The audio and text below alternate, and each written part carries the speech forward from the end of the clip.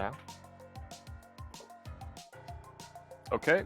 Welcome to Low Inc. February 2020. It is literally the last day of February. We're cutting it close, but you know, it's whatever. I'm JPEG, and I'm joined by a co-commentator. I'm Eli. Alrighty, so we are looking at 49. I'm rounding. 49 teams. That's pretty good. Wish it was 50. Yeah, that would have been nice, but that nice even I'm not number. Gonna complain. Yeah. Yeah, no, 49's pretty good though. 49's pretty good.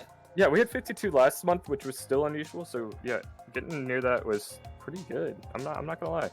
No, yeah, you take what you can get. Yeah, so we are looking to start soon. We already have our round one ready, which will be Split Troops versus Nova, some two established teams in low rank. They've been playing a lot here, so it'll be a good match to start on. What do you think about these two teams, Eli? Well, coming into this, I am not a long time commentator for Low Inc in specific here, so I don't have a lot of history knowing these two teams. I know that I've seen Split Troops in the past. I've seen some of their gameplay. It's got a lot of potential. I unfortunately don't know anything about the team that they're up against though, but I'm very excited nonetheless to see how these teams play it out today, this morning, afternoon, depending on where you are. I just realized they're not called Split Troops anymore. They're called Destiny Troops. I've been scrimming these people with my team forever, and they've rebranded as Destiny Troops, so I'll apologize in advance. If we call them Split Troops by accident, we'll apologize. Otherwise, I can't believe you'd lie to me, live on air. My bad. But I believe we're waiting on their fourth. But we are almost starting soon, so just sit tight. Okay, but while we are waiting, we can introduce the maps for this set. And this is a playoff 3 in our Swiss part of the tournament. We are starting on Muscle Forge on Splat Zones. That's a pretty interesting first one to start on. I think this is just like a weird outlier map for Splat Zones. Like, you have to change up your playstyle quite a bit as opposed to other zone maps. Yeah, it's not a bad map by all means. It's definitely one of those maps where it kind of plays a little bit like Art Academy in a way, where you want to get control of the enemy team's plat as much as possible and try and force them out of a safe position to get back into the game. Yeah, absolutely. And as we get started, we're gonna be looking at two heavy remixes. I believe Nova's using a junior. Nova definitely going for more of the turf power with the armor, the K-shot, and Split Troops going for a little more kill power with the squeezer and the zap, but both teams running armor and booyah. Really excited to see this. Really excited to see this brush coming out here. Definitely a fan on this side of brushes. We are seeing some early control coming out here from Nova. Yeah, Nova doing a pretty good job getting early control, but they are getting a little pinched by Split Troops. Destiny Troops, excuse me. Destiny Troops definitely going more for the go around the sides, kind of pinch them tactic. I think Nova will want to kind of adjust their playstyle accordingly. Yeah, I mean, going around the sides, absolutely a perfectly viable way to try and get back the zone, but it does leave your teammates vulnerable to getting picked off by a coordinated squad of 4. So if they really want to kind of minimize the damage that they get from that, they're going to have to definitely work together and get those comms almost pristine. Really good special coordination we saw from Destiny Troops, but didn't quite get enough splats to get the zone back. So good job on Nova's part for keeping the zone. Although Destiny Troops, oh my gosh, I'm gonna keep doing this. Getting the zone right now with 9 points remaining with Nova, so great timing. The match could still be turned around. Yeah, absolutely critical cat coming out there. Destiny Troops is gonna want to push up here, try and get some aggression on the map here as Nova managed to hold that zone for so long. The nice thing about Splat Zones though, you do have a little bit of room for error in coming back. We do see the zone going back to neutral. Buidos coming out from Nova. The counter special coming back from Destiny Troops as they try to regain control of the zone. It is going to stay in neutral. 2-down situation for Nova, and they do manage to hold the zone. Yeah, very good defense by Destiny Troops. Things are looking pretty good for them right now. Yeah, nice pick sure. coming out here. especially with no penalty, the points are ticking. They don't have to wait much longer for get a lead. No, yeah, things are looking good. The aggression is definitely starting to pay off now. We see another nice pick coming off. It is going to end up being a trade, though, and there are still specials on their side to try and defend the zone. We are looking like they're going to take the lead. They do take the lead. This is going to be a pretty rough situation for Nova. They're going to want to get in there quick and fast, but they're not going to be able to pull it off, and Destiny Troops is going to take this first game. Very good job, Destiny Troops, with the turnaround. I for sure thought Nova had like a good secure lead there, but Destiny Troops definitely proving that they're a lot better at defense than offense, because once they got the zone, that was locked in. They couldn't do anything. Yeah, it looked like it just took them a second to kind of figure out how they wanted to play this match and how they wanted to kind of deal with what the other team was putting down. But once they figured that out, they took that pretty well. All right, so in this play all 3 on round 1, we are going to be moving on to Black Belly Tower Control. I'm gonna be honest, dude. This set is very odd with the maps. Yeah, these are 3 pretty weird maps. Personally speaking, I don't like playing brush on these maps. They stick out to me. They're not my favorite.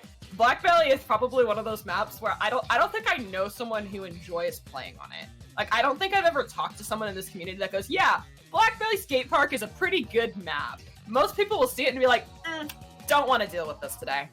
Yeah, for sure.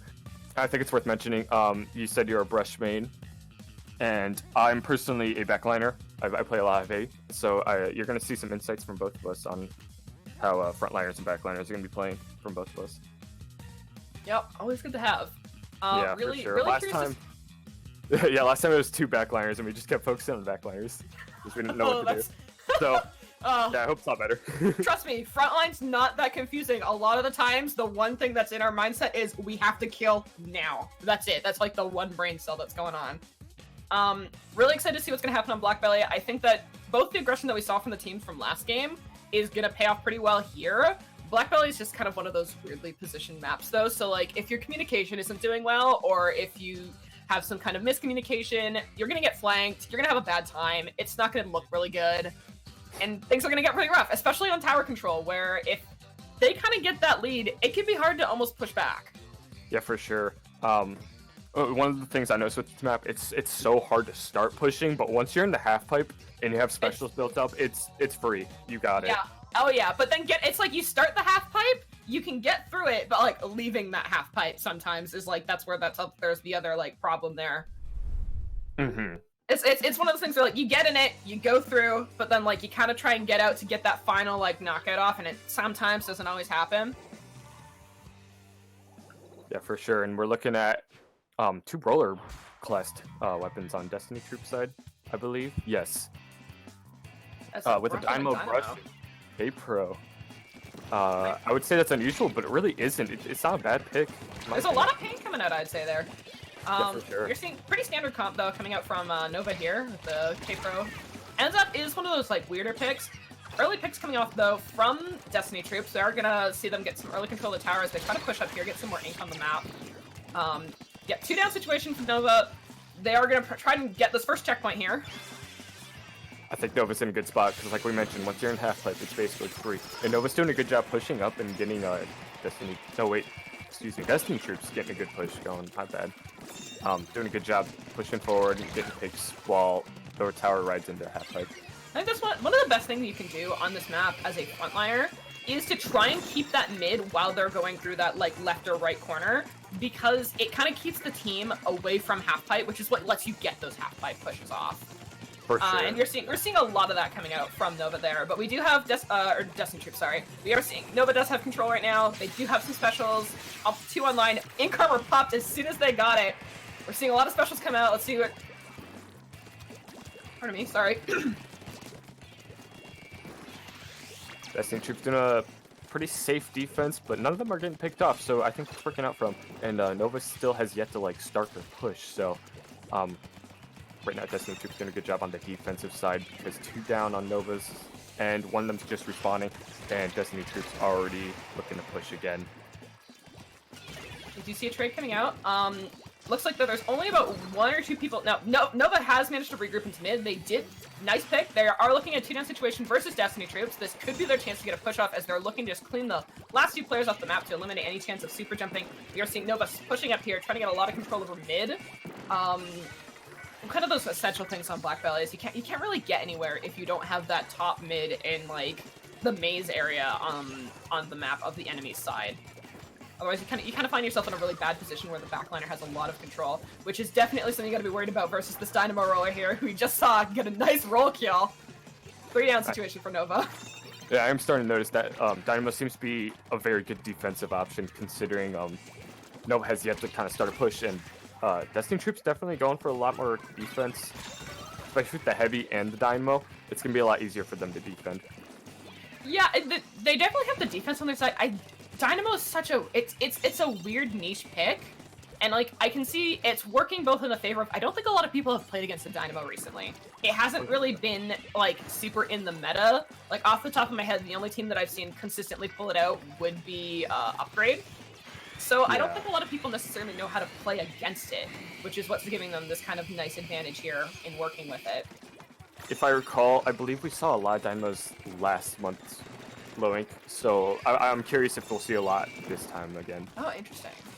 Yeah, it was really weird because like Dynamo just kind of came back, if it ever was here, but just a lot of players were playing it. But we are seeing Nova kind of starting something. They're doing a good job sticking together. Hopefully they can get the tower moving, and if they get that Dynamo again. Yeah, if they get that Dynamo going, I think they can get something going because I think once they're in half-life, they'll be good. Their specials are slowly getting ready. All of them are alive. They just need to get on the tower right now. Just go. Yeah, things are looking up, but however, by the time they manage to kind of secure that tower and secure the mid area, it looks like Destiny Troops is almost all back up, and we are seeing the Brush get an excellent pick there on tower with that splat bomb. Looking to get a lot of control over mid here, cause a lot of problems. Yeah, Brush just tend to do that, like, that one flank, just stop their push. Yeah, Brush is a problem weapon, and I think it really does, as much as it's not the best pick, I'd say, for tower control, it does kind of shine on Black Belly, where I was saying, if you don't have that communication down, and your flanks are open, you're gonna get a frontliner in there, and they're gonna ruin everything. I think Noah had that issue where too many players were pushing forward, and all their bases weren't covered. The Brush took advantage of the flank, the flank opportunity, so good job on their part. Absolutely. Excellent flank coming out there. You're seeing some aggression coming from the Brush, trying to look to push this heavy back. Is going to get the pick on the heavy. 2-down situation, however, in the end for Destiny Troops. Nova looking to try and get more control again, looking to try and get that final last push off. Not a lot of time left. They're going to have to hold this tower for a considerable amount of time. And none of them are really pushing forward now. I think they're too afraid of a flank, and that did cost them because all of them were in one spot as that Booyah Bomb killed them. The unfortunate wipe does come out on their end, and it is going to be a game for Destiny Troops. And that will be a 2-0 Destiny Troops to Nova. However, this is still a play all 3, so Nova could get one more point to help them in the Swiss seeding. Yeah, all is not lost. I mean, any little point helps. And next up, we will be seeing, I believe, Snapper Rainmaker.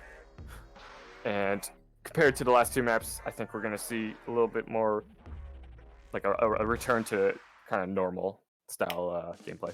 I don't know. Snapper can I think Snapper can kind of take, like, there's kind of 2 ways you can play it. In a sense, you can play like kind of that hyper aggressive, get control on all fronts and force the team kind of back kind of way. Or with what we've seen with the Brush, they can very well play flanking on this map. Snapper Canal has some really good just heights and like ways to position yourself where you can hold a very good 3v4 to allow your flanker to kind of get around and get in there to cause problems. Absolutely. And with the Brushes we're seeing, I think that might be happening with the Destiny Troops. Wouldn't put it past them. I'd be really excited to see some more Brush gameplay. I kind of want to see if the Dynamo come back. I really am curious. I'm loving the Dynamo pick this morning. I agree. And I'm curious to see how Nova responds to some more unusual comps from the troops. Yeah, I'm not sure if we're going to be seeing it here. I don't think Rainmaker on Snapper is like really the best map for a Dynamo, but I mean, still something that I would not mind seeing more of. and both teams are prepping their comps. I think with this map, you will want to change up your comp quite a bit more than Tower Control on Black Belly. It's a lot more open, and like I think range is just the stronger pick for this map. Yeah, I think I wouldn't be surprised if we saw a couple chargers here. Definitely seems the map where this would be a better backline pick for. We are seeing that we do have a remix and ooh, a ballpoint. Definitely one of those hot topics of the community right now. Yeah, Nova seems to be going for out-turfing Destiny troops, perhaps. I think if they can get the early aggression, that might be able to work for them, but otherwise they might have a hard time splatting them. Yeah, I mean, like, I think their entire comp is revolving around aggression with that Tetra and the ballpoint, as well as just the constant armors coming out from Junior and the Inkjet. It really does seem to be playing around aggression. It's just a matter of if they can kind of get the aggression off. We are seeing early picks coming off here on both sides. A lot of skirmishing happening. The Destiny troops does have the Rainmaker in their possession. They are trying to get a lot of points on that board. This is one of the nice things about this map. You can kind of just run it down and get like 50 points right off the bat. And that's what we saw happen there. Nova slowly building up their specials. I think what they want to do is just get those, grab the Rainmaker, go. However, their Tetris just went down, so that's unfortunate. Trying to get the jump out there isn't going to quite make it in time. Destiny Troops has the number advantage here. Likely looking to try and keep that push going, but the Rainmaker is going to reset. This is going to give the chance potentially for Nova to get a breather in here, but it looks like Destiny Troops is just not letting up the aggression, forcing them back again and again. I'm curious to see who takes the Rainmaker. It looks like they're starting to push. I think they need to get that ballpoint out of there. Yeah, that ballpoint is probably like the last main bastion of defense here. Definitely going to be causing a lot of problems if they try to take it up street. Wouldn't be surprised if they try to take it around the long way. Now that we're kind of out of the first like minute or so of the match, we are seeing Nova go in, get the pick on the Rainmaker. 2-down situation for Destiny troops. They're going to be looking out to pick up that Rainmaker, get some points on the board. Both of them are respawning. They know that they're just going to take it and get the points they can get. It looks like they're playing pretty patiently though. They're waiting to see if they can get another pick here before they commit to anything. Inkjet is coming out on Nova's side. Not in a great spot, but he does double. get them both. Very good.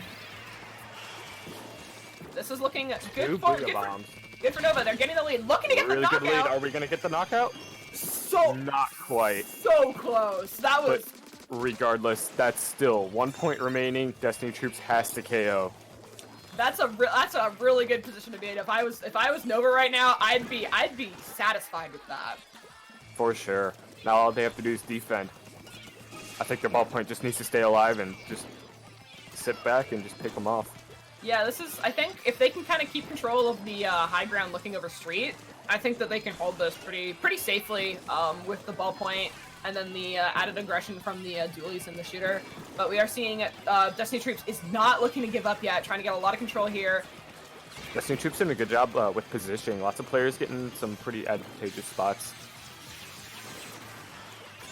And 2 down on Nova's side. One of them just respawned. I think we might be able to see a potential KO here. They're looking to get there. There's not a lot of ink. They are not. Oh but my! Not quite. And 2 points remaining. This is a very close game. Oh my god, 2 back-to-back, 2 near knockout Rainmaker situations. I don't think I've seen that in like the longest time. It's not something you see every day. I think that's something that you could probably only see on Snapper Canal. For sure, yeah. This map's very odd in a way. Like it's just so easy to push in and just get in once they're taken out. I mean, Rainmaker really does live up to his saying, it's not over until it's over. Nova here looking to keep control of the Rainmaker. We are seeing the Remix pulling up some aggression, popping the Booyah Bomb, looking to try and get them off the map. They're going to go down. 3-down situation for Nova. Destiny Troops is trying so hard to get this knockout. I think now's the time. They got 1 minute on the clock with Nova just now respawning. They have a lot of safety in this minute. I mean, they could have rushed it, but they're going to play patiently. We are seeing a quick skirmish here happening for the K-Pro and the Tetris. K-Pro takes the Tetris in that fight, looking to push up, try it. Double coming up from K-Pro before it goes down to the bomb. This is a 2-down situation for Nova.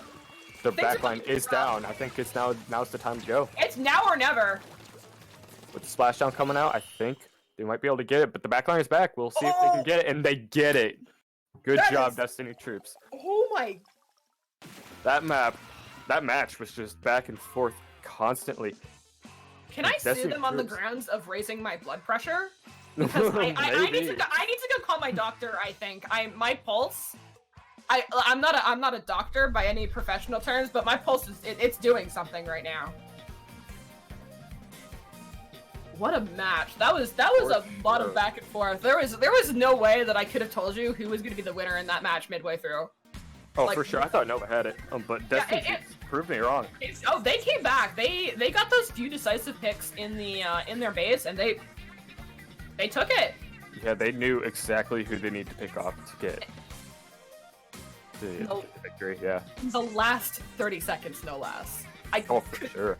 What a stressful situation to be in on Rainmaker. Oh my. As soon as the minute remaining comes up and I don't have the lead, I immediately go into panic mode. I mean, like, props to them for managing to kind of keep the nerves in control and take that game. Okay. Well, hopefully we see more matches like that throughout Loyang, because that was an incredible start. Yeah, that's a really good start. But while we wait for round 2 to get set up, which should be 5 minutes, we're gonna take a short break and we'll be right back.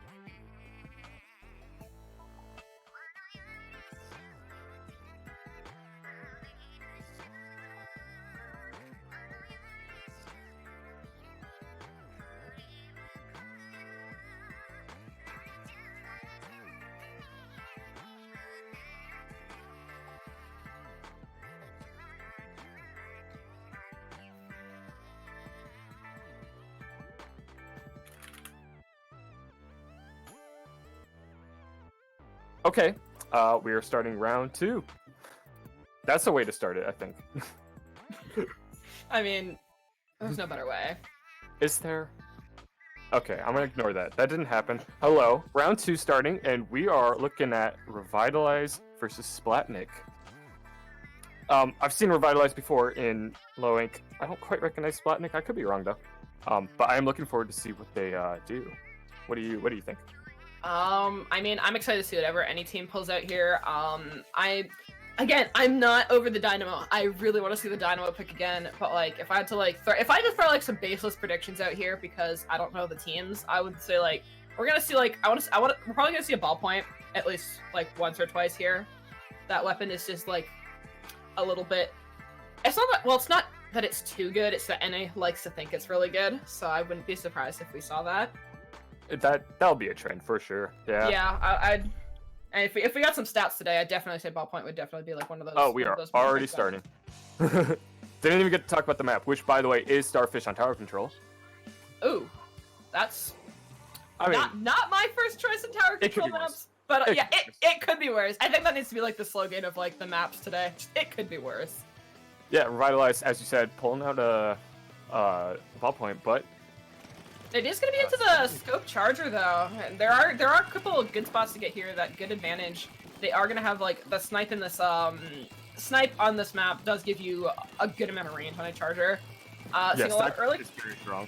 Yeah, seeing a lot of early control though, paint wise coming up from Revitalize, which is something that I think they definitely have over Splatnik, especially with that ballpoint. Splatnik doing a good job identifying the flanks. They did just stop one. And Revitalize, some members going down. It was a standstill at first, but now Splatnik is starting to push.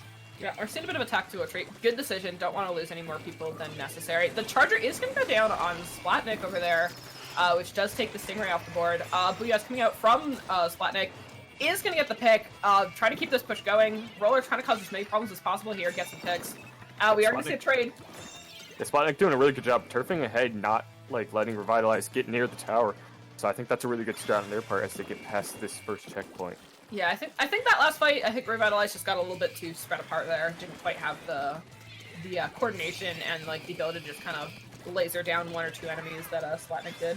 We are seeing this continued aggression here. Another 3-down situation for Revitalize, and Splatnik just looks like they have like almost absolute control over this game right now. Yeah, considering Revitalize is using a roller and a zap, I think the lack of turf on their end is just gonna hurt them.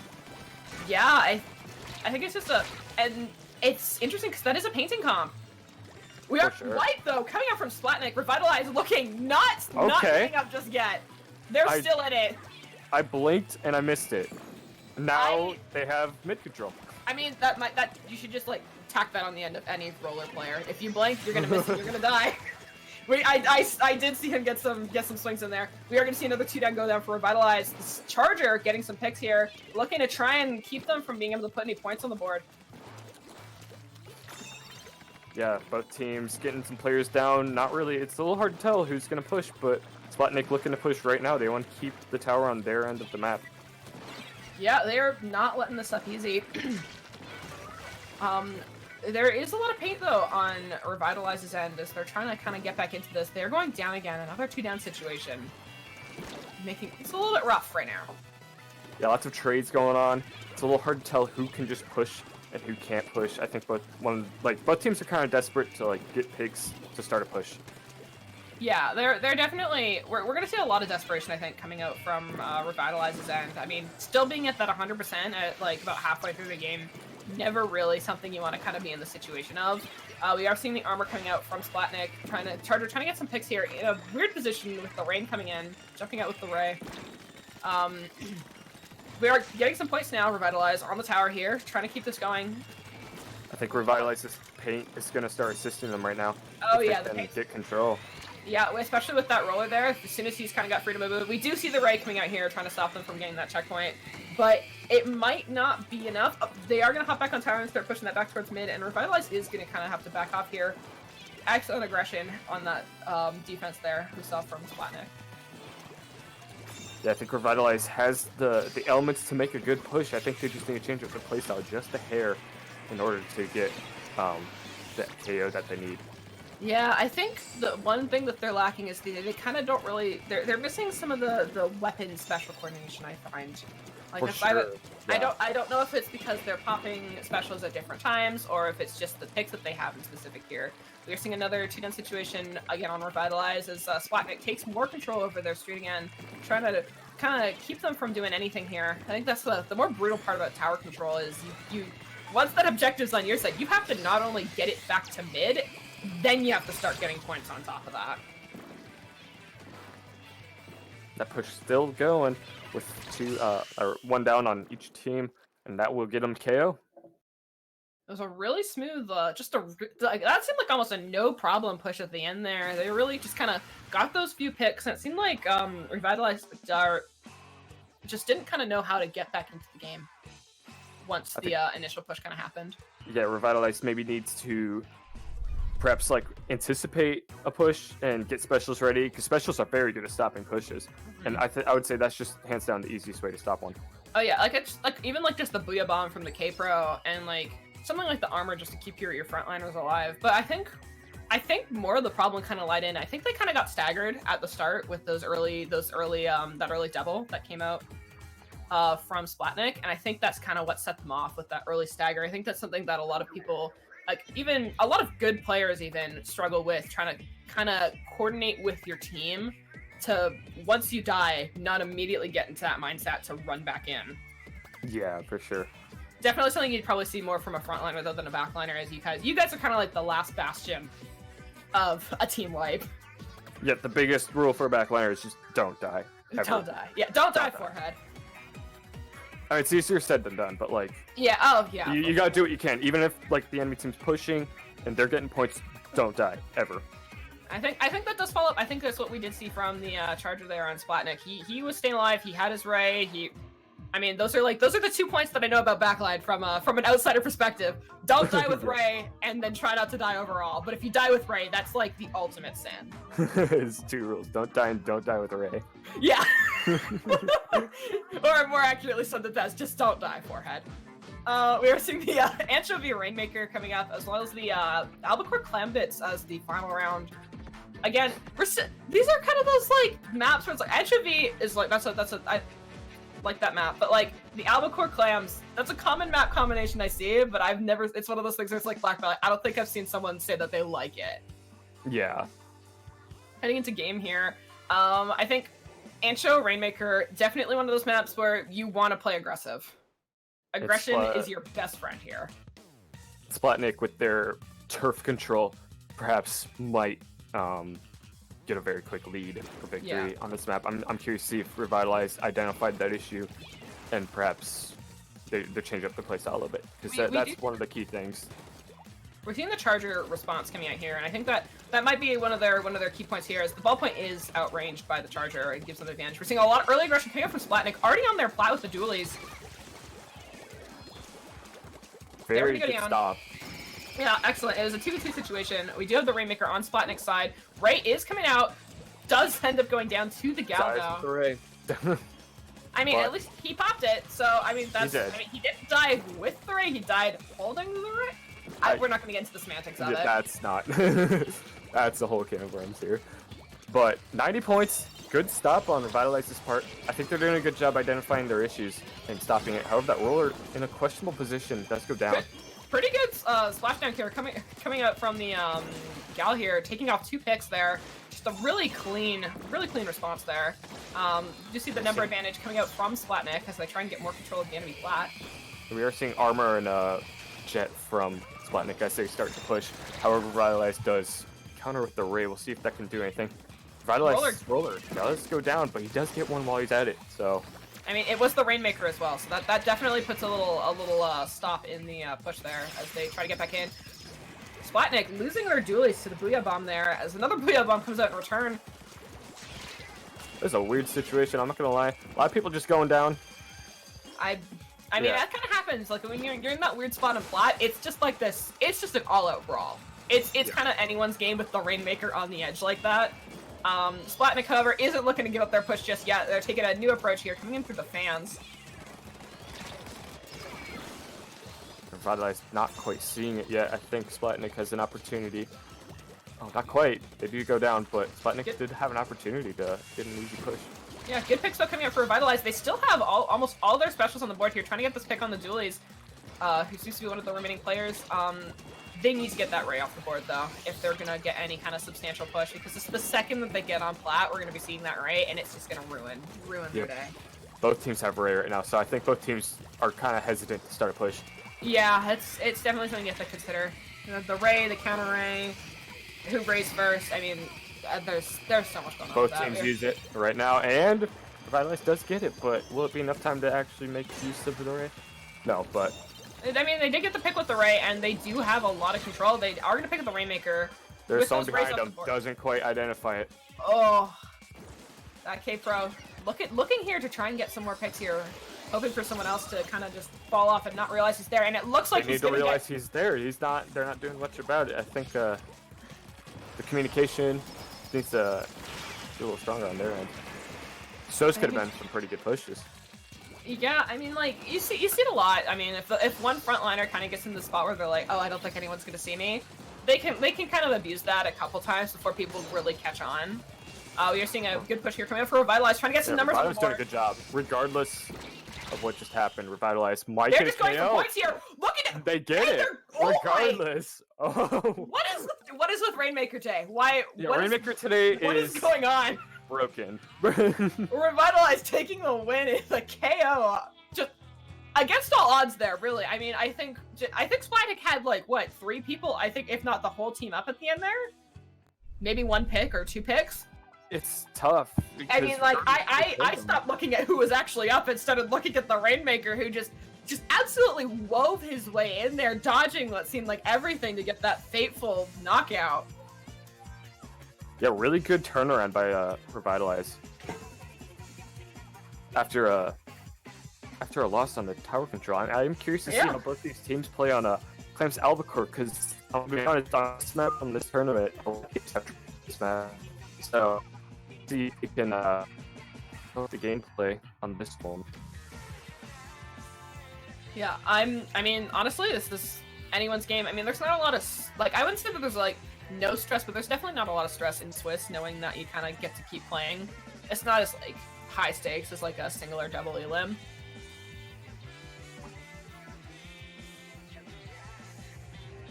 Kind of curious to see what we're gonna see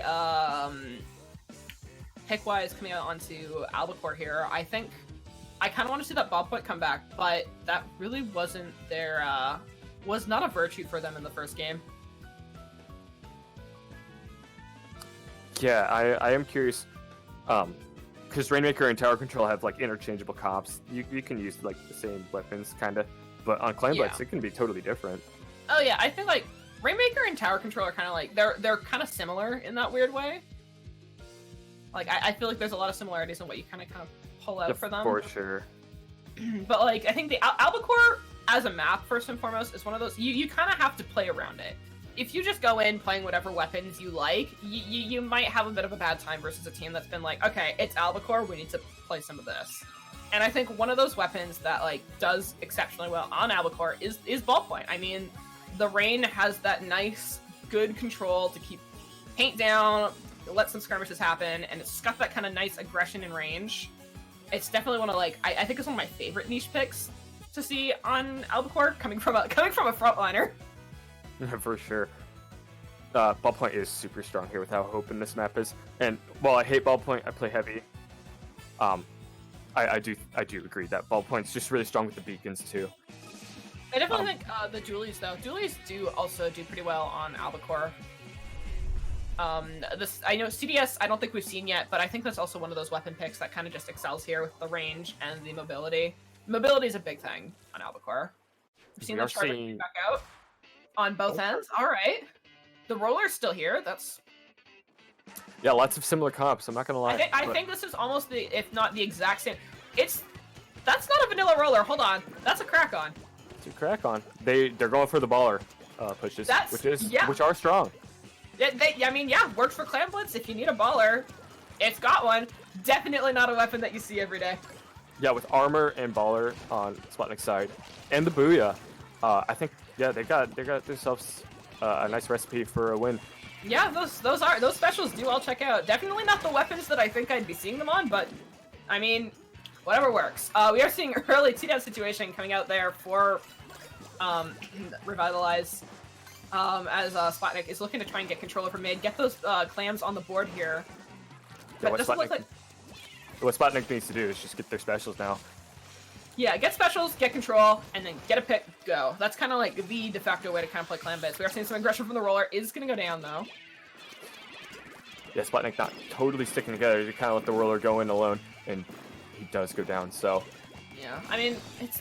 Frontliners, I mean, I get it. I understand. I know where you're coming from. You gotta go sometimes. I know why you did. I just don't agree with it. Yeah. Armor coming out, though, on Revitalize's end. Nice picks coming in from the K-Pro, effectively putting a stop to that push as they look to kind of try and get control, get some clams. And the remaining members of Splatnik just kind of sharking, waiting this one out. And one of the members of Splatnik going behind, kind of distracting them. I think they need to take advantage of that, and they are taking the clam in. I thought for a second that power died in mid, so I saw the frontliner move away from it, but we have it secured. They are looking to try and kind of almost pincer in. There is someone there on the far left. Baller jump. Not seeing a baller jump. I think They are getting it in.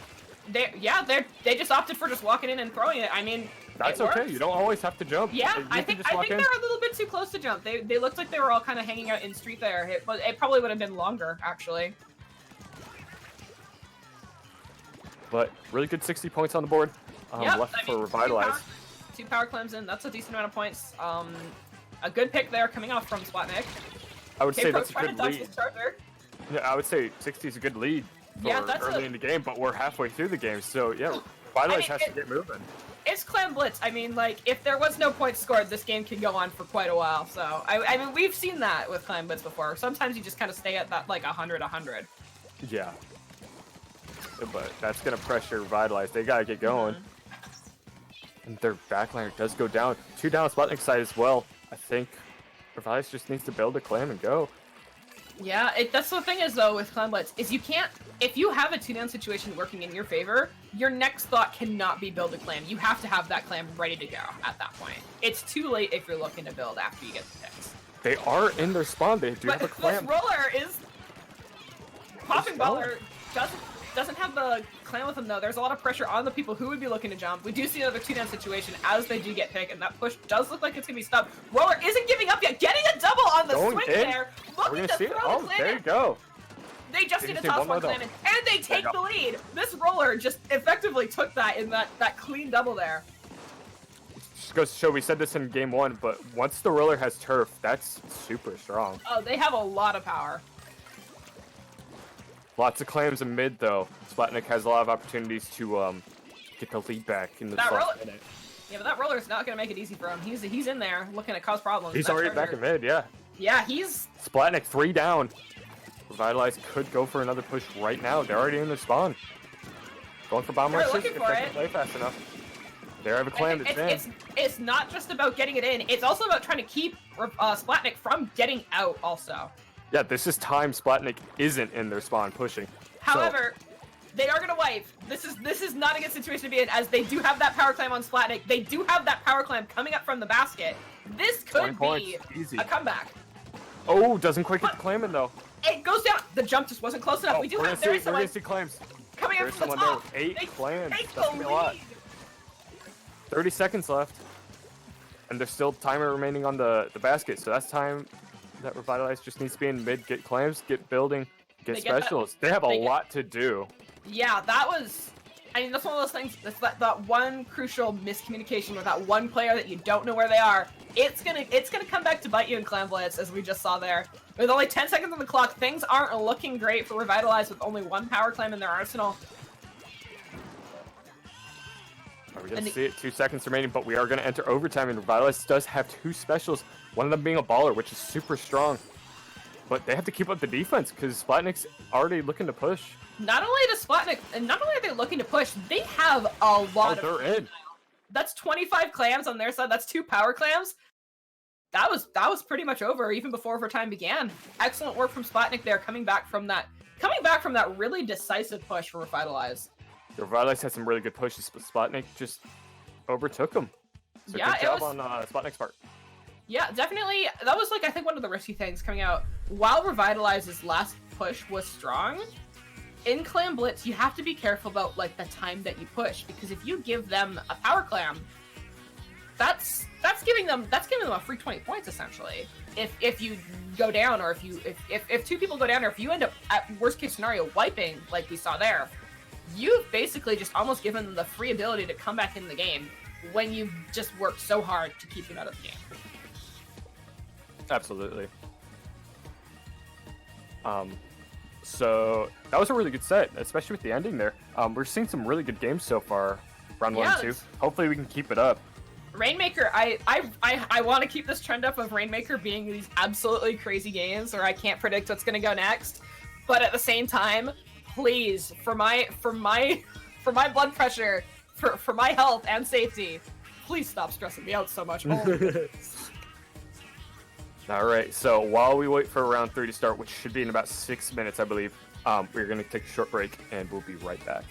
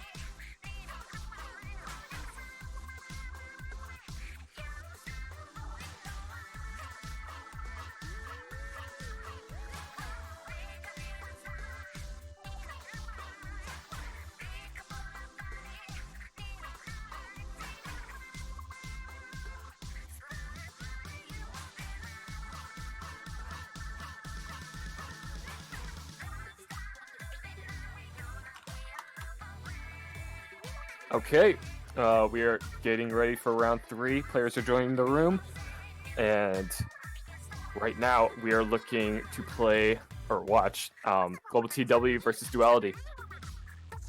I'm gonna be honest. I recognize Global TW. I don't know much about their team or Duality at all. You're supposed to be the person out of the two of us that knows the history of these teams, not me. These So are new to Low Inc. That's a bold assumption. I do recognize Global TW though. all right. Well, it'll be interesting to see. You know, it's whatever. Well, looking at this, like first and foremost, would like to say Duality does have a 420 on their team. Oh yeah. So that's working in their favor. I think that's going to go pretty well for them. But we do have the 2 JP names from Global TW. Definitely something to consider here. Okay. So Great something to keep in mind. Yeah, something to keep in mind for the games coming up here. Okay, but we can talk about the maps. Yeah, we. Round 3, we are looking at Splat Zones Inkblot. That's okay. Good job. Normal map.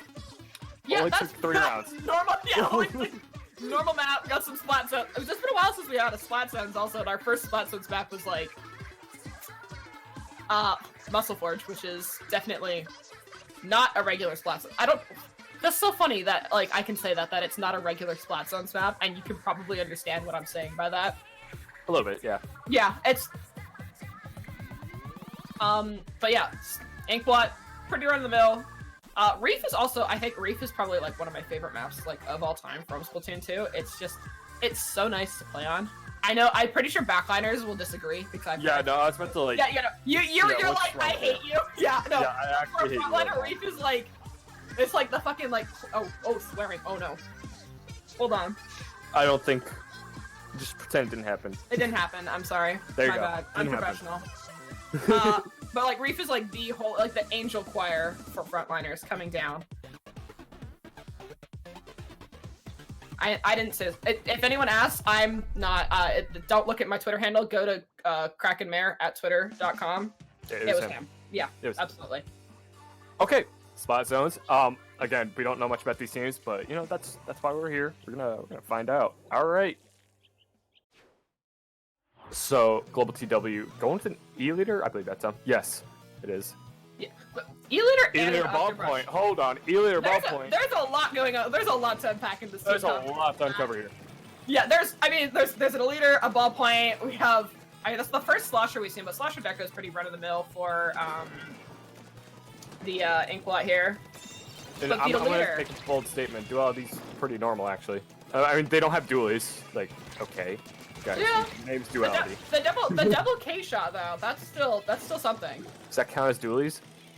I mean, like Duality. I guess maybe that's where their teaming comes from. Anyways, we are seeing some early zone control here coming up from Global TW. Ball point looking to kind of get this aggression here up on the plat. Trying to put that charger out of. Charger does go down. Trying to get lots of control here. That's what one of the things about Inkblot is you want to get their plat. Nice pick coming here from the ball point. Look at the aggression Aggressive ball that we're point. seeing. This is how ball point should be played. This is You what know you it's wanna real see. when like the ball Oh. point's playing aggressive. Yeah, when the ball point is in your base and less than a minute is off the board, that's a ball point. That's a ball point. Yeah, we're already counting down points. Duality has 2 specialists ready. I think it's their time to shine. However, 2 do go down, so this might be it. With the baller, maybe that's their last. It's looking to resort. get shredded though. Ball point keeping them kind of out of there.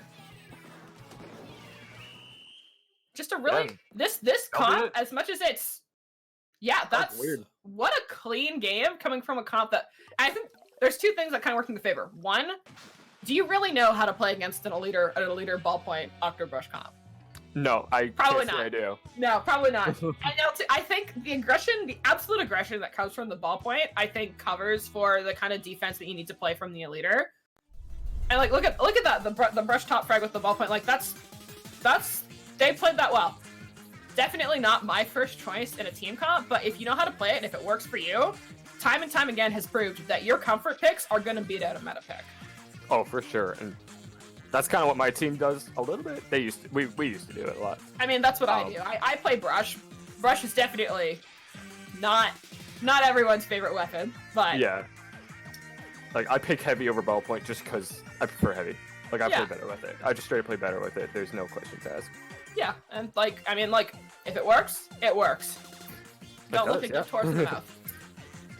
All right. Well, next up we are looking at Reef Tower Control.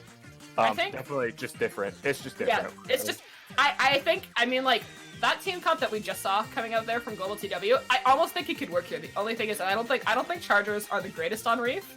That's more of your field though. Yeah, they can work, but not as well as Inkblot. Yeah, no. The one thing that I've heard from you guys is that like the de facto backline pick here is the Jet. But like especially in like tower control, that Ray. So that's like the meta pick that comes to mind for me if I'm thinking about backlines here, which surprisingly you kind of think about them a little bit on the front line position. Seeing the splash come out, that's definitely Oh my goodness. And now there's two Octobrush now and a roller. Duality's running double backline now. There's a I'm lot not even happening. gonna like hide it. This is just the weirdest set I've ever seen. And I've seen weird sets. I love this set. No, this is fantastic. Weird's love, not bad. Weird is until not it bad is. by no means. Well, two Octobrushes might be. And well, hey, it's working. It is. Octobrush Inkbrush is a comp. That is a thing. This Octobrush though definitely is Double just Octobrush. and their coordination is immaculate, which is that thing. There's a lot of short range on the team. Like they don't have the distance, but They know exactly where to be. they're working together. They know where they want to be. See that pincer there from that Jet and the roller? That's textbook. Yeah, seeing those brushes just doing a good job, just denying anyone trying to enter their turf. I think it's not. But There's a lot of pain. It's like I don't think you'll realize. Octobrush has the approximate range of a T-Tech. T-Tech. yeah, a lot of people forget that. It's not its ideal range. Like there is a bit of fall off still there, but it is basically T-Tech range. And I think that like if you don't know that, it's kind of hard to kind of respect how much like you need to be aggressive and how much space you need to give an Octobrush. Yeah, not a lot of pushes, regardless of how many picks are going on Duality side or Global TW side. No one's really pushing tower until now. Yeah, I think Yeah, part of of course, it is because I said it. yeah, but yeah, of course, commentators curse. But I think part of it is they have to get a certain amount of control to make this team comp work. They can't just hop on tower and start going because they're really short range. If they don't have this definitive kind of control over the map, they have these two specials. They have a lot of paint down. They need everything to kind of work in their favor here. The roller looking to get another pick on this Charger with the brush at his side, just clean, really clean gameplay coming out here from Global TW. Yeah, I think you raised a good point with how weak Global TW's comp could be. There's a lot of exploits to pick at here, but There is. Duality's not doing a lot to. I don't think it's necessarily Duality's fault. I think it's also the map. There are Yeah, a lot of like this looking is at a how weird map. the Reef is definitely, as we discussed, it's a frontliners map, and these are 4 really aggressive weapons versus the little bit more defensive side coming out from Duality. They are trying to get this knockout coming into the last checkpoint here. Is there another checkpoint? No, I think one left. that's just No, it's just no, it. it's just the victory. And they're gonna take it. Yeah, excellent. amazing coordination by Global TW with the 2-0, but it's still playoff 3 on the Swiss. So we'll see if Duality can make a comeback. Just absolutely like phenomenal gameplay coming out here. Yeah, I couldn't tell you when I was starting today, like before the tournament started, I couldn't tell you like 2 brushes and a comp would be playing so well. And to think that my predictions coming into this match was talking about the fact that someone had 420 in their name. I mean, yeah, it's a little weird. We don't Yeah, really know these this teams, is- and it's yeah. it's so interesting and surprising to see like what they use. it's so fun. It's so much fun seeing like, I mean, like the Kraken roller from like last round, this round, the brush comps coming out. I mean, it's exciting. And as a brush player, love to see it. Yeah, what I like about this skill in low ink, like the kind of skill area that we kind of point towards, teams don't fear like what's in the meta. They'll play what they want, and it's Yeah. awesome. And you know what? I mean, like the thing is I think high level teams can take a page from that book. Sometimes if you just pick what you like, you'll do a little bit better than if you try and like force yourself to play something you don't like for the meta. For sure. All right, next up we are looking at what was the map? I think it was Shipyard. Yeah, Sturgeon Claims. Okay. Sorry, I Oh, called it okay. Shipyard instead of Sturgeon. I don't know what's wrong with me. That was a fatal error. Never did yeah, again. there was a processing error there. So I'm really curious to see what Global TW pulls out here, because I mean the specials that we kind of think of on like on Sturgeon, on Clam Blitz, I think of Baller, I think of Booyah, and maybe like a Ray. But I don't know about Ray, but I do I agree think- with Baller Video. I The thing about well, Ray you know, is it puts you out of position.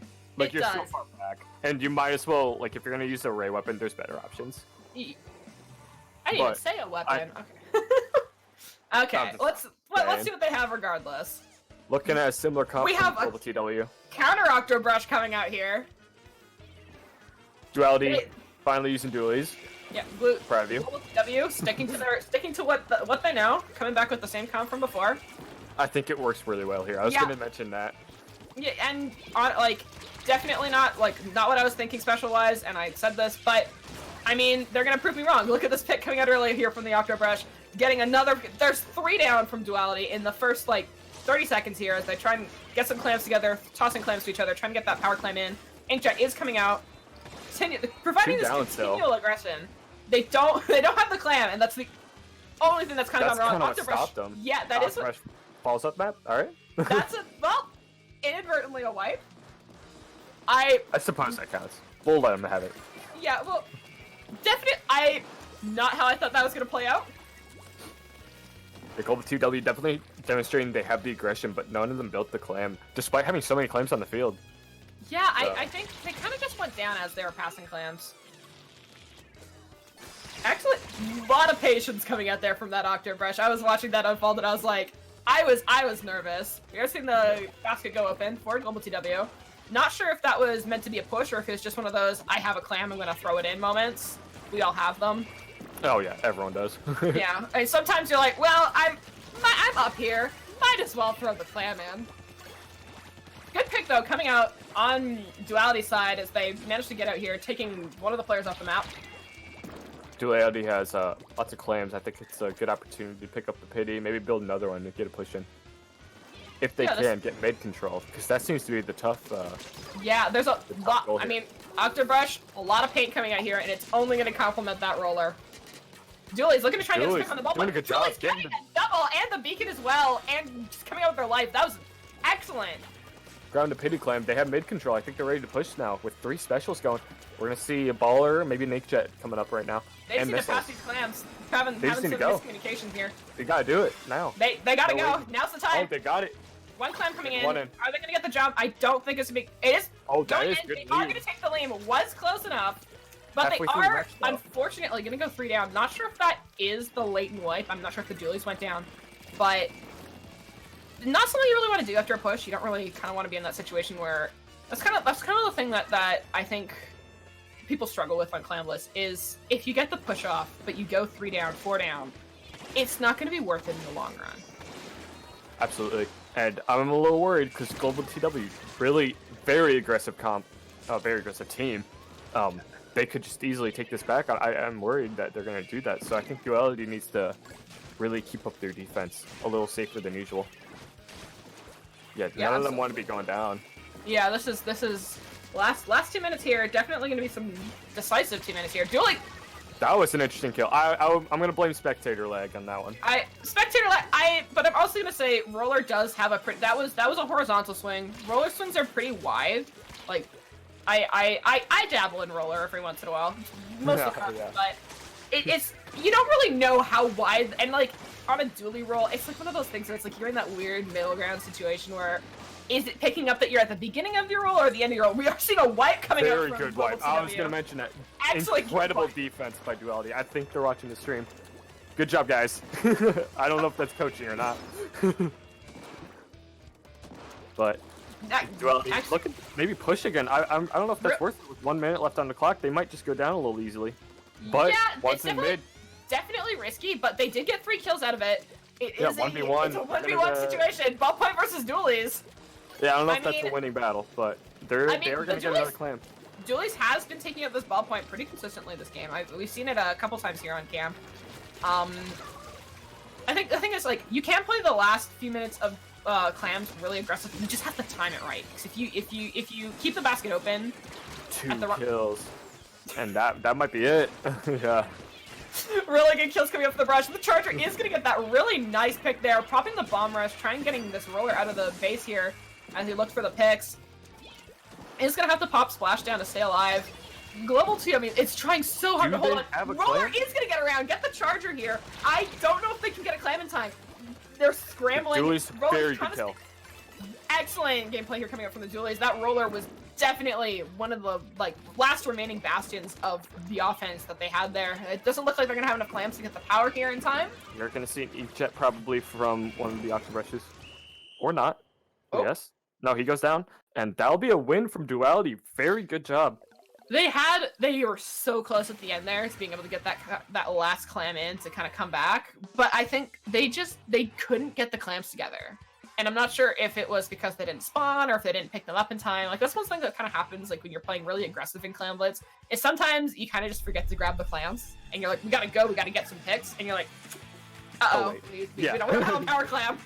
What do we do now? And I think we kind of saw that there with the roller where he was like, oh, I got these picks. We don't have a power. And it's interesting, because in the Reef match on Game 2, we mentioned, like, Global TW has some weaknesses in the comp, and Duality has to take advantage of them.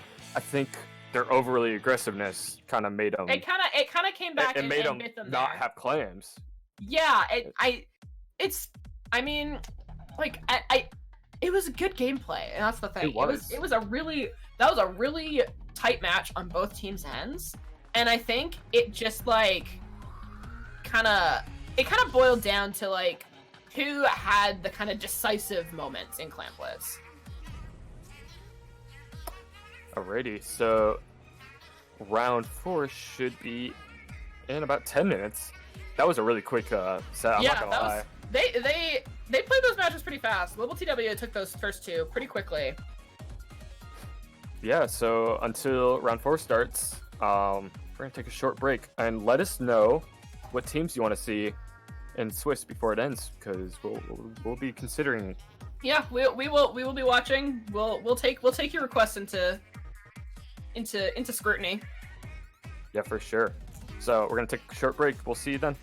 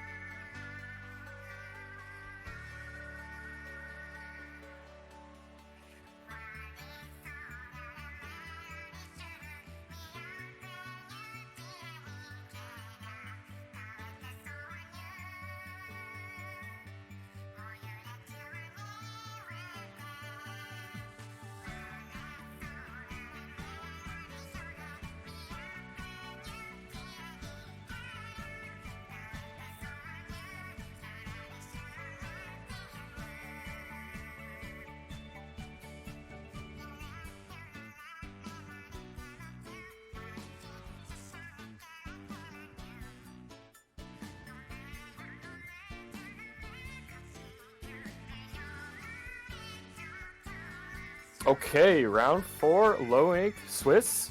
Lots of words. We are looking 20 Pew Pew versus Daybreak. I love 20 Pew Pew. I'm not even gonna hide it. Daybreak's sick as well. We have some bias already coming out early in this conversation. I'm not even gonna lie, dude. 20 Pew Pew is just always a fan favorite. I remember the first time I ever encountered 20 Pew Pew, so I'm pretty new in the community. The first time I ever encountered 20 Pew Pew was in a tournament, and I didn't know their whole bamboo thing, and I saw, like, when the match started, I was like, oh, haha, funny bamboo team, and then proceeded to dive them no less than 37 times. They're good. They're really good. No, they're really good, and also bamboo counters brush, but... We're gonna ignore that. We're gonna ignore that. We're gonna look at my 37 deaths after I was like, haha, funny bamboo team. Alright, yeah, well, 20 Pew Pew aside, let's take a look at Daybreak. I recognize their name. I don't remember any specific weird quirks about them. Do you know anything about them? I've been here for 5 months in this community. I don't know anything, my guy. Oh, I mean, that's 5 months, but Unfortunately. whatever. Hey, we'll be excited to see, because 20 Pew Pew's, it's always weird, because, like, they What play are you Boozler, Yeah, what are you gonna do for and they're versus good at four Boozler. bamboo? Like we saw last set. 2 Octobrushes, and the other team had kind of a hard time countering that. Like, it's always just a weird outlier team to fight. Yeah, it's like one of those things where it's like, you don't know what to do with, like, 1 good bamboo. Now there's 4, and we're starting off with Splat Zone Triggerfish. Triggerfish. This is so- the weirdest map. Hands They down. That sentence gave me a migraine, really quickly. I think Oh, no surprise. Boozlers? Cool. if there wasn't Boozlers, I think there would have been, like, an outrage. But I think that the comp that Daybreak's pulled out here might be pretty good versus the bamboo. They have some range, they have some aggression, they got some defense. K-Shot's already down, but I'm not gonna look at that right now. 3 down, however. Okay. Yeah, that's the problem with this map, because they can just sit on one side and just help pick. Yeah. And the thing is, Daybreak Wait. didn't go to their side. They all went on their Yeah. side. Can you give me a solid here? Does bamboo reach across the gap on Trigger? For sure, it does. It does? Okay. It does. Well, It has lots of range. I don't know how long. I don't know how long that thing is. I just know it's terrifying. It's... I don't want to say sniper range. I think it has heavy range, or a little more. Okay, you can just say words and I'm gonna believe you. We are seeing a 2 Well, down coming up from 20 Pew Pew here. that's what I'm Daybreak trying trying to to find their yeah, just anything here. They're just not having it. The bubbles are just proving to be really good pop there from the bubbles though, to try and defend those 2 down situations. 20 Pew Pew is not even giving up the Daybreak zone as well as holding their own. Yeah, it's really weird situation. 3 down already again. I think what Daybreak wants to do is just out-turf them, perhaps. But even then, like... Bamboo is even pretty on good this at painting. this map, it's just hard. Bamboo is good at painting. I just saw a yeet fizzy kill there. That was a little questionable. And that'll be game 1. I mean, honestly, we'll skip Daybreak benefit of doubt. Not the best map. To Definitely really, not the best map. not. Remember how we were talking about like regular Splat Zones maps? This is a weird one. This is not. This is not regular. If I could willingly pick a map to remove from Splatoon 2 instantly, like tonight, I'd say Triggerfish without a hesitation. No remorse, no hesitation. Yeah, it's None at all. like you're already playing on the weirdest Yeah. map mode, and then you're also playing on the weirdest team. No offense, 20 Pew Pew, but No, that's a compliment. guys are weird. Weird in a good way. Keep doing what you're doing. We do have the Mana Maria Rainmaker coming up. That's a little bit more of a regular map. I think this one's going to work a little bit more in Daybreak's favor. I think there's a lot of places where they can kind of use the maps, the weird height disparity in Mana Maria to their advantage. yeah. I think we'll see like a similar comp, perhaps. I did like their idea with the tent. Yeah, I Even think though we were the kind of tent- stretched, tent still has a lot of health. I think it has potential for working against Bamboo. I think the 2 things that kind of work against Bamboo, you kind of need range, and I think it's a positioning thing. Bamboo punishes bad positioning. For sure. If you let them get close enough to you to do that thing where they shoot 6 times in a row, that's gonna be a problem. Yeah, and also while on the topic of comps, I think 20 Pew Pew is gonna play Boozler. Are you sure about So- that? I mean, I don't know. I don't think that. I mean, like Bamboo, really weird. I'm not sure if we'll really see it on this map. You know, kind of seems like a weird pick for 20 Pew Pew to bring out some Bamboo on this Mana Maria Rainmaker today. Yeah, I don't know. It'll be interesting to see once they start. Yeah, I don't know. It's anyone's game. as I said before, it's kind of hard to predict sometimes what teams are gonna throw out at us. Though I do think that the day that 20PP doesn't play all Bamboo, I think we can probably consider that a strong marker as a sign for the Apocalypse inbound. Yeah, for sure. They are taking their time. Yeah, I think Daybreak wants to. They're thinking about this. I think it's definitely a conversation that they need to have to figure out what they want to do about the Bamboo. I didn't mean for that to rhyme, but it works out. We take this. Yeah, we take it. We'll take that. It's important. You need communication for a weapon that gets that counters bad communication and bad positioning. Yeah. You gotta get it together. I think like the thing about like the weird niche weapon picks that we're seeing today is you might not know how to play against them, but you kind of need to not panic about not knowing how to play against them because they already kind of have that advantage on you. Okay, well. Nope. Throw everything we said down the trash. Yeah. Okay. This is It's Sploosh versus Boozler. I'm gonna not. I'm actually kind of upset that there isn't another Sploosh 7. I think the hammer is. I'm making a really weird argument here. I think that Sploosh 7, the hammer one, I think that it has potential. I'm gonna lose about 7 Twitter followers for saying this, but I think Daybreak has a chance here.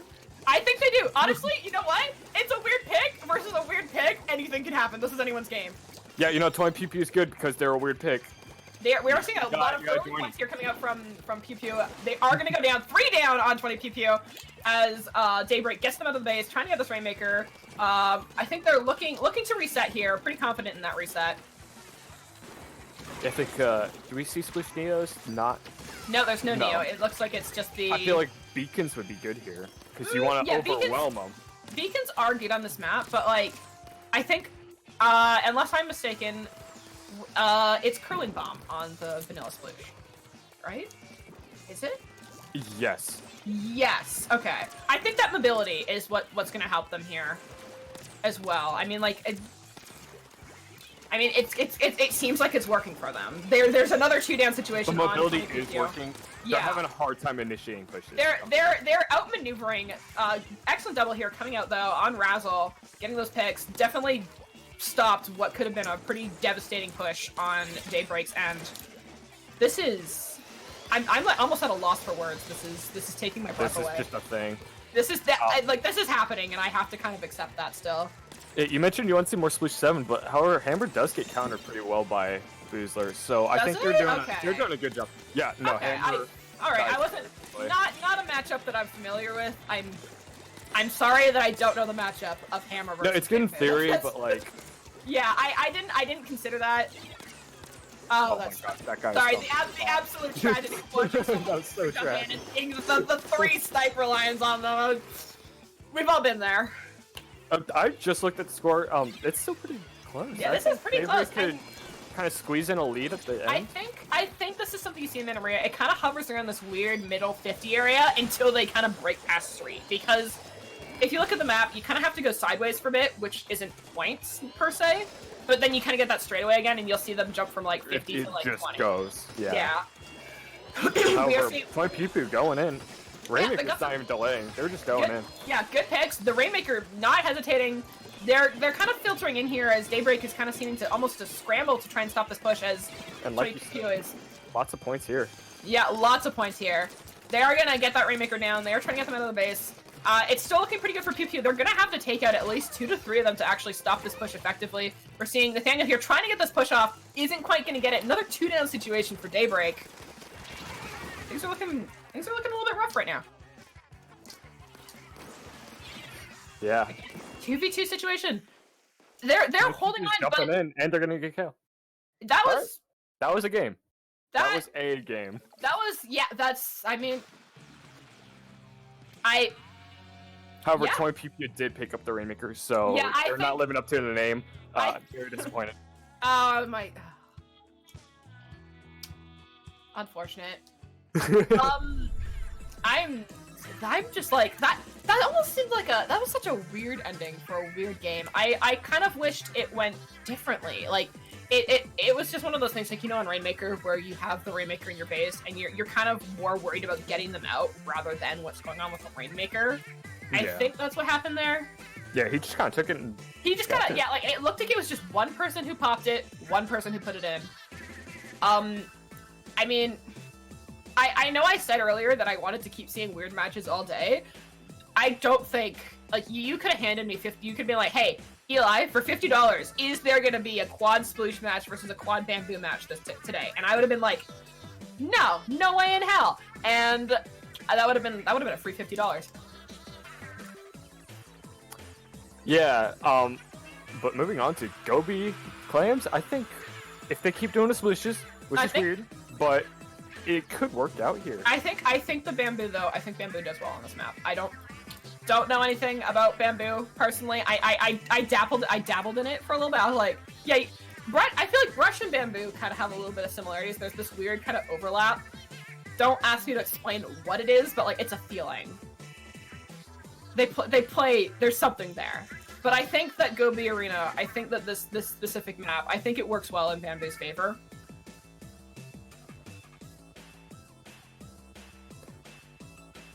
Calling it now. Tony Pew Pew might run Boozler. Again, not sure. I don't want to be a contrarian here, but I mean, I don't know. I mean, they've only been doing it for like what, like 3-4 years. I don't think I don't that's. know if it's been 3 or 4 years, but I see what you mean. It's not that long. Like. Yeah. And again, we are waiting quite a bit between these matches, and Yeah.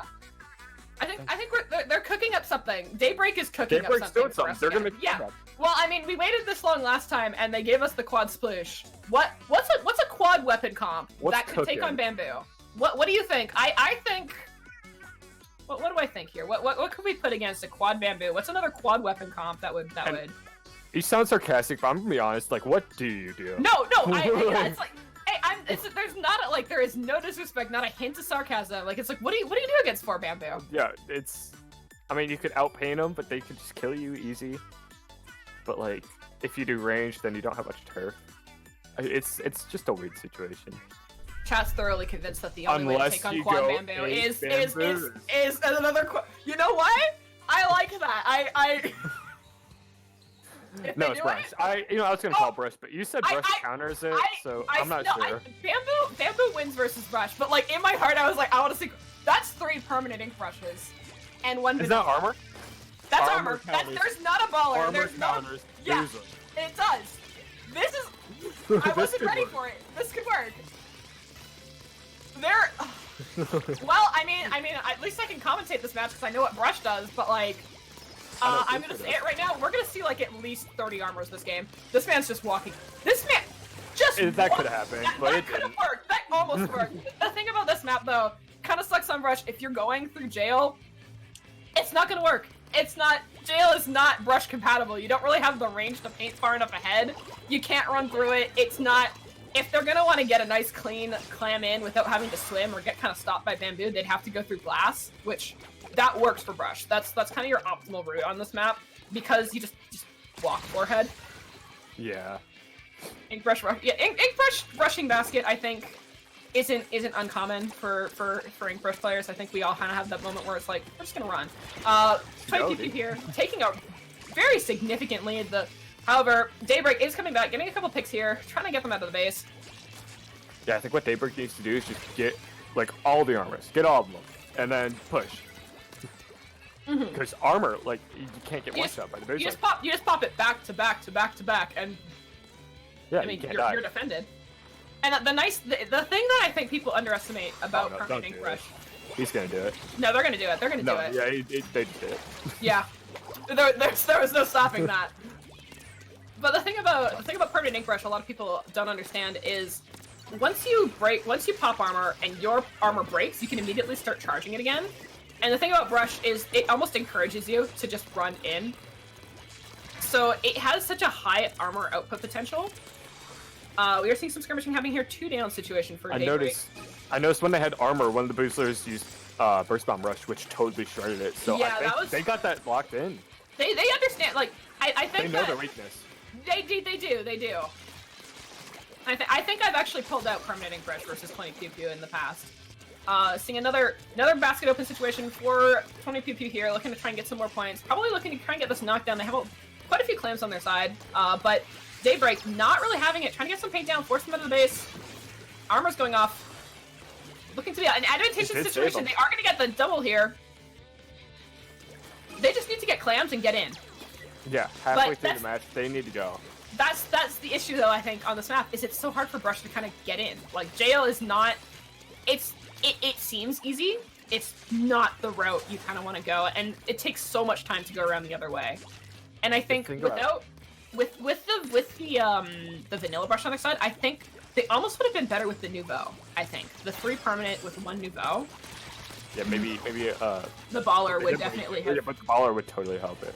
Yeah. I think what's good with Brush is that it can flank unexpectedly, except they're all brushes, so it's a little expected. And once going in, they totally anticipate it. See, there it is. There's the glass run. That's what I've been waiting for. That is like if I had to pick a route, glass. Because what are you gonna do? Like any other weapon on glass, what are you gonna do? You lose your speed. You can't swim, so whatever happens just happens. And Brush doesn't lose any of its mobility. It's basically the same weapon. Yeah. We're seeing some specials coming out here from 20PQ as they're looking to try and get this clams in. They do have almost enough for 2 power clams. They are under the basket. Yeah, they're not noticing them right there, which is a little concerning, but I mean, you can get overwhelmed. It's Boozler, you have to have your eyes out. Yeah. And you're going to expect them to be further away. No one's going to be in there. Yeah, they did manage to pop it, but they did kind of go down. Still, not a really good situation here for Brush Squad. Brush Squad. Brush Squad. Daybreak, aka in this match, Brush Squad. That was so close. They're like I every time they come close to the basket, I get so excited, but it just doesn't seem to quite be there. That wipe is gonna just absolutely be detrimental. It's looking really grim. I'm not sure if they'll be able to save that. Not really gonna be able to get that power up there in time. I think this might be it. Yeah, I don't know if they have enough time and enough clams to make it push. Look at the clams on 20PP's side right now. 24. I don't think there were clam on the map. They got. Pew went 3 down there in like the last minute, but that just the absolute clam denial. As much as I love the Brush pick, I'm not sure if this was the map for it. Yeah, for sure. Definitely love these matches. I'm gonna remember these for the rest of my life, I think. I'm gonna be scarred for the rest of my life. Scarred? No, wait, what do you mean? Brush versus Van, that is ideal. Like if I could choose a way to play Splatoon for the rest of my life, I'd want it to be Brush and Bamboo only. Yeah. Alrighty, so I just want to give a quick shout for Daybreak. It was good. Making the best out. They had on stream. It was a really I love what they did. Nothing but respect for the quad solution, quad brush. Absolutely imagine amazing. Playing 20 PP on stream. That's kind of the pressure you got. I think you really summarized it a couple matches ago with, well, what are you gonna do against 4 Bamboo? You don't. Yeah, but that was a pretty quick set. So unfortunately, we're gonna have to wait about 6 minutes until round 5. And this is a 6-round Swiss. Normally it's 5, but we have enough teams that we have to do 6, so that won't be our last one. But until then, we're gonna take a short break. We'll see you then.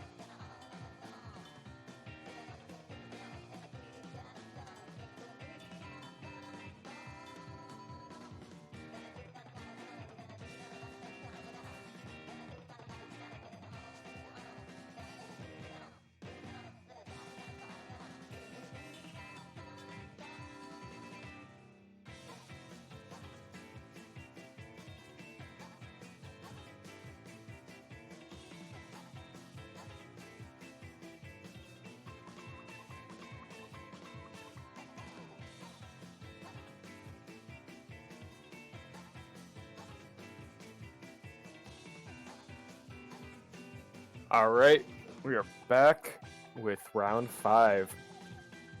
This time around, we are looking to watch Eurobeats versus Surf and Turf. I do recognize these names from past Low Inc. Tournaments. I'm gonna let you take the mantle then. You tell me what you know. What do I know? Well, I can't tell you that. What do you know? I don't remember specific comps until you do Quad Boozler versus Quad Brush. I mean, I think that kind of like wiped out our thought process now for a little bit here. But I mean, you can't just say you know these teams and then that you don't know. I recognize them. Well, what do you recognize? Tell me. Name. Tell me the secrets. The secret is the name. Okay. But regardless, for round 5, we were looking at some pretty odd maps. I'm not gonna lie. I'm in love with this map list that's coming out. No, you should. Do you want to do the play honors? Brush. Yeah, do you want to do the honors? Well, we're looking at Mako Mart on Zones, a cramped map. Port Tower Control, a cramped map, and Schellendorf Rainmaker, Schellendorf Rainmaker. You be nice to Schellendorf Rainmaker. I will not. I will not tolerate Schellendorf. Listen, I know you all are out there. I know that I'm the 1% here. Schellendorf is not a bad map. You guys are just cowards. All right, with that, we are starting round 5. Leaving me no room to discourse here. All right, but I am interested to see what these teams play. I think we've been alternating between normal zones, bad zones, normal zones, bad zones. And we're back to normal zones here. Ooh, the blaster! Ooh. There's a lot out. We got a sploosh. We got. Okay, hold on. Let's slow down for 1 second. We got. Blaster, Hydra, Saucer, Apple Sea Leader, Blaster. Oh, we have a disconnect. And a disconnect. I didn't think it would get weirder than round 4. It won't, but actually, I mean, if this match had to get weirder, I think that disconnect just kind of sealed the deal.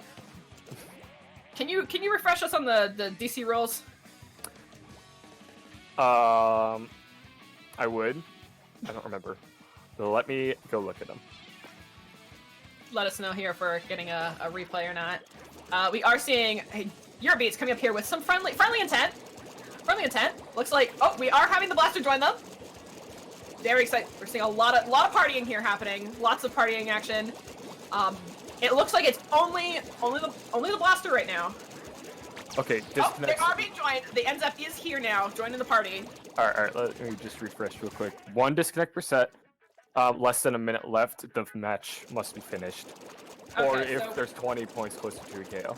Okay, so we are replaying this. So yeah, a replay is allowed, but this is the only disconnect we'll be seeing. Oh, and the party's ruined last second. Oh my gosh, you kidding me? Surf and Turf. Actually disappointed. Well, I mean, you did just tell them not to be friends in the chat, however. Good job. So, I think you incited this. I think this is your fault. I mean, that's just what we do at Low Inc. I. They were trying to friend each other. I needed them in the host room. Just don't be friends. All right. But with that out of the way, saw some interesting comps. I think I'm not even gonna try to predict. I love the Blaster v Blaster matchup. I think that's like Blaster on zones though. I mean, I get it, but I don't. Okay, on like I can see it like on Mako Mart. I see it working. Because like I don't Blaster on tower I can envision this. Blaster tower control on Mako works. I see it. Zones it doesn't really have the paint, but like I think you can make up for it with like the aggression, especially like on such a short map, such a short close quarters map. We are hopping back in here. Oh, very quick. Yeah, they have to keep their comps, I suppose. Yeah. Hopefully we don't see another disconnect. That would be unfortunate. Yeah, fingers crossed. Really would be kind of upsetting if we had another disconnect. So yeah, let's try to package comps a little bit more now that we have the time. It's a blaster matchup. We got an E-leader, we got a sploosh. I think we got it's like a grab bag. We got a little bit of everything here. We have 2 unusual backline picks and some unusual frontline picks. I think pretty balanced here. I mean, as a backliner, I don't always understand the motivation between like picking the highest range backliners. Like I kind of get it because you can sit back from spawn, but like I like getting in there. Yeah. Do you think it could be a special thing though? I mean, no, because I play Remix on this because Booyah's not. Yeah, Booyah. Booyah's very good here. Oh yeah, absolutely, without a doubt. I think it's a range thing. I've fought in E-leaders here before, and it's tough. You can't approach them just because they're in yeah. small. Oh yeah. Seeing some I skirmishing think coming that's in the motivation here. Is a 2-down situation, but Surf and Turf is going to take the control over the zone. Are going to go down. Gonna be Hammer is coming Blues out player. here. Doing a good job. He's doing his role very nicely. Trying to keep Turf around the trying to keep her around the zone. See, I think with how their comps laid out, I'm pretty sure that the Sploosh is their main goal here is to kill as much as possible, and it looks like they're doing that. Double coming out here, looking for the triple, is gonna find it. The triple kill coming out from the Sploosh. Incredible triple kill. Considering Sploosh isn't even made to kill, it just turfs. But however, that flank was incredible. With the comp, I was just about to say, with this comp, it is kind of in that position where it is designated Slayer weapon. It is, with the support from the, like, aside from the Blaster, which is obviously looking to get kills, just the Slosher being there, it has a lot of paint. It's a pretty fast-moving weapon. Seeing a good direct here, coming up from the Blaster. Getting another Blaster doing excellent a good back-to-back. Good, beautiful double. I think Blaster Looking is at the just triple. made to get people off stacks, and it's working. Like, Oh, they're being yeah. punished for being in their best spot. That Hammer, though. Hammer did get him. But We are they're seeing- close to we're getting seeing- zone. Hopefully they can just capitalize on that Hammer. I think we caught a glimpse of what I would consider to be an ideal Sploosh build, which is all swim speed. Oh, I do that. This man's like I think that just like I I did it ironically, and then I realized it's actually kind of good. I mean, it's a fast weapon. I think a lot of people like it's lightweight class, so it's already quick, and it's got a high fire rate. So if it gets close to you, it is gonna Once you're kill in you. range, you're dead. Yeah. There's and no the only way loser to- in that battle. Yeah. Oh no, without a doubt in my mind. And we're seeing exactly that. Look how close he's getting here, just to like put this pressure on. It's absolutely He's got good not a movement. chance. Oh, he is just absolutely schmoving. Yeah, and Eurobeat's kind of getting that lead. Lots of points. Lots of points on the map. Surfing. It's easy to ignore the objective with so many good plays, but it's a pretty close game regardless, despite Eurobeats just getting a bunch of points. Thought for sure we were going to see a Hammer double there, just not quite connecting. They were going to get control over the zone here. Even with the one down on each side, they do have the zone. See them. Eurobeats here, waiting to kind of find a good spot to get into position for picks. Armor coming out. Sploosh is going to go in. Gets the first kill. Has to back out though, unfortunately. That ink mine. That kind of like that's the enemy number one, I think, of fast moving flanking weapons, especially close range runs like Brush and Split. Like I play Brush. If I step on an ink mine, I'm useless for 30 seconds. Absolutely. Yeah, you can't give away your position. I think his playstyle is definitely geared towards flanks. Mm-hmm. And just outmaneuvering. We are seeing 2 down on Eurobeats. Surf and Turf looking to try and get those points back on the map here. Doing a I good think job pushing up. Blaster is gonna kind of stop that Hydra. And it gets two? We are Two? seeing the black. He's looking for it. He's not quite He gonna wants get it. He's trying. The Hydra's still up there. Hasn't quite learned that he Gets can't it. stand there. Blaster finding the pick. Looking to get the triple, and he does find it. The quad? No, Sploosh is We're backing gonna out. see a lead right now. Good job. Excellent. So, This is a really they're- close game, but this is- Eurobeats has to get the zone right now. They're trying to get in. Their Sploosh is down. They are kind of fighting an uphill battle here, but it looks like they have control stacks. That Yeah, timer with is Sploosh ticking. They're gonna gone. have to get it to neutral really quick here. Yeah, as soon as that Sploosh is back, I think they have security again because that turf advantage they had there kind of helped them out tremendously. It doesn't look like the Sploosh is the one doing most of the painting. It seems like it's coming a lot from the Slosher actually. I think what tipped them over there was like just like the Blaster I think came in, but absolutely yeah, the Sploosh's painting is something not to be trifled with, but it really just doesn't look like that's what they're trying to do. Blaster Ooh, here, showing us again, Really good. not gonna want to stand on top left, getting the kill with that splashdown. Looking for the triple. Incredible. Is he They gonna need find that it? zone though. Good They job. do need that zone. It's always good to stay in communication. It's easy to assume Yeah. you just have it, but you don't. Oh, yeah, absolutely. It's really awkward. Yeah, We are going to be in overtime here. It's going to look a little bit tight. The zone is in neutral. There's a 3-down situation. Just the Sploosh left. Not going to be able to pull it off, however. A lot of paint, just not quite enough. That would be a victory for Surf and Turf. Really close game. I'm looking forward to see what they do in the next 2 games. That was Considering their unorthodox comps and that their was incredible gameplay. that was probably one of the best matches that we've seen today in terms of like how closely matched that was. Like these are not comps that you would see anywhere else, and they're making it work so well. Yeah, and next up we are seeing port on tower control. I think we might see the similar comps because this is an equally cramped map. And it's a straight shot to I think it's Ray time. I think we're hitting into Ray territory here. I'm gonna make a bold claim and say one of these teams is just gonna KO. I don't know. I feel like.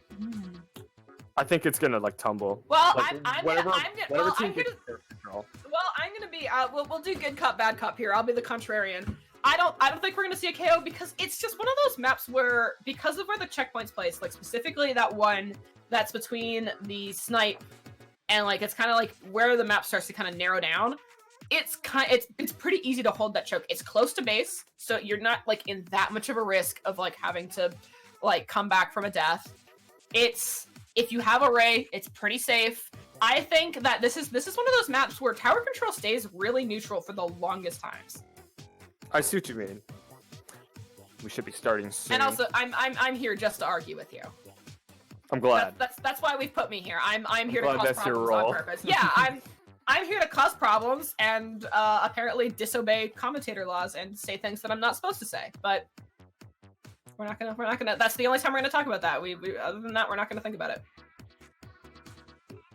it. Should be starting soon. I said last time. There's a couple of last minute comp decisions probably happening here. Yeah. They're keeping us on our toes, obviously. That's their intent.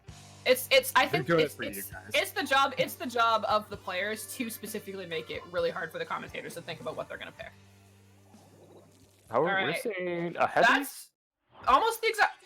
Okay, well, that's less range, but and there is the Ray. There's two Rays. I called it. I got you. Point for Eli. You may be right in that case. This might be a standstill match. However, I'm loving the Gal and the Tetras. I can see they're not like Tetras are such a weird position. I think as a weapon, they're good, but like they're not common. Yeah. Really early Booyah coming out actually here from the Gal. Oh yeah, we're seeing lots of specials for Surf and Turf. They have a lot of opportunity to like just use them, but Eurobeats is using their specials, and I think they're just taking advantage of it. I think that part about Pork Mackerel is it's kind of anyone's game for the first that first skirmish in the middle there. It really just kind of depends on who kind of wins that fight and who plays it better. So here we're approaching this checkpoint. This is where things I feel like kind of get hairy for the team that's pushing. Not a really good place that you want to be. If you kind of want to get this checkpoint, you kind of almost have to have your team like way far ahead. We're seeing the Ray coming out from Eurobeats here to try and help this tower get through the checkpoint. It is 2 down now. I think what they want to do. Yeah, I think what they want to do is get that Ray out before the other team gets the Ray. Yeah, there's no timing like necessary. They just have to get it. Yeah, I think a lot of people don't think about it often, but I think Ray is also, if you think of it in a sense coming from a really aggressive frontliner standpoint, Ray kind of gives you this kind of safety. It's like this little like tube of safety that you can go through where the team can't really mess with you. Yeah. However, I think once either team gets past that second checkpoint, I think that's just a straight shot to victory because with these comps, it's just gonna be so hard to get past that. And really curious about this Tri-Slosher pick. Not something that you see very often. I know Tri-Slosher was a big thing for a while. I believe. I think yes. I believe that was something Quite a you bit guys ago. did. Yeah, that was long before I played this game. But I believe that was a thing, and it's kind of died down. But getting picks here with the Tri-Slosher is going to go down to a bomb. Decent trade. A couple of specials are on the board here for Eurobeats. We're probably going to see them coming out pretty soon to try and hold this push. They are holding the aggression, but they don't quite have the tower there. Specials coming out, getting some nice picks here. 2 down situation on Surf and Turf as Eurobeats tries to get in here. The Blaster trying to force the charger out of position. Isn't quite going to find it. They really need to kind of get this control, as you see here. Blaster's pushing up towards Sponge. They kind of need to get to that point where they can hold everything consistently to get that point. Ooh, good splash on kill. You see the Ray coming out from Eurobeats, but it might be a little bit too late here. Not great timing. Not fantastic. Has their Ray ready. They have 2 specials ready. It seems like Eurobeats is really desperate trying to get this past the first checkpoint, and I think that's the real killer on this map, is that first checkpoint. Booyah coming out, narrowly avoided by 2 players here. As we see Eurobeats trying to get back on tower. 2-down situation for Surf and Turf. They have no specials to defend right now. Ray's not going to be up for a little while. Things are looking pretty good. Sploosh does go down. Starting to do some 2v1s. Surf and Turf doing a good job picking people off. They need to get pushing. They're good. It's so back and forth right now. We see 2 down for Eurobeats, and then they go and push, and then Surf and Turf gets 2 down, and it's so back and forth. We're not seeing really any kind of like decisive like leads coming out of kills here. We're seeing a quick skirmish here. Heavy does manage to pick up the kill on Eurobeats' side, and they are trying to get this push off. What do you think here is gonna let Eurobeats get past this first checkpoint? Like, I know I've been like kind of saying they need that control, they need like to be able to kind of hold them consistently. But what do you think that they need to do here to kind of change things up to get? Just coordination and specials is the key. They won't be up there on top and stopping anyone from kind of ruining that checkpoint. I think having a Ray helps with that. Having some Booyah bombs. Absolutely, yeah. We just see 3 down on Surf and Turf's side. Only the Ray is on the board right now, and unfortunately, that's like the decisive special in tower control. They need to kind of get that Ray off the board, especially if they're trying to get this checkpoint here. Yeah, that's going to stop them. However, they're still in the lead, so with 1 minute on the clock, we're seeing 2 down. The hammer kill! 2 kills on the hammer, but it does get out of the spot. I thought for sure that hammer was gonna get that splash down for a second there. Like, would have been impressive, yeah. It would have blown my mind because it's such a weird matchup because the hammer does reach the splash down. Very barely. It's like one specific. Yeah, I've seen it happen. It's a very specific frame. Eurobeats looking just kind of played a little slow with 10 seconds left on the clock. I mean, they have to come to them, so. They don't have the Ray up, though. And that's what's worrying me here now. You see, he's trying to get it. And I think they might have this. The Ray is not going to be on the board. Never mind. See Booyah bombs and splashdowns. This is exactly what I was saying. They need that coordination, and that got them the victory. I think that's like one of those cardinal sins of backlining. We didn't have the Ray for the last 30 seconds. And they went down just before they got it. And I think that might have just been because of how neutral that game kind of stayed for the whole time. That's kind of like the part about tower control that kills me the most inside is if you end up having a game where it's neutral for that long, it really does kind of boil down to one person's special, unfortunately. Yeah, for sure. If you don't kind of get that decisive lead, you are going to be relying on your backline with that Ray. And if that Ray isn't there, if that Ray isn't online, you're going to be in a really bad situation. You're not going to have a good time. Yeah. And that was game 3? No, it wasn't. No, that's game 2. We have Schellendorf coming up, buddy. No, I'm not going to lie. These are some long games. You better strap in. It's Schellendorf time. Round 2 and 3 were definitely a lot quicker than this one. But now we have to Schellendorf Rainmaker. I think it's the maps that are partially leading into these very long rounds. Yeah. Mako Mar because of how close it is, and then Port Mackerel because of how long it is. All right, Schellendorf. So based on what we've seen, Schellendorf is kind of like the middle ground for these 2 maps. I find that makes there's no base I can give you on that information that I've given you. You just have to take it from me. Yeah, and what it boils down to is having. Yeah, but what it kind of boils down to like the backliners on this map a lot because once you have roof access, you're set. You don't have to worry about mid. And then likewise, the counter to that though is if you have a frontliner that can get on a roof and cause problems, then that kind of goes out the window. Yeah, it'll be interesting to see how each of these teams like push with the Rainmaker instead. Can you give me a quick Is this one of the Rainmaker maps on? Is this the Schellendorf map that has the glass that extends for the entire duration, or is it? I think it's only splat zones that it's split, right? It's only split in splat zones. Okay, yeah. So that's my least favorite thing about splat zone shell. I love running around on glass. I know. Oh, that would be broken. Let's be honest here. Oh yeah, yeah. Oh, it's okay. So I've been told that it's split in TC too. Oh, is it? Oh no, yeah, it is. Yeah, it is now. Oh, it totally is. Nope, you're right. Yeah, no, I'm now having vivid memories of me looking down from glass with brush, just swinging like a madman. So I think, as you said before, you believe that this is kind of defined by the backliners, whereas I think my counterpoint here is I think all it takes is one frontliner that can kind of move around on glass like efficiently, And I'm not sure if that'll be the sploosh here. I'm not sure.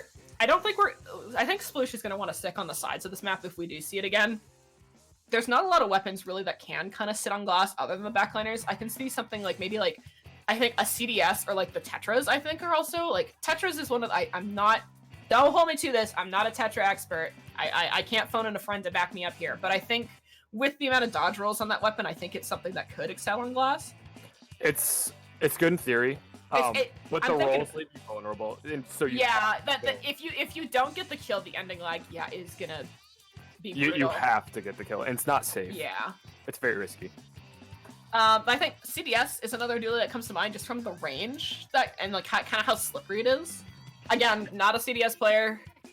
I don't blame me if you guys do this in solo queue and lose. This is not my fault. I am not endorsing you to go out there and do these. But yeah, I'm curious what we're gonna see. I kind of want to see the sploosh. The sploosh is really. I can see the hammer doing well on glass. Yeah. Because it's like it's a brush situation where it doesn't slow down. But really makes you. I'm really thinking about this. I'm trying to. I mean, it's hard to say. I wish I knew these teams better, and I could be like, oh yeah, this team's gonna pull out these weapons because this is what they do. Unfortunately, not a 20 pew pew situation. We're not confirmed to have 4 bamboos. Mm-hmm. But like the thing about these teams is they're doing such weird. Oh yeah, they are just every time we think we have an idea of what they're about to do, they just throw a rock in our shoe. I think the thing about talking about the map again here, Rainmaker Schellendorf. I think Rainmaker is probably it's one of the better modes on Schellendorf, in my opinion. Yeah, it could be worse. I've been saying that all the time. Yeah, but our slogan. There's always a worse map until there isn't. But I think Rainmaker is probably Rainmaker and Zones. I think on that map are probably my favorites. But I think Rainmaker, of course, always has that kind of thing where it's not over until it's over, and I think that works in the favor of this map. I think it gives you a little bit of like that safety to kind of mess up because it's Schellendorf. All right, now we're getting started. All right, let's see what we have. What kind of comps? Sploosh is back. Woo! I think Sploosh works here. It's a good flank weapon, and flanking's good here. Rapid Blaster. Rapid, Ballpoint, Tetris, and Mini. They just switched everything. I like that comp. I like that. Yeah, I don't mind it. The Tetris is there. I called it, kind of. I think the Mini works well here. I think the mobility from the Mini is good. Seeing some early kills though going down on Neurobaits as the Blaster gets taken out. Some pretty good aggression though coming out from Surf and Turf as they kind of get control. Armor is going to come out, looking to try and get that backline off of glass. That's giving them a little bit of a hard time here. As they go for the pickup early, looking for some early points. Everyone's kind of pushed up, not quite. Never mind. Everyone is on the roof. Incredibly risky play there. Didn't quite get the reward, unfortunately. Yeah, and now Surf and Turf has all their specialists. They're just going to go. They're going to take it.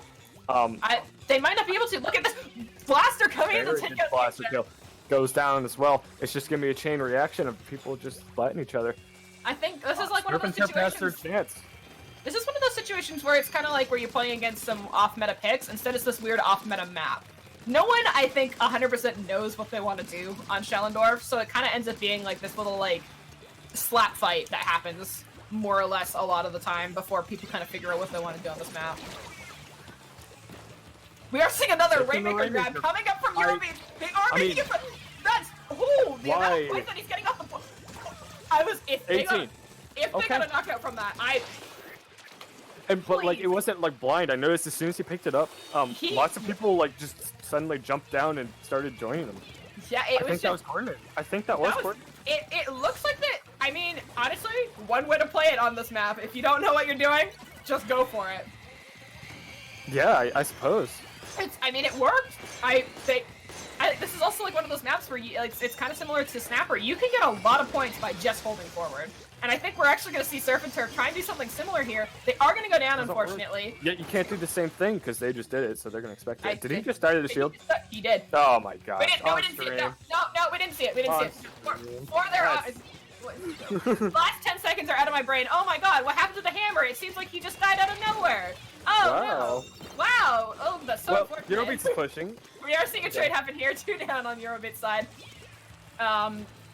Surf and Turf is looking to try and get some map control. It does look like the map looks pretty even here, actually. It depends on whose roof, and we haven't seen a lot of roof gameplay.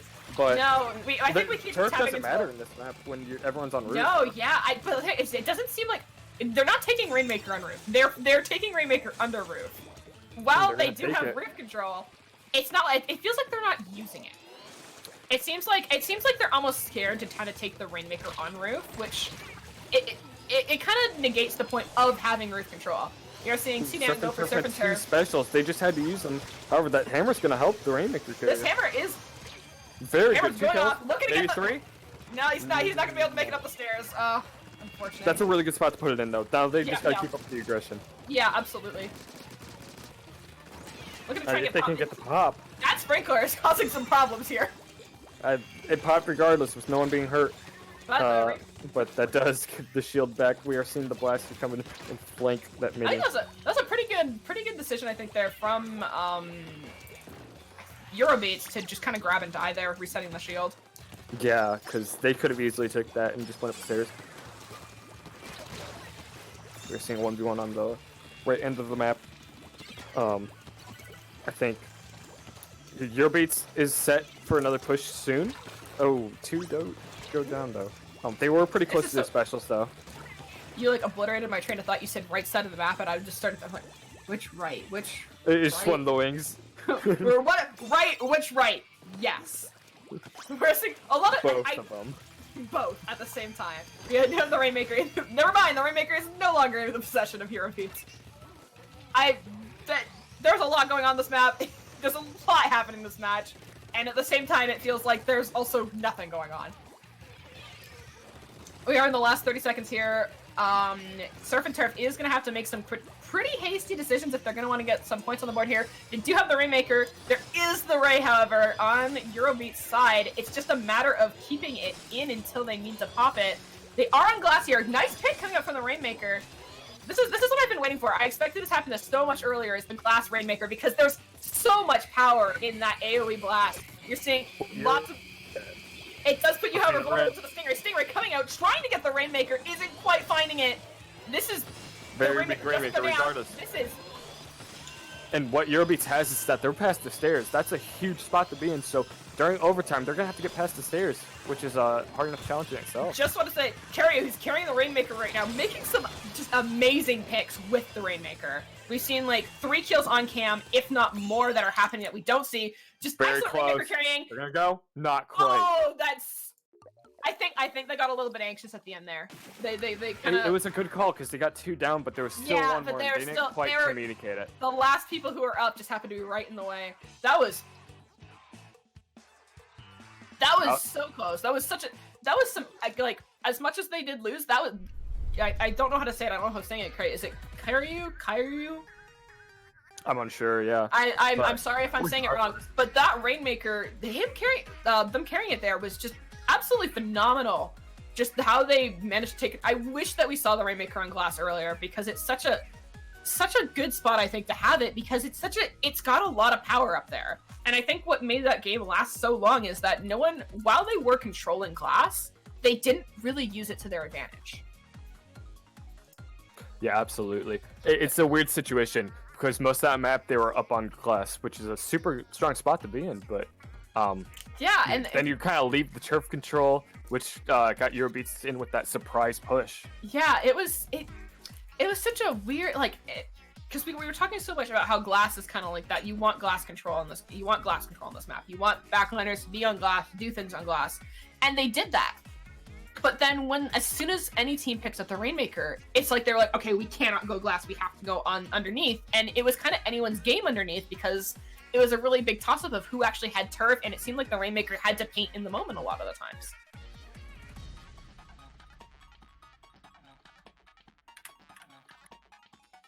Yeah, so while we wait for round 6, which should be soon, that was a pretty long set. Yeah. We are actually, are we starting? Oh, we should be starting soon. Regardless, we're going to take a short break just in case it isn't starting, and we'll be right back.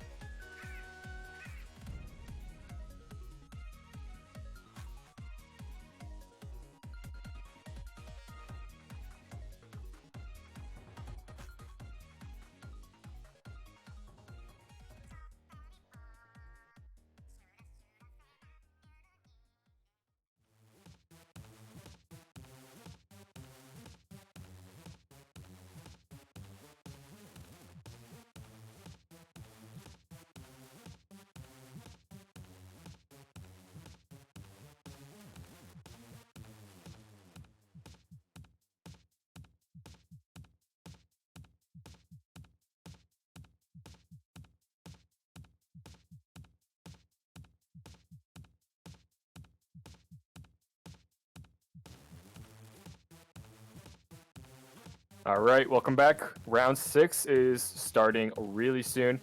That was a quick break, luckily. Yeah. So for round 6, last Swiss round, we will be watching Rising Hope versus Sugar Stars.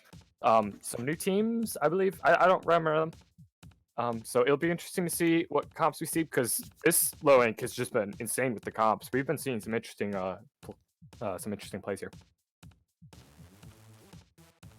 Is that an MS Paint icon? Yes, we talked about this before. I love the gradient. It's It's very good. Good job. Good graphic design. As a graphic designer, for free, and chef's kiss. Excellent. Keep it up. But regardless, yeah, I'm interested to see what these teams have. So let's quickly look at the maps here. For round 6, we are looking at Zones Wahoo to start off with on game 1.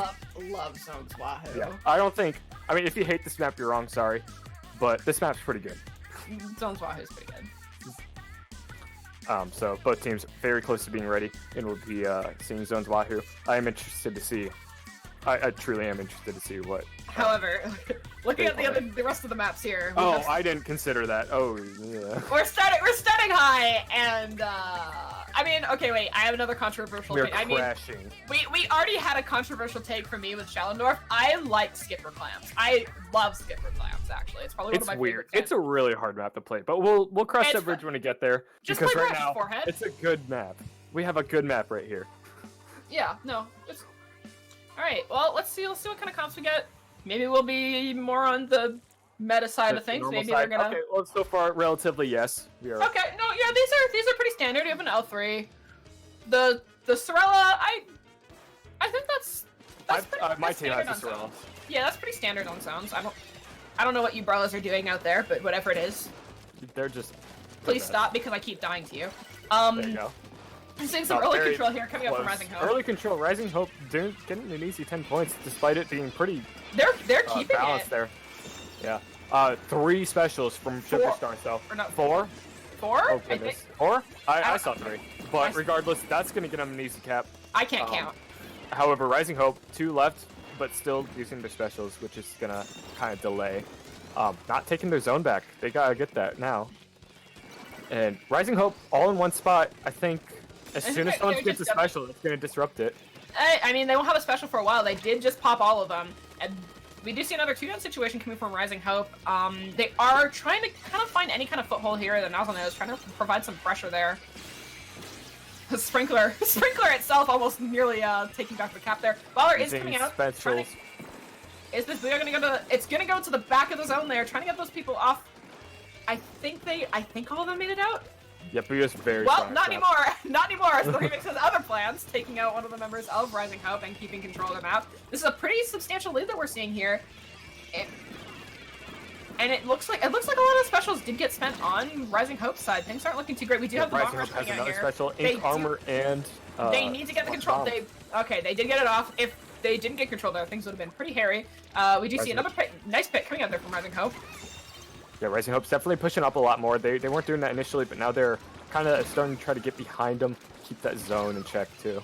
I think that's one of the things about this map that we didn't quite see earlier. If you get zone and you push up, it's a problem. It becomes a problem. It's a huge problem. And now, we didn't quite see it from Sugar Stars. Rising Hope, I think, is trying to kind of remedy that. We already see them kind of here harassing them on the plat. Getting a pick though from Booyah Bomb, I believe there. Yeah, lots of odd turf control going on here because Rising Hope still has a lot of turf on Sugar Star's side of the map. However, Sugar Star's gonna ignore that. They're just gonna go straight to the zone and stop those points. Really good penalty. That was a triple coming up from the Remix there. And that oh my goodness, good job on the Remix. Booyah, this Remix is just absolutely popping off. Sylphie. They gotta get to the zone though. The missiles, but they're leaving the zone open, and now that both teams have penalties, I think this match is gonna be a lot closer. Yeah, absolutely, for sure. This is the penalties here are quite high. They both did get quite a lot of points on the board, but things are kind of looking good for Sugar Stars here. If I were them, I'd be pretty happy with where I'm at. We do see another pick coming out. I think this is going to be the beginning of potentially another push coming from Sugar Stars as the missiles and the bomb launcher come off. Did I really just call bomb rush bomb launcher? Did I really do that? I suppose. I mean, I understood. So Yeah, but that's the goal. Yeah, Rising I Hope mean- providing some jumps. I think they're ready to build up their specials. We are close to the bomb rush and another special, and perhaps we'll see something going on. Rising Hope kind of pushing in a little bit more too. it looked like Sugar Stars had it there for a second. They had the specials go off, but it didn't quite really get in. And we're seeing Rising Hope again trying to push up. They're not pushing up enough. It doesn't feel like they're not quite getting that total control that like Wahoo really kind of lets you do. An excellent pick here coming up from the Umbrella. Another Booyah coming off from this remix. That's like the 5th one we've seen like so far this match. Just absolutely. Remix gets beat up pretty quickly, yeah. Yeah, it's just good for like, and the Booyahs from that they are using like Sophie here, their timing is almost impeccable. They've been using them at such good times to provide the cover that their team needs or the paint. We are 3 down, Sugar Stars, and we are going to see Rising Hope get control of the zone. Only a minute left on the map, and they're trying to get this lead back. Yeah, Rising Hope just needs to push in a little bit more. They're sticking around on zone. They're going to get easily flanked. So I think what they need to do is just kind of harass them a little bit more. I don't think either team is 100% confident enough to kind of push off the zone. And I think that's kind of what's getting both of them right now, is they're kind of playing with what they know. 3 down situation for Rising Hope. That's There gonna is be a going to be wipe. a wipe. Things are... Unfortunate. With 30 seconds left, that might lock in the win for Sugar Stars. I think this is going to be it. Sugar Stars, however, isn't... Again, we're not seeing the aggression. That was a wipe. 3 specials from Sugar Stars. I think this might be it. This should be it. It should be. But who's to say? We could see some miraculous gameplay here coming out Oh, from 2 specials Rising Hope. from Rising Hope. They got their specials pretty quickly. This actually might be it. If that heavy Ooh, that stays baller didn't alive quite with the make it. Booyah Bomb, the Booyah Bomb's going to get it. They got to get that zone back right now. Because not a lot of points left.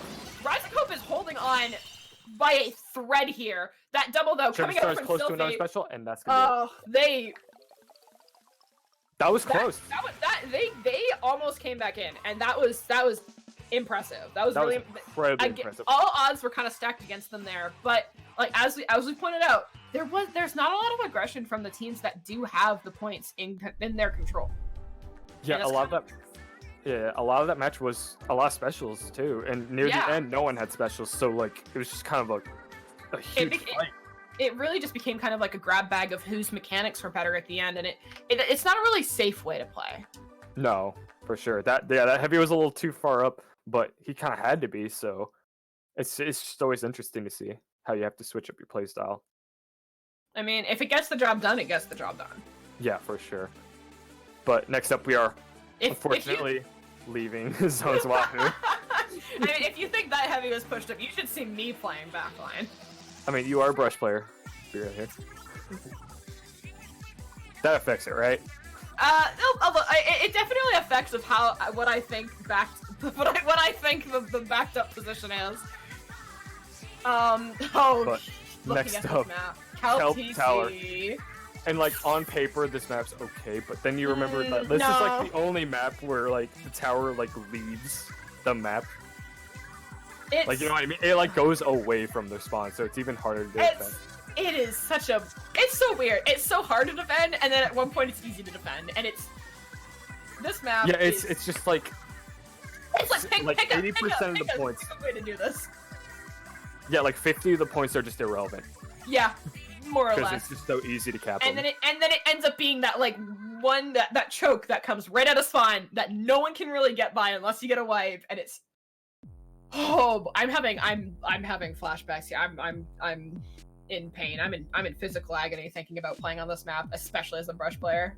Well, luckily you get to watch it instead. That's not gonna help. I'm gonna get heartburn. This map gives me hives, JPEG. This map gives me hives. I'm allergic. You're allergic to kelp. I'm allergic to kelp. No, I'm not allergic to kelp. I'm allergic to kelp dome. There you go. All right. Well, we are starting. I will expect the same comps. I'm gonna be honest. They had some pretty standard comps. I mean, yeah, those are they in that sense, nothing weird. Yeah. And it looks like they're sticking to things that are pretty standard. Okay, Clash Blaster. Never mind. Take it back. Okay, yeah. I thought it's not weird. Yeah. There's weirder. Let's There's let it slide. It's in this tower control. It's tower control to Kelp Dome. We'll let it. It's tower control Kelp Dome. That's nailed it. Yeah. I don't think it's bad. It's just unusual. Yeah, I Like mean, right when I said normal comps. the Clash Blaster popped up just to prove you wrong. Yeah, I mean, we are just, seeing a pick early coming up from the Clash Blaster too, in fact. So And we are I seeing mean, raise from both teams too. That's worth mentioning. yeah, I mean, Race also. I did. Well, both teams have raise now. Oh, Yeah. never mind. Take it back. He's dead. Cardinal Sin Ah, sorry guys. on both ends. I think actually, I think both of them went down I with think Ray. Sugar Stars has an opportunity to push. They just gotta take the tower, and they're very committed to this. Yeah, a lot of teams have a hard time just like initiating pushes in low ink, so it's good to see. Yeah, that I think they're like, just taking tower. it's one of those things where you kind of have to learn for yourself when do we actually want to sit on tower, and when do we not want to sit on tower. And it sounds so simple when I say it like that, but it's not. It's incredibly such a- difficult. That's it's, another. yeah. That's Tempo, a huge like- thing to get past. Tempo in Splatoon is such a it's so hard to kind of learn, but once you have it, you have it. Yeah, his We're- Clash Blaster's causing a lot of disruptions around the tower, so I think that might have been a pretty good pick. Yeah, as I say, it is he's the last only one, one left. however. But he the That's pro is gonna be a wipe. Unfortunate. Sugar Pro Stars is- has a great opportunity to get past that first checkpoint, which will be, in theory, pretty easy. Yep. That's not the checkpoint we're worried about here. It's the second one. It's this. Look, It's this stretch right here that they're on. It's just so easy to cap this. It almost feels like there should be a third checkpoint on this map, really. Like and it's this Yeah. final stretch here where it really Right here. This is where it gets hard, but like Yeah. it's so easy to get to this point, which is a Yeah. huge problem. Good jump out on the sniper's part, trying Yeah. to save what he has left of Ray. I mean, Very close to Ray. We're gonna see it soon. yeah, He's I gonna think use it as he's soon as gonna he have can. it by this checkpoint. He's gonna have it. Should have it right now. Oh, is he down? But he's down.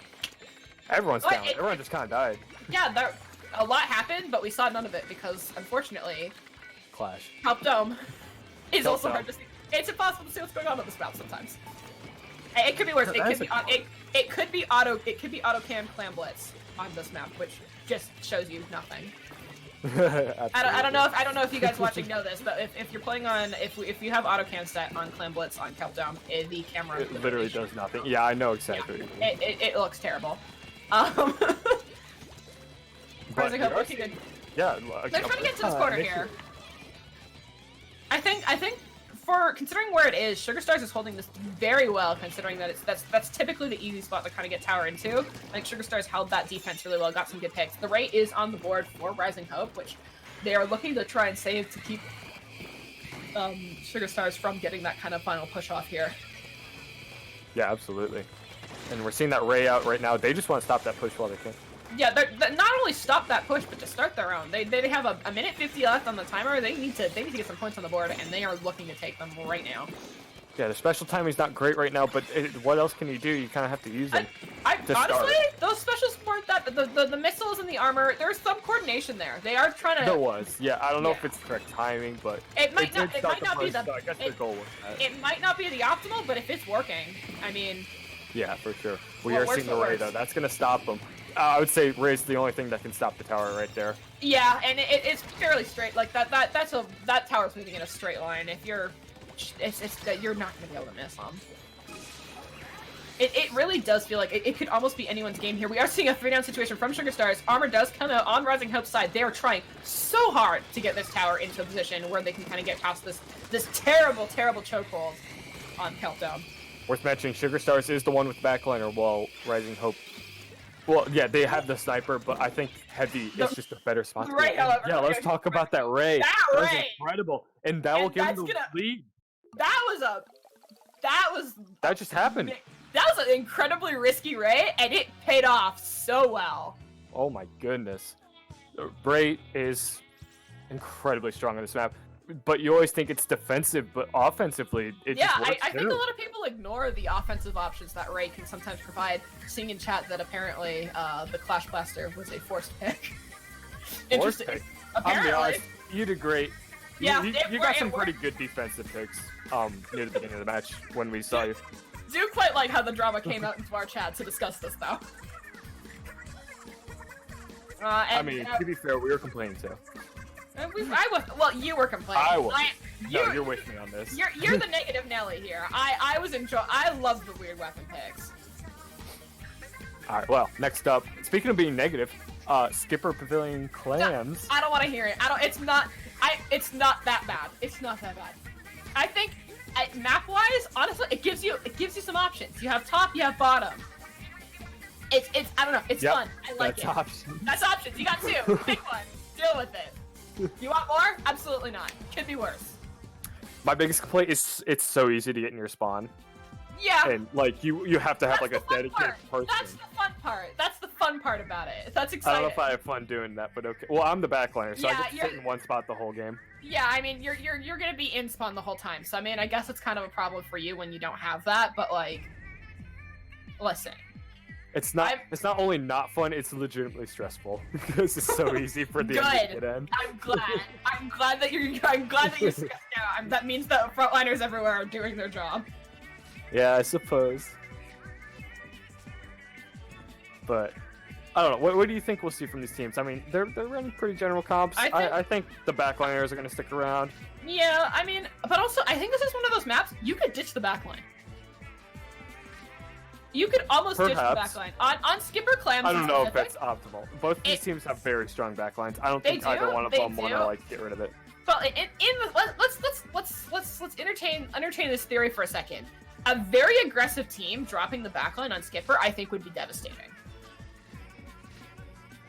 Are we gonna see it? Probably not. But like, there's this terrible part of me that's like, yeah, no backline, go play Sploosh, play Clash Blaster, do something awful. Hey, I played backline before I played frontline. I almost have more pain on Charger than on Brush. Oh jeez. Okay. Oh yeah, that's some worrying facts for you. Could have mentioned that before, but regardless. No, I like to. Oh, Aerospray. Never mind. Gotta stop talking. That's what I'm talking about. Oh my goodness. I mean, it's not bad. This map has a lot of open space. You gotta turf it. Aerospray. This is fantastic. Thank you. I'm sure you love this. I'm absolutely enjoying this. You're seeing a ball point too on that team. Yeah, that's.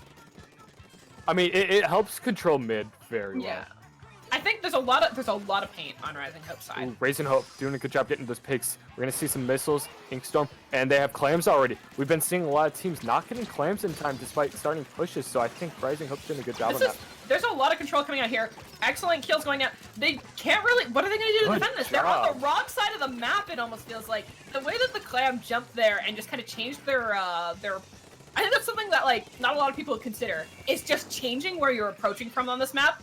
It throws the entire team off like 100%, because if you're expecting them to come bottom and you set up for there, and suddenly the clam's topside, what are you gonna do about this? They have height advantage on you. Like that was a beautiful. Like I don't know if it was intended. I don't know if it just kind of happened, but that was a really nice play there coming out of Rising Hope. Yeah, my rule is always the longest range weapon always has to be near the top. Yeah. Just because like frontliners are gonna have an easier time defending. Yeah, the more mobile you are, the more likely you should be going bottom. Yeah, and like we said with this map, both these teams fighting for this position up top. It's so easy to just get in. Yeah, it's just a constant battle there. The thing is, it leaves you open to flanks though. If you aren't watching that bottom side, just all it takes is one highly mobile weapon, and they're just gonna come around, and that's a jump, that's a kill. It could be so many things. And I think that's the fun part about this map for me, is while everyone's in top mid doing whatever, I get to go run around and cause problems. And I really hope that we see some of that coming up from these teams here. Interesting flank here coming in. Like we said, I mean, a lot of clams they might on the not work, side. but like they're going in now. Yeah, It didn't work, but it almost worked. The point still stands. Like they just walked in. It's so easy to get into each other's spawn. Look, Rising Hope's already like looking to go in. Again, it's not working. I need to stop saying things, but like... You're cursing them, It is just so close. Stop cursing them! Oh, 143, yeah. Oh. I feel this is... It's always sad to see. I think Rising Hope, some of them need to go into barrier bottom. broke. Yeah, I guess one of them got in. I said it earlier, but this time I didn't, so... Aerospray not gonna quite kill people. It feels like it's just a constant bloodbath coming up in here on the ramps. Just constant back and forth of kills. Yeah, luckily Sugar Star's kind of stopped that push. But Sugar Star's already like ready. This person has 9 clams. Gonna collect that. Didn't quite work. I think they're anticipating just kind of sneak in. but Yeah, Rising Hope no- identified it. Yeah, I mean, like, you can, this is one of those ones, you can just, like, kind of, like, slide in there. But I don't think they have really, I don't think that, we're having the bubbles out coming up from bottom side. Looks like they're trying to get a push off. They do have 2 clams down there. Salem, unfortunately, forced to back off from those missiles. It Going seems to like Booyah and from top. We got people from top and bottom. This is going to work. they could pinch. They In could pinch theory, them. Unfortunately, they it worked. are going to go 3 down. Rising Hope getting those picks. Looking to try and get the last one. It's just the remix here with the clam. He gets a double, which is impressive. But unfortunately, they just go down in the end. Really making the best of a bad situation. Yeah, there. Rising Hope really trying to get this top control in check. Sugar Star's kind of staggering. It looks like they're having it. They're doing very good job at keeping the paint up here, as well as applying pressure from the other angles as well. As you can see, Rising Hope has some players down on the bottom side there, looking to try and apply some pressure. Shmeeb here coming around. 9 clams, potentially looking to, no, just looking to build. I was like, maybe he's going in for a flank. Just looking to build. Yeah, it's a good thing to check bottom. Now that they know that there's 2 people down there, they gotta keep an eye bottom. I think part of it is also clam to know. There's only 45 seconds left. Sugar Stars is probably getting pretty desperate at this point, trying to get clams and get in. We are seeing them coming from bottom side. K-Shot is going to get the pick up there. Clue trying to find it, but is going to go down. I think they're going to throw it in right now. Yeah, they're all going to get one on the bottom. But do they have enough to follow They up don't with have more? enough. They They have no claims. They lost so many people there coming up from bottom while they did manage to break the basket, and that trade is going to seal the deal, I think, for them. This game is looking like to be in Rising Hope's favor here. 17 seconds. I'm not sure if there's much that they can do. Gonna pick up that claim real quick, kind of keep Yeah. around to no more spawn. I think that's exactly what they're doing. They have 13 claims, but do they have a power? They do get the power off, so we are going to see the overtime. But is it going And to a be Booyah. enough? But that Booyah feels so Poor early. timing. That could have gotten him. but I think they're rushing. I think that they're getting a yeah, I little. think they're kind of getting a little desperate for the win. They gotta keep that clam, but They they, have don't to have much down. time on the clock. They gotta go now. All of their clams are unfortunately pushing. bottom side. They are. Do they have enough time? Is They're, he close enough? Not he's quite. not close enough. And Unfortunate. that's it. It really feels like in that last 30, like the last 20 seconds into overtime, Sugar Stars just got so nervous about what was about to happen, and they kind of got the best of them. And I think that's something that a lot of teams, I feel like, in low rank that we've seen so far, it's that overtime in Clan Blitz that really stresses us out. Especially on a 1-1 situation. Oh yeah, absolutely. The It's such whole a, set was at risk there. oh yeah, it's a lot of stress, and it's so hard to play with that. I mean, that's I think one of the biggest things about getting into a competitive scene for any game is you have to kind of get used to having so much weight on your shoulders to kind of deal with something like that. And I think both teams played incredibly well considering all that. Absolutely. So Like, are we heading out of Swiss now? I do believe. we are leaving Swiss. Goodbye, Goodbye, Swiss. Swiss. See you later. We're doing top 8, and we actually need some time to prep for that. So we're actually going to start a break right now. We'll be right back for top 8. Be sure you catch that. It's the most exciting part of the tournament. Yeah. Don't leave, or I'll find you. Don't.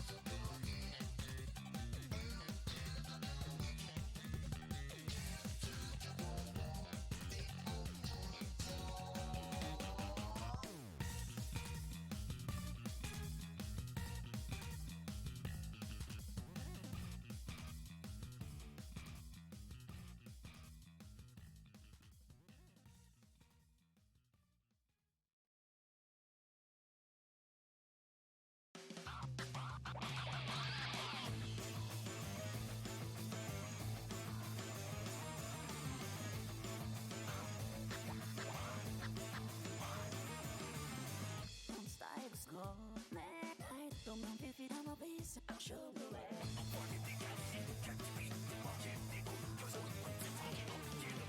Don't style, we sound, we feel big.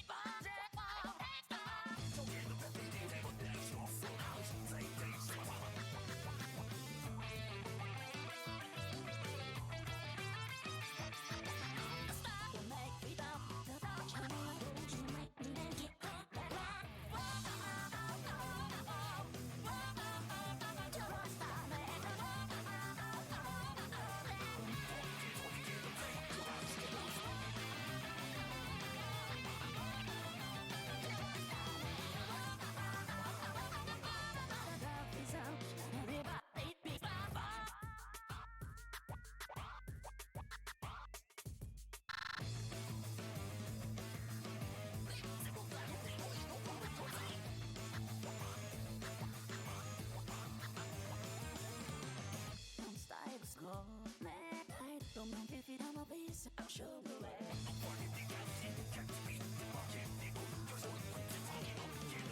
Don't style, we sound, feel big.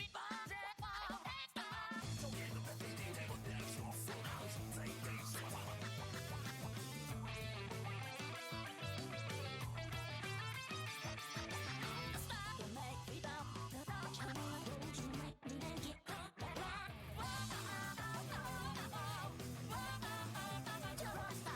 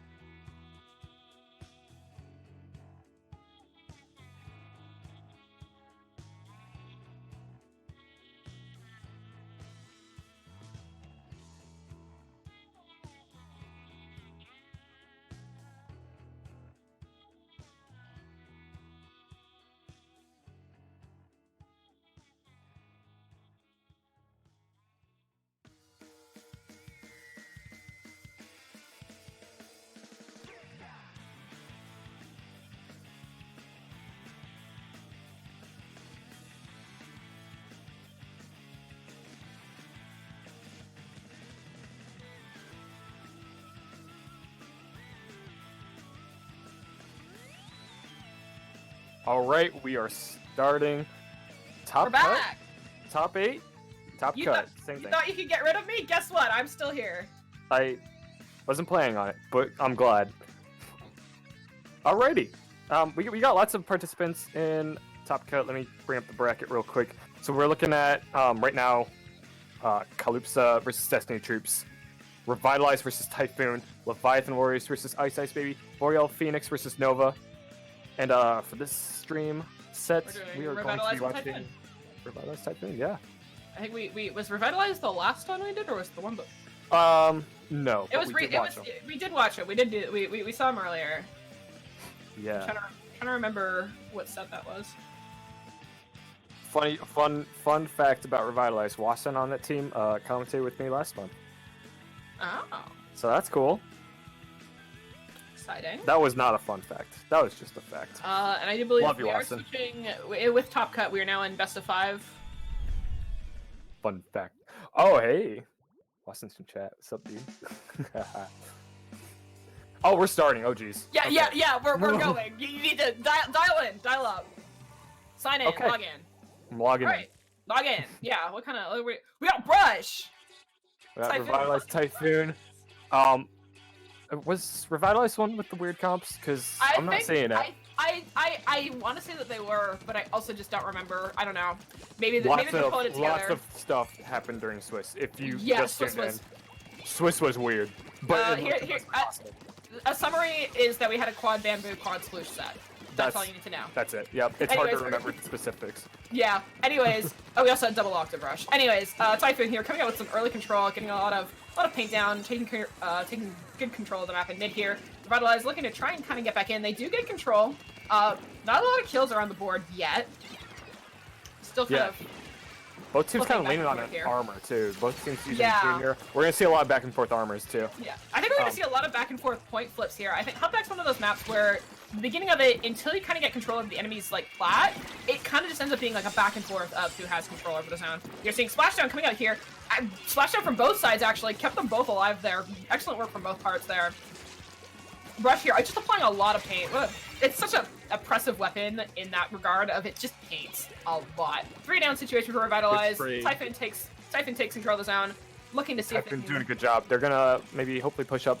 But the Typhoon has a very good control of the map. Revitalize kind of, while they were kind of back and forth taking the zone, Revitalize still has, Typhoon has most of the zone and Typhoon- most of the map. Yeah. Typhoon just also, I'm trying to like, these comps are incredibly similar, just a little bit different. Both the junior and the ballpoint. Not the roller brush mashup on this map is so it's so weird. It's more in the roller's favor if I had to like put it down there, like if I had to put my brush opinion down. See that situation where Revitalize though, Typhoon's just holding this point, just iron defenses here. Or should I say iron offenses? They're really saying that offense is the best defense, which Yeah. more And or on less. topic of- Yeah, and on topic of comps, I think Typhoon definitely will have a lot easier time like pushing forward, being more offensive, but I think Revitalize is in the favor of being a little more defensive. I'm gonna disagree with you. I think Revitalize with the roller can't do anything in this neutral point. It has no control when there's no paint on the map. Excellent flip there coming out as you see specials popped on Revitalize's end. Ooh, very As they good start to get more control. 2 down on Typhoon's side. Roller looking to get picks. They are quite grouped together. Only 2 go down, but they do keep control of the zone, which is crucial here. Yeah, But no not penalty. for They were long. getting it. Typhoon had other plans. Brush here, picking off one of the players. 2 down on Revitalize. It looked like they came back for a second, but Typhoon just wasn't having it. Typhoon did a really good job kind of securing. Like even though they lost the zone, they took it back really quickly. Yeah, and I'm just gonna bring up my previous point here. With the roller can't do much. See on the situation where they don't really have control and it's just kind of Typhoon painting. Roller can't really do much in this scenario. It kind of has to wait for its team to get control over top mid before it can kind of like go back to excelling. Rush here, getting in the flank, gonna pick up the ball point, pops splashdown and lives through it. Is looking to get a double here. Yeah, this brush is doing a really good job kind of keeping the zone in Revitalize, no, Typhoon's favor. Yeah, we're kind of seeing the other end of that. We saw a lot of brushes earlier that were a lot more aggressive, like a lot of flanking, a lot of But we're seeing on this brush, it's kind of being played a bit more. Brush is a really good weapon. It has a lot of duality. No reference to the team we saw earlier intended. In how it's played is it's a really good support weapon, and it's a really strong flanking weapon. So it has this versatility in what it needs to do at the time, and Typhoon, their brush is really putting in the work in both supporting the team and getting those kills. Only 7 seconds left on the clock there for Typhoon to take this win. Revitalize is trying to come in and deflate it. They do manage to control the zone. They're really close, and they get it. But I don't know. I think it doesn't seem like they don't have enough control. They went 2 down. Typhoon's just gonna come back. That brush is still up. They gotta get that brush down. That brush is definitely like on the zone 24/7, not absolutely. And it's gonna be so hard for them to kind of get that brush. It's such a slippery weapon. Yeah, absolutely. It's probably one of the hardest weapons to kill, in my opinion. It's if you play it in that kind of way. If any brush main worth their salt is gonna live in the weirdest situations possible. Here we see Revitalize, however, is getting some more control. They're applying some points pressure now. here. But they're going 2 down, and the brush is coming back to the zone yet again, causing more problems. Do it. Turning what should have just been a death into a trade. Maybe I'm just biased, but we're seeing some excellent brush gameplay this Lots match. of jumps. Good job on the Junior's part for staying alive too. Now the teammates are back. I think this might do it for overtime. However, lots of people going down. I think Typhoon has an easy opportunity to just cap the zone. I think here comes the brush though, coming in to paint the zone and take control in overtime. That'll do it. Excellent match though from both teams. I think honestly, I think Revitalize. I think the comps. I think Typhoon just kind of had just a little bit more of what they need. Like, it's not that like one comp was like better in just like terms of like on its own, but I think that Typhoon's comp, it kind of almost countered how Revitalize was trying, what Revitalize was trying to do. I'm sorry, I'm looking at the maps again here. Am I really seeing Moray, Walleye, and Arowana? I'm not like Piranha that can slide. That's a Rainmaker Piranha. That's fine. But Moray tower control, Walleye Rainmaker, and Arowana Clam Blitz. Okay, Arowana claims. No. Yeah, that's. You did this to me earlier. Oh my goodness. That's bad. It's bad. No. I'm agreeing with you. Bad map, bad mode. Don't like it. Don't want to see it. Well, I don't. Okay, I hate the map, but for that mode, it could be definitely worse. Yeah, I think it's not. It could be tower control. It could be tower control. You're right. But it's not. Instead, it's more. No, tower control's on Moray. Yeah, let's just. Also, not an excellent thing to see here. Yeah. I don't know if we're going to continue to see the ballpoint. I know it's a strong pick. We saw both teams pull it out there in the first match. I'm going to say that we might see someone opt for a charger pick here, though. Just because of the map. The brush did a lot last map. However, yeah, that is... What do you feel about this map mode? Oh, I love Moray on brush. Okay. I hate Moray in principle, but Moray on brush is fine. Because you have enough mobility to kind of... the world's your oyster on Moray Towers. You kind of just walk anywhere, and that's someone else's problem. Because it's a lot of narrow space, and brush just kind of maneuvers well.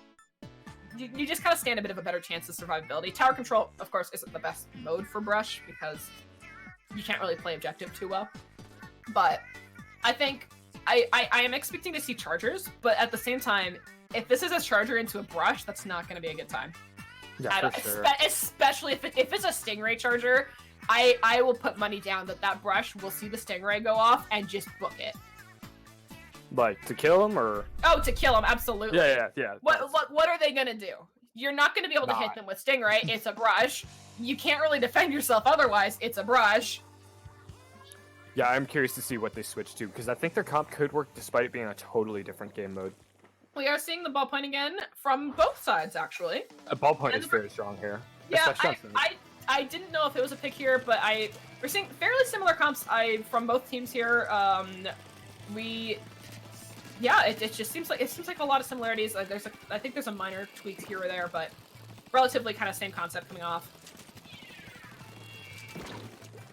Yeah, we're seeing Revitalize kind of definitely taking their snipe, and Typhoon spread out, very spread out. I think they just want to be able to identify where players are, and maybe they can go help each other when needed. They have a lot of mobile weapons, I think, and they're gonna have to be playing around that. I'm really curious to see. Good point. Really curious to see if this brush adjusts. We saw the brush playing a lot of support, a lot of painting. this isn't really the map mode for that. This is more of a flanking, high kill potential map for Brush, and I'm curious to see how they adjust to this map mode. Seems to... Very good kills by Typhoon.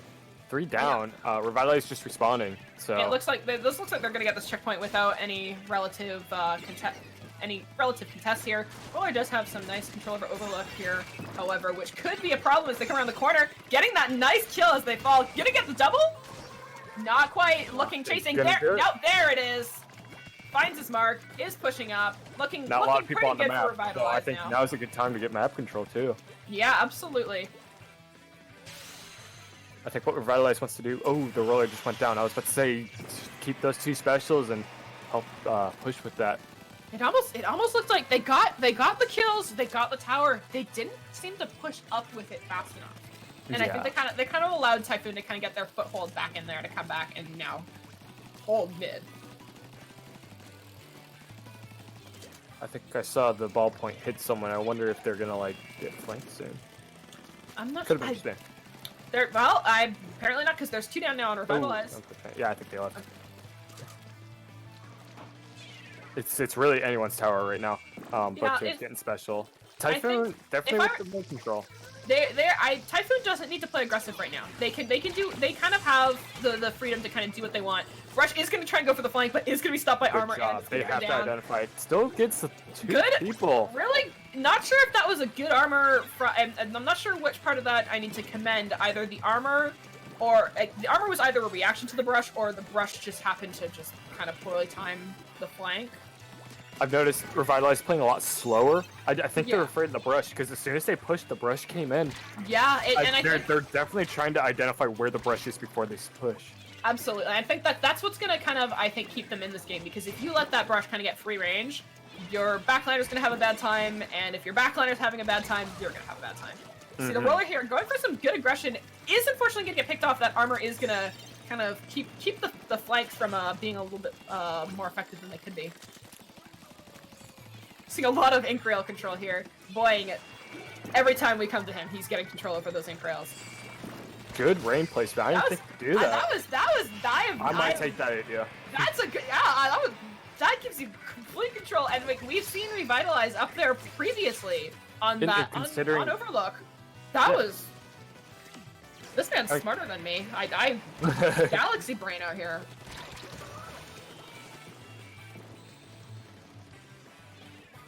I think Typhoon. This is looking no, like Revitalize starting to push in a little bit. I think this is going to be their first big push. I think this is the like 2 down, but they're looking to clear this checkpoint. They're gonna. This can be it for them. Revitalize They're like to use their trying. jumps. They have a jump so coming in. I think to this is jump one a of those times where they're kind of just doing, you know, when you desperation push like a checkpoint. They do take the lead though. They get the lead. That's what the desperation does. They get a double. They get a double. This is looking pretty good for them. They're gonna make it to the second checkpoint soon enough, and it looks like Typhoon's kind of off the board as we speak right now. Yeah, they're starting to stagger in a little bit. One person didn't just go down. They gotta stick together. They gotta slow down a little bit. Yeah, Brush, Really good unfortunately, push. we're at that point. Brush does not do well in neutral gameplay. You need to either be losing or winning, and at this kind of weird position on Moray, there's not much the Brush can do. So as we saw there, Brush kind of just fed in, which only worked in Revitalize's favor. 30 seconds left. The poor timed armor from Typhoon. I think they're just getting desperate now. I think this might be their weakness, because right now they're just kind of they're spreading apart. They're starting to I think they're leave coming... the tower right alone. No, like Yeah. they're all going to snipe. They were kind of leaving the tower alone, which almost got them. Now that Brush is back though. No, yeah, Brush is, yeah, I was gonna say, I don't think there's much they can do to play around tower, especially on this map. The Brush needs to be out there. However, they're still doing pushing. Brush things. Yeah, it looks like they're gonna clear the second checkpoint with almost Overtime relative left ease, and Ben but got it. Revitalize does manage to clutch it out in the end there. I'm gonna be honest. I didn't know there was a person there. I just kind of thought they were gonna write up that, but No, they collapsed pretty quickly. That was excellent match all around, though. Very, very close. really good win by Revitalize. I that was an incredibly close game near the end. It was The super roller and the Brush putting in work these games. Absolutely. So next up we do have Walleye on Rainmaker. I have a hard time with this map personally. Like, This is. I feel like the Splatoon 1 maps didn't translate well into Splatoon 2. yeah, They're built around the older specials, and it kind of makes it hard to figure out what exactly to run on. a lot of things people forget about is like Splatoon 1's weapons were all a lot higher range. Yeah, and because of that, the only weapon that really comes to mind on these maps is stuff like Ray, and maybe Booyah because they're like Ink Strike and Killer Whale. But Yeah, absolutely. sorry, I just gave myself like just immediate memories of Killer Whale on Walleye. Just the noise is just like crystal clear in my brain. You know the one. The noise know that it all means, too well. oh goodness, the noise that you hear right before you die. I Yeah, think but- Killer Whale noise and is the same energy I think in Splatoon 2 as when you go to like camp a jump and then you see the splashdown circle. Yeah, absolutely. I would argue that's worse, but I am the world's #1 offender for dying to splashdown jumps. Oh. I play like a vulture. So, I don't know. For this map mode, I'm gonna call it same comps. I mean, it worked on zones and tower. I think they got something going here, Yeah. especially with brush on this map. Brush on this map can be okay, and the roller. In fact, I would say it's easier than Moray, so it could be even stronger. Yeah, I think roller, but brush does well also. I feel on this map. If you can flank on the left side, or on the right, I on the mean, right. I meant. you can kind of do whatever you want. This map's That's also kind of what one of brush does. Yeah, I mean, yeah, the brush is the weapon where you just kind of look at whatever is handed to you and you go, nah. All right, we're seeing 2 armors. We do have the Stingray and now. a ray. That That I would was be I fun. was expecting the Ray. And I think that's a good pick here. I think that's as we were talking about, it's kind of those weird things you have to adjust to the Splatoon 1 maps. The problem with Not really Ray, control. yeah, the problem with Ray is it kind of locks you into defense. Like if you have it, you have to keep it. You can't die. And I oh my mean- goodness, Typhoon's already going in. They're They are 15. Goodness me, not Can even a minute in. I don't know what kind of juice you guys all drank this morning that made you guys do this crazy stuff on Rainmaker. Rainmaker pushing juice. Yeah, Rainmaker, Deus Ex Machina push juice. It's giving me heart palpitations. Vitali's doing a good job identifying those flanks. Good on. Very good Zap communication, for- I would assume. Yeah. There were 2 there, and they just immediately knew you gotta stop Yeah. that. 2-down situation, however, for Revitalize, as Both teams now. they're in such a good position to kind of push. Interesting. Take it. I think they're doing the same thing. They're just gonna go. Yeah, Oh, I- the backliners there. That's gonna stop it. No, And the brush. all of them are up on Typhoon's end. Dude. And they were in position. Did Rainmaker just kill that splashdown? I I can't believe that. No, I don't think that happened. I can see it. I can. It could have been I a think. teammate. I think the splashdown was in response to getting hit by Rainmaker. Okay. I don't think this was a situation where splashdown happened and Rainmaker hit it. I think the splashdown. I think the brush was hit by Rainmaker and panic splashdown, which Okay. I understand. I think we all like the panic splashdown. I think Revitalize needs to stop this. Nope, never mind. You need to stop talking. Let's say like Oh, suddenly commentator 2 stars. teammates show up. I think Revitalize. I noticed they're really good at jumps. They have no fear when it comes to jumps, and that's what's getting them these pushes. But they happen But on it's tower also on the flip side, the 2 sides of the coin here put them in a really bad position as they've wiped, and now Typhoon has all this map to. They already have paint down. They already have control. Well, it's worth mentioning because in tower control, what got them that leading push initially was Was the jumps. they were jumping, even though they were 2 down. The rest of the 2 like still This jump. isn't tower That control roller- though. Roller causing problems. Going with the Really oh good My God, kill, I almost considering can't. you're the And the Rainmaker. double. Oh my. We are seeing some excellent Rainmaker carriers today. Yeah, for sure. Rainmaker's definitely been the strong suit in low ink, which is a little unusual because I would argue it's the hardest mode to play. It's Rainmaker is such a. It's one of those games, like, it's just one of those game modes where it's really anyone's game for the entire match almost. 3 specials on Revitalize's side. They just gotta go now. Even though, oh, Fresh killed it. Never mind. I mean, as much as you want to go, you need to make sure you know where the brush is. That's true. I think that's what Revitalize needs to do. Just identify where that brush is. That's like gonna be their goal here. They're gonna keep that lead. They're gonna maybe get a KO, and that'll do it. What is What is happening? Do not ask. what was in the water this one? What did you guys eat for breakfast? Like, these Rainmaker games are just. Splatoon 2. I ate it. You ate the game? I ate the game. You ate the game. Makes you good at it. Oh, okay. I mean, I. Try it out. Oh, okay. Yeah, hold on. Let me just go get my cartridge real quick. All right, bad jokes aside. Arowana Clan Blitz. Never mind. That's a bad joke. Yeah. That's also a bad joke.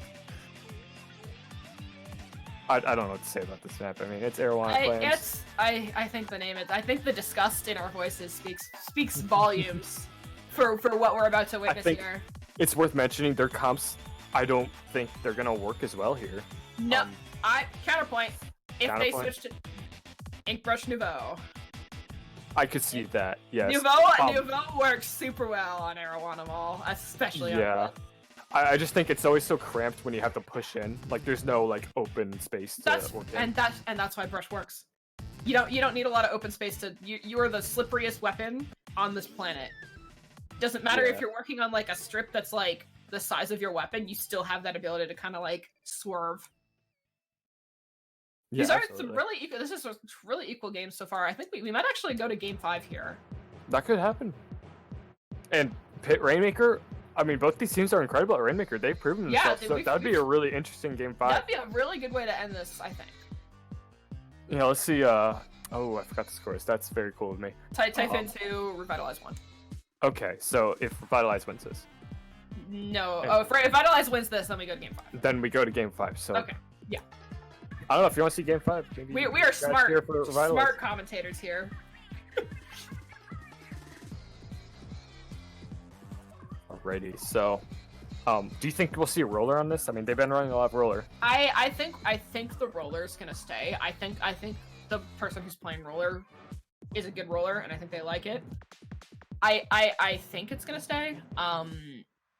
I really hope, like, my fingers are crossed. Please, sending brush telepathy activated. I'm giving you the brain cell. Play Nouveau. Yeah. I'm sending you my brainwaves. I sent you my brush comp. Please respond. I want to see the good old the Octobrush Ink Brush combo, but that's a weird one. What?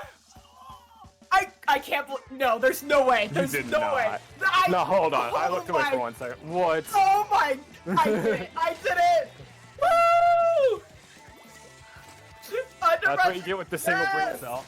I sent them my brush comp and they took it. This is like literally like I was like I want Ballpoint Junior Octobrush Ink Brush and they did. I did this.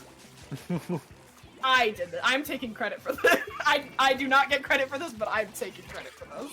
On the other hand, though, Revitalize does have armor, baller, two We are strong seeing, specials we're for seeing this. the crack on roller's back. No, it was back in Moray Towers. I didn't want to mention it like Oh, halfway into the game though. but It's here, and that's what matters. it's here. That's important, here. Yeah, and it's good on clams, so it's worth mentioning. Arguably, Baller's pretty good on clams. Yeah. Oh, they're already pushing. Okay. That That's was a awesome. really sneaky push there. I don't know if it worked out. I mean, earlier in the game, it was nice to get points. We got some. I thought he was gonna start throwing. He got really close. Really had me worried there for a second. Yeah, I don't know if that's gonna be worth. I mean, that's throwing away a power claim. That could have been a much bigger push. Yeah, and it's giving Typhoon also a lot of some points here on the board. The brush, one of the brushes. I have to now specify. One of the ink brush is down. I think ink brush is going to be kind of one of their key ways to kind of get. I think ink brush with the armor is kind of be their wedge in the door, the foot in the door that gets them in. Noticing this roller's having a hard time working around the lack of turf. I think once Revitalize gets turf, that's going to be it for them. Oh, Ooh, dies with the ball is super unfortunate considering they have armor as well. But they still get the push in. If they can get more claims in, that will do it. Good lead. Almost shutting that booyah, but not quite. Gonna get to 65. That's a pretty good lead. And they're wiped. They can keep going. No, they can't. Wrong team. Happens to the best of It's us. always so exciting. I thought they Yeah, like, oh, I was wait, like, oh wait. But no, now it's a great time for Yeah. Revitalize. They got 2 clams. They're Have a gonna lot get of turf. specials. A lot of turf here. Definitely. Armor and baller. They're gonna pop it. They're gonna do it again. Roller. Ooh, nice Ooh, jump. really from good, really Roller. good. Really tight. Jumps coming in. I think it's too far to Coming throw in from there. Roller applying more no, I pressure. think it's Gonna good, I get think it's another good. kill. It's good. It's good. Roller applied enough pressure for that to work. It is Are a they gonna two-hit get the other situation. clam? They Good get stuff. the lead. And woo, Good that jump out. That was a real sneaky jump. Launch your buildings. Let's see how Typhoon decides to respond to this. Yeah, I'm interested. 'Cause Typhoon, has, They are outranged. they're very aggressive too. The brush does a great job keeping mid control and flanking. They can do it all. Just don't get outranged. That's kind of their weakness, right? Yeah, and I think part of that's going to be positioning. Part of that's going to be just like general coordination.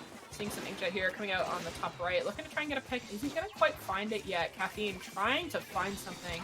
They just need to get another one down. I think they have a push off here. Boying's trying to get into position. He's so close. Is Was gonna get picked off alone, by the other ball and that's a point. bad spot to leave the clam, unfortunately. Yeah, but remember they have a lot of mobility. Rush They is do. okay.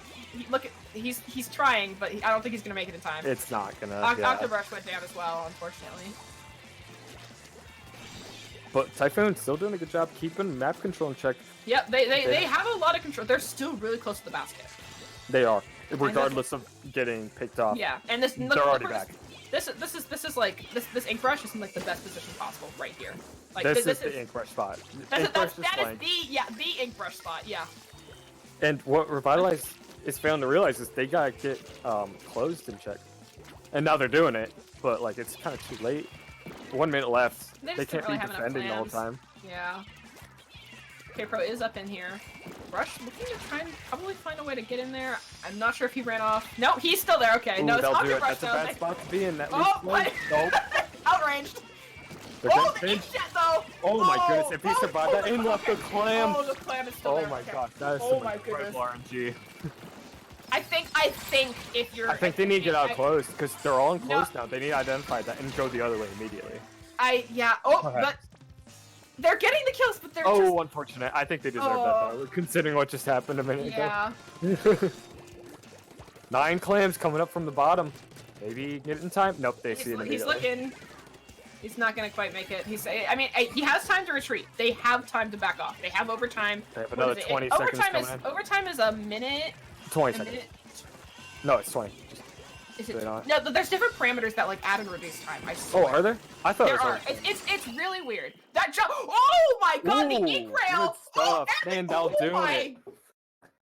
What a way to Incredible win. comeback. What a way to win. Very, very interesting set. That was what a way to end that. And yeah, incredible. I don't Typhoon, think- I know we won game 5, but that's a great You way to you end it. get Typhoon. You made up for it with both the comp, and I don't think I've ever seen an overtime be broke through the ink rail like that. I always fail to realize the ink rail that was there. I feel like Revitalize kind of had that situation where they forget the ink rail's there. I think it's just one of those things. It's kind of easy to forget because it's so hard to utilize because it's practically in the other like the more often than not the backliners on the top left, right? Like that's where you guys tend to stand. Yeah, and it's so easy to get so focused and closed Yeah. that and- like you fail to realize it's there. Yeah, and so like getting to that point in the first place as the enemy team is incredibly difficult.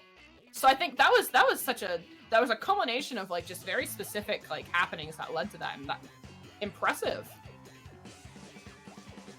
Alrighty. Well, after that set, let's hope it keeps it up while we prep for the next round of Top Cut.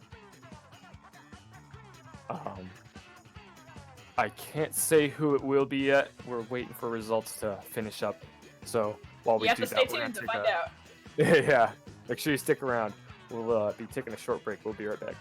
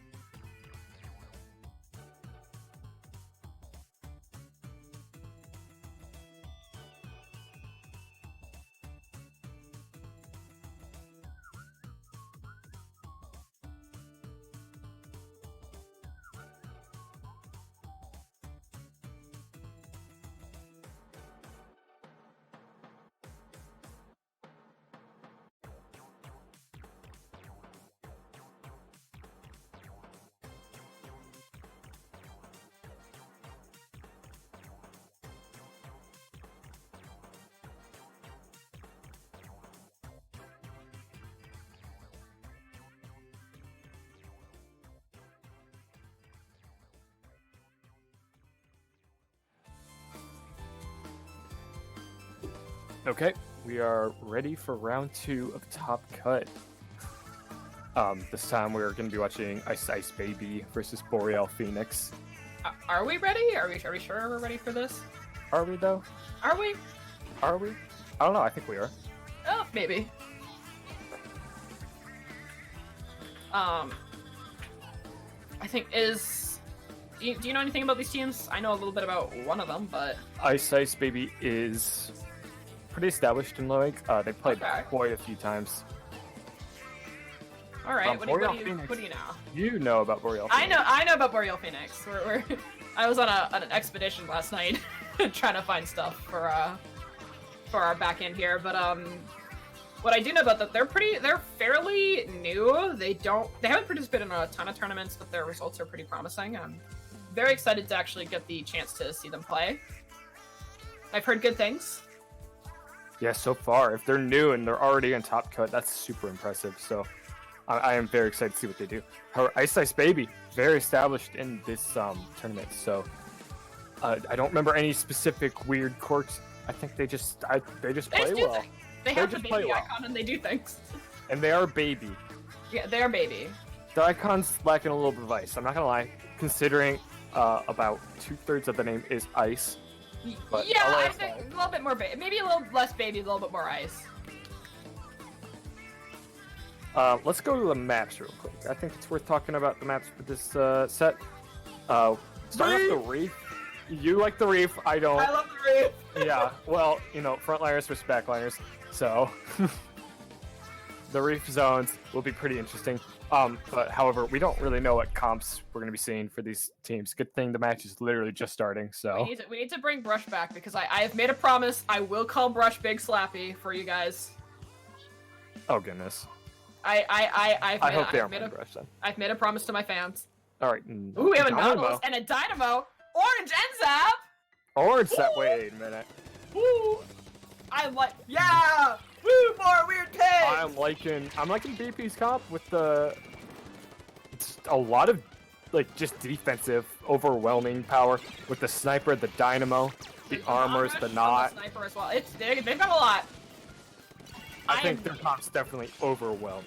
I'm in love with the Orange Enzap pick though. I gotta admit.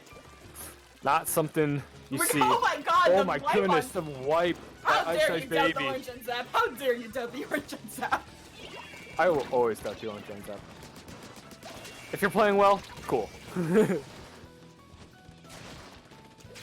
I don't know, Ice Ice Baby kind of falling apart a little bit with this Incredibly good defense start. they're trying to do. But yeah, regardless, good start. Boreal Phoenix just wants to get the zone, get the penalty up.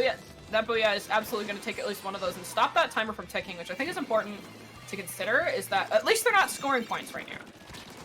I think what Boreal Phoenix wants is a lot of map control. Because once they have that, I think their comp is really going to shine. Yeah, absolutely. I think once they get control, it's going to be kind of hard to uproot them, but until then, they kind of have to get there. Mm-hmm. Seeing some specials coming out from the side of Boreal Phoenix. They do have armor on, but the missiles did just come out from Ice Ice Baby's side, so there's not a lot of opportunity for them to flank or anything. They did get control very briefly, which does put the penalty on, which I think is very, very important here. They do, and with the full control here, ends up going down to Dynamo. Now we're gonna kind of see this team comp shine as they start to kind of get more control over the map. It's gonna kind of be like weeds. It's gonna be hard to kind of pull them out, but Yeah. they did just go 2 down. But they're keeping the zone. They're still getting points regardless. They're holding it for a pretty good amount of time here. Popping the armor. I don't know if this is going to help them too much. There's a little bit of a panic. But Ice Ice Baby looking to push up a little bit.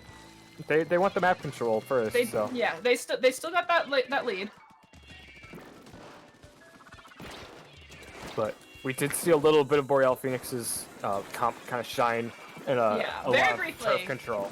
And Very it worked briefly. pretty well. Yeah, I'm kind of scared excited to see how it'd be kind of in full swing. We are seeing the bomb rush here coming up from Boreal Phoenix as they try to get some turf down and get control. At least they get some kills, get some picks, trying to get some paint down so that they can at least stop the points from being popped. But yeah, coming out from the Dynamo, 2 down on both sides, making this an effective 2v2. Dynamo on bridge would have been strong, but he does fall, unfortunately. We are seeing a fight here on the edge of the map. Here we have a flank coming in.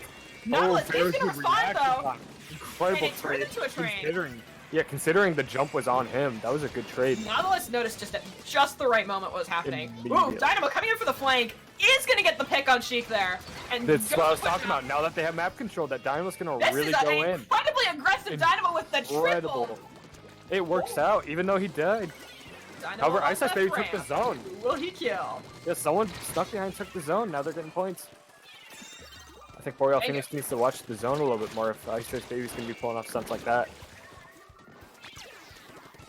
Oh, That does unfortunately almost- go down. almost makes it out there. They do have the armor on their side now. 2 down on Ice Ice Baby. They gotta watch Things the are- zone. Someone's on it. Not quite. Yep, there it is. If they keep rushing zone, however, they're going to put themselves in a really bad staggering position. And with how we've seen this Dynamo playing before, I think it's going to end up being a lot more in their favor. Sniper went down. I wonder who could have taken that out. Dynamo popping Booyah over at Tree. Dynamo on He's bridge like, is gonna be good. oh, Runs and the over. roll kill! Unfortunate on stream. Love to see And- it. We are seeing some points going down really quickly. I This think Ice Ice Dynamo- Baby needs to go in. Oh, Oh and- goodness. oh my! Every time Nice kill. Godzilla is just. Oh, Ooh, my- they need zone. They can't get penalties right now. They want the win right now. Cypher's on the zone. It's so They close. gotta get It's someone so else close. on. The bomb rush coming out is They gonna. just gotta get it. Dynamo needs to be on zone. It's so close. Very good secure win Excellent. by Boreal Excellent Phoenix. special there coming out from that sniper. And like I said, Boreal Phoenix, once they had the map controlled, they were in. They had it It's- secured. They have. I was not expecting this Dynamo to be that aggressive. Oh, for sure. You But, always like, think they're look gonna at- sit back and just Oh kind of keep yeah, zone. but with the but- Charger and the Nautilus already being like Nautilus isn't really a backline, but the Charger being the effective backline, Nautilus kind of providing that midline support. That Dynamo just went. Absolutely. Absolutely are phenomenal to watch. Very exciting. TC Piranha up next. This is a map you really just gotta learn. Yeah, it's not. But- I out of all the Piranha Pit maps, I think this is probably one of my better. I like it a little Yeah, bit for more. sure. Definitely not excited about the Black Valley coming up though. Yeah, hopefully. At least it's Rainmaker and it's not tower control like before, but still. Yeah, but on topic of Piranha tower control, I think I that think- Dynamo's gonna be strong again. I think I think think the it's comps coming could back. work. But also, now that we're saying this, it might not. They probably won't, but I'd like to see it. I'd Just that love to see Dynamo it. Love to see it. with the knot. They're I- incredible players. I think that comp works very well on this map that's coming in. hmm The one thing that I knew about Boreal Phoenix coming in is that they have really good mechanical skill individually. And I think we really kind of saw that shine when we were watching Godzilla and the Dynamo there. But regardless, Ice Ice Baby definitely going for the more turf control in the last Yeah. map. I don't know I if it'll work here. I think they're going to change things up a little bit. Hopefully. I don't know. A good amount of turf control can ruin your day on Piranha TC. Absolutely. It's that map is a lot about kind of keeping control of the two definitive sides, and depending on like where the tower is, having control of whatever's like better for the moment. So I think the turf control would favor them here, but I agree. I do think we're going to see a little bit of a comp change now that they kind of have seen Boreal Phoenix's comp and how they play. They can kind of make adjustments to that. Yeah, absolutely. We should be starting real soon. Oh, there it is. I am really We are- curious to see and how we're Ice off to Ice the Baby. races. Yeah, I'm really curious to see how Ice Ice Baby responds to Boreal Phoenix's semi-unusual comp.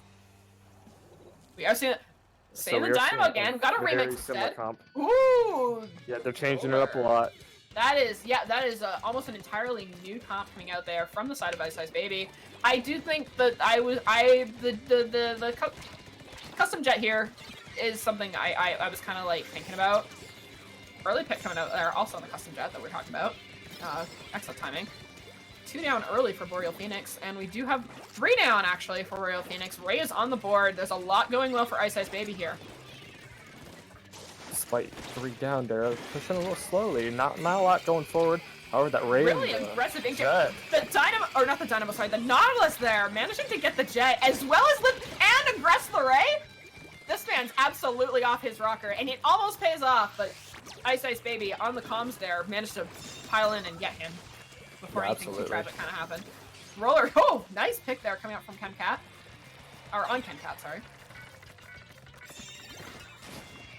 I think what both teams want is to get past that elbow. The elbow is incredibly hard to get past. Yeah, this is kind of like that weird, difficult part of Piranha Pit. This kind of relies Two on having a lot of specials. control. Too special. Someone has to get on tower. No one's around the elbow either. Tower Rider needs some support. That raise effectively forced a lot of Boreal Phoenix kind of out of position to deal with the tower, but at the same time, because their tower rider went down, it didn't end up being too catastrophic. You do see 2 down on the side of Boreal Phoenix. The remix, incredibly Going for impressive a flank? positioning, isn't Interesting. gonna quite pay off. And slowly but surely, SS Baby is pushing. They're keeping a good offense despite the points that they're kind of lacking.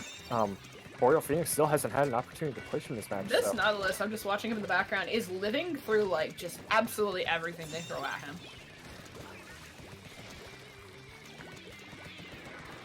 Popping the armor on Boreal Phoenix's side. I think this is their time to turn around the match and take the tower, Here especially comes with the Dynamo. Godzilla with the Dynamo. He's looking for Ooh, the kill. popping Not armor Ray and though. Ray. Oh, That's gonna do it. such a tricky spot to kind of dodge Ray there, as you kind of have to go into Slick. Regardless, 2 does that. down with the Ray. Incredible kills. Really, really nice, good definitive Ray there from Armada. I'm gonna try and get a pick on the Dynamo. Is gonna make it out though. I think what Ice Ice Baby needs to do is just push ahead the tower more. They keep leaving it as soon as they're trying to push. Especially with the Ray going on. It's kind of hard, I think. They need to, in this situation now, there's a 3 down. So I was just gonna bring up, they need to get just more than gotta 2 go, people. yeah. They need to get more than 2 people to kind of get past that checkpoint, and this is the first time they've kind of had that. And they're kind of proving my point as I'm saying it. They do have Dynamo's in armor a on. really good spot. He doesn't quite get the direct there. It looks like he's almost playing a little bit safer. I'm not sure Yeah. if it's because of the positioning that they're in, I or think- if it's just the map. They got like the high ground. They want to keep it. Yeah. Unfortunately. That almost Really went. That remix almost went down. That almost turned out in the favor there of the. Royal Phoenix starting to push. That Ray's a little early. I'm not gonna lie. It might be Yeah, up. it. One things- down. No, It's hard to one say down what's each going to game. happen. And behind. Oh, that's a bad spot. It's really Yeah. 2v2 now. Oh, Ice Ice However- Baby taking the tower away. They're not gonna let him Dynamo push. here trying That's to gonna answer slow him though. down a little bit. I think they're having a bit of an issue to figure out who exactly needs to be on tower for Boreal Phoenix. Exactly. I keep They have seeing a them really switch aggressive it out. And I think it and needs to be really- heavy. I think yeah, either heavy or the NZAP. NZAP can ride a tower pretty well.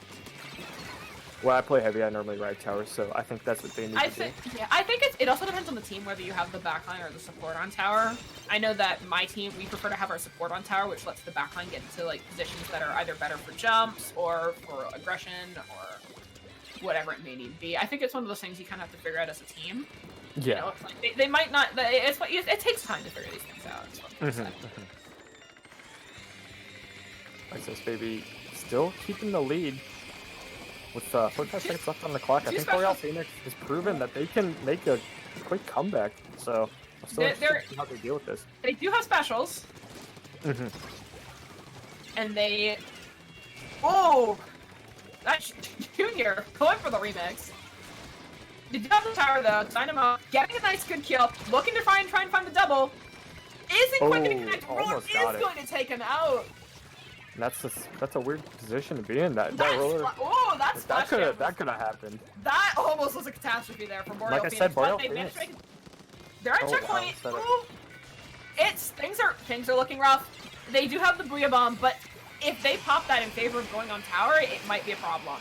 They do have someone else on tower. Booyah Bomb does come off. The Inkjet is forced to back off. Other Booyah Bomb comes off. Is it going to be enough though I'm to get them past surprised this checkpoint? everyone on tower survived. However, they still Ugh. secured the lead. I Ice Ice think. Baby. Ice Ice Baby really. I don't. No, they didn't. Ice Ice Baby kind of had like this, like they were really persistent in how they pushed. They didn't quite make it far, but their persistence, time and time again, it both wasted time on the side of Boreal Phoenix and kind of allowed them to kind of keep that lead because they spent so much time like just kind of hanging out in that weird elbow area. Which it's Yeah. it's kind of risky to stall things out like that, but like if you can defend it, because the only risk really with stalling it out is that they get one good push and just you have to like end up playing really risky at the end to try and come back. But I think what Ice Ice Baby did well there is they stalled for a long amount of time and they held the defense good in the end. I think something to credit too is the comp change they had definitely allowed for more aggressiveness. It helped them push the tower a lot more. Because most of the game, while they weren't like totally pushing, they were playing very aggressive. Yeah, I'm really excited to see what we're gonna do heading into this match 3 on Black Belly on Rainmaker. I think that the aggression on the side of Boreal Phoenix is going to end up paying off a little bit more here, especially because of how flat that center area is for Black Belly, and like just like I think they have a good chance to like. I think the Dynamo will do well here. There's not a lot of height difference, but I still think Dynamo. I want the Dynamo. I'm sending Dynamo thought waves to them. It's like it was like the Octobrush Ink Brush thing from before, the Slappy combo. I'm sending them Dynamo energy. I'd like to see it happen. That Dynamo's definitely been a fan favorite for viewers. It's always a fun weapon to watch. It's so exciting seeing an aggressive Dynamo play. Yeah, for sure. It's such a satisfying weapon to watch, I think, just because of how like heavy the swing is and how hard it hits. All right, looks like we're beginning Rainmaker on Black Belly with a 1-1 score. It'll be interesting to see who takes the lead, because so far this has been a really close set. Is that a squeezer? We have the orange ends up coming back, and we have the squeezer. No Dynamo. Oh, I think that's gonna be their Dynamo player on the squeezer. I could be mistaken. It is not. It's not. Interesting. All right. Well, I'm very excited to see what they do with this.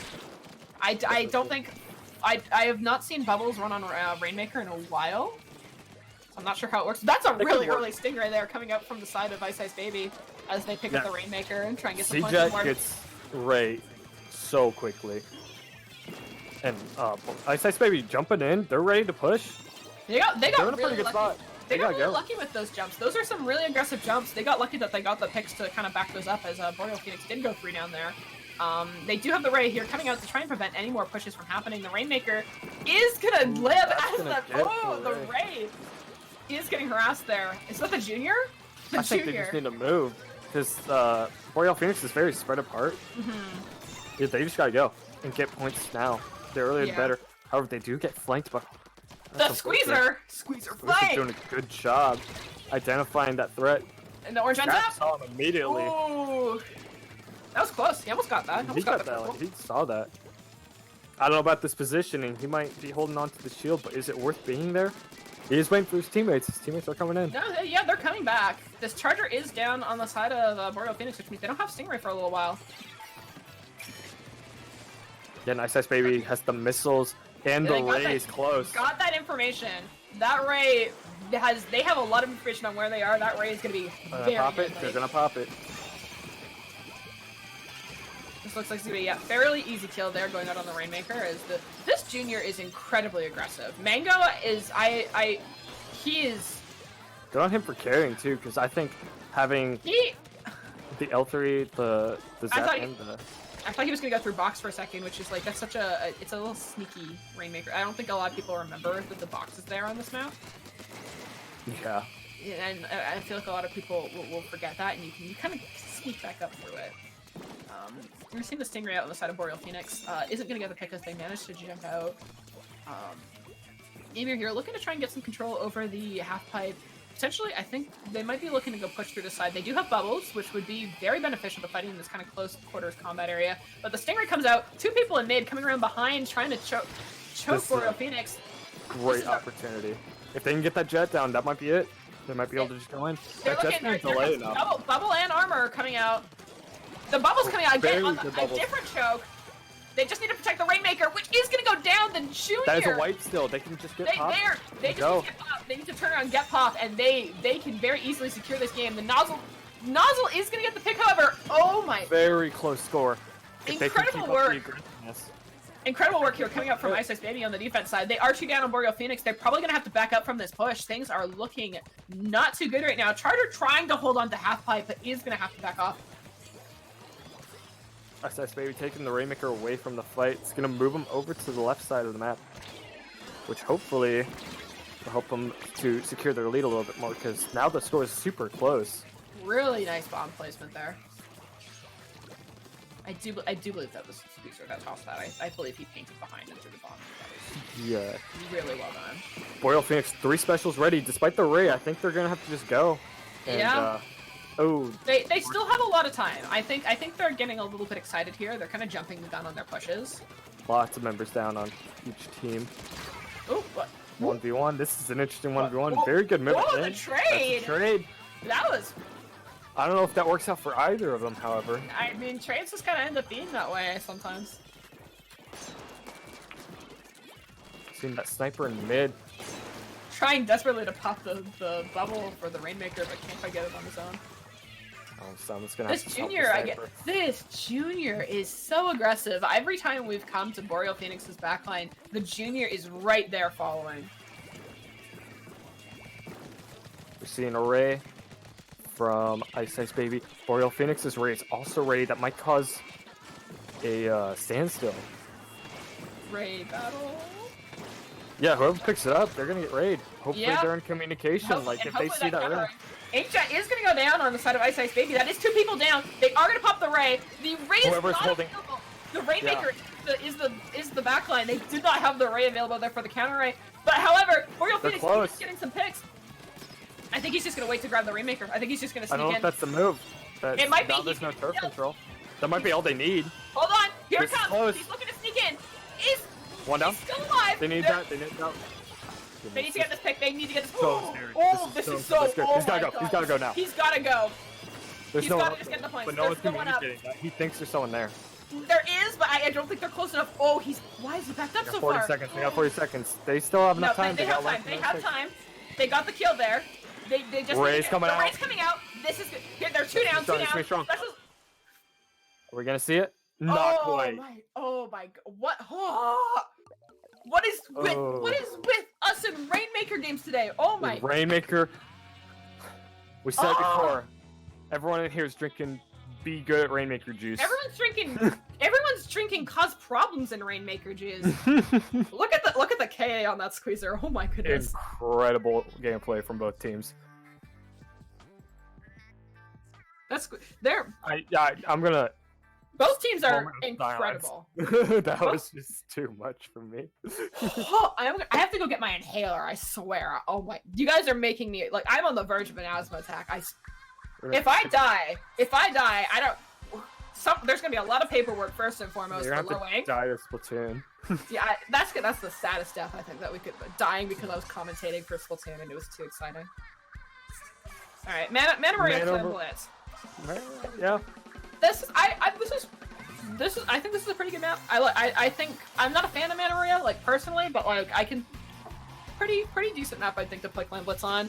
I think we might be seeing the Squeezer again. I think that bubbles are an underrated special for clans. Oh, for sure. Especially on this map with the street. It's really easy to just throw bubbles. It gives you lots of shielding. Yeah, and you should kind of just stand in the center of one. Mm-hmm.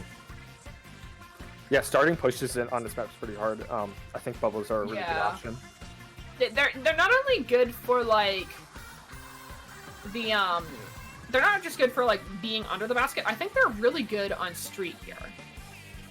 I think a lot of people like don't realize that if you pop bubbles like kind of early into street, you have a lot of control that kind of lets you get through and like get kills. Yeah, for sure. And I would like to see the Dynamo again, to be honest. I think it could be an option here. So bad. I love that.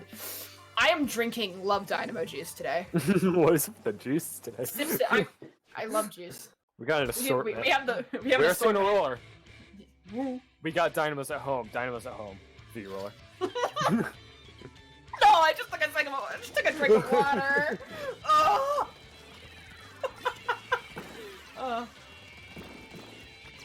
Well, it's the V roller and it's not the Kraken roller, which we've seen a couple times today. You saw the Kraken roller twice. already. We could have honestly. He's gonna do it. Don't do it to him. Don't do it to him. He's gonna do it to him. He's gonna do it to him. Oh He no, did. the armor though. The Is he armor. gonna do it to him? He's did. gonna do it to him. 2 down Boreal Phoenix's side, but it's gonna leave their high range weapons left, so I Yeah, think they can it's still keep up the 2v2. defense. I think And that, this that is squeezer. Clan Blitz. I have faith in this squeezer.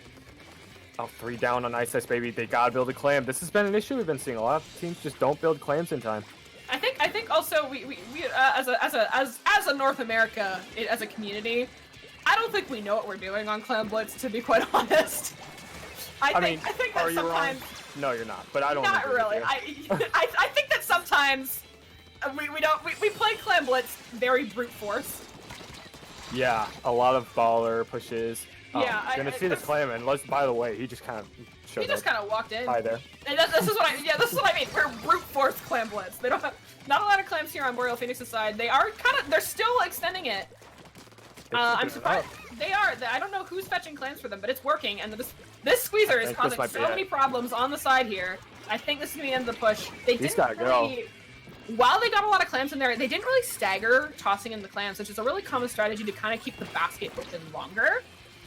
Here's a little tip for you for Clan Blitz. But if you have enough control, like we saw with Boreal Phoenix there, they did have the option to like just kind of gradually toss in one clam and then wait a little bit so that you can kind of keep the timer going for longer. It gives you a couple extra seconds. It doesn't seem like a lot, but it adds up really quickly. Yeah.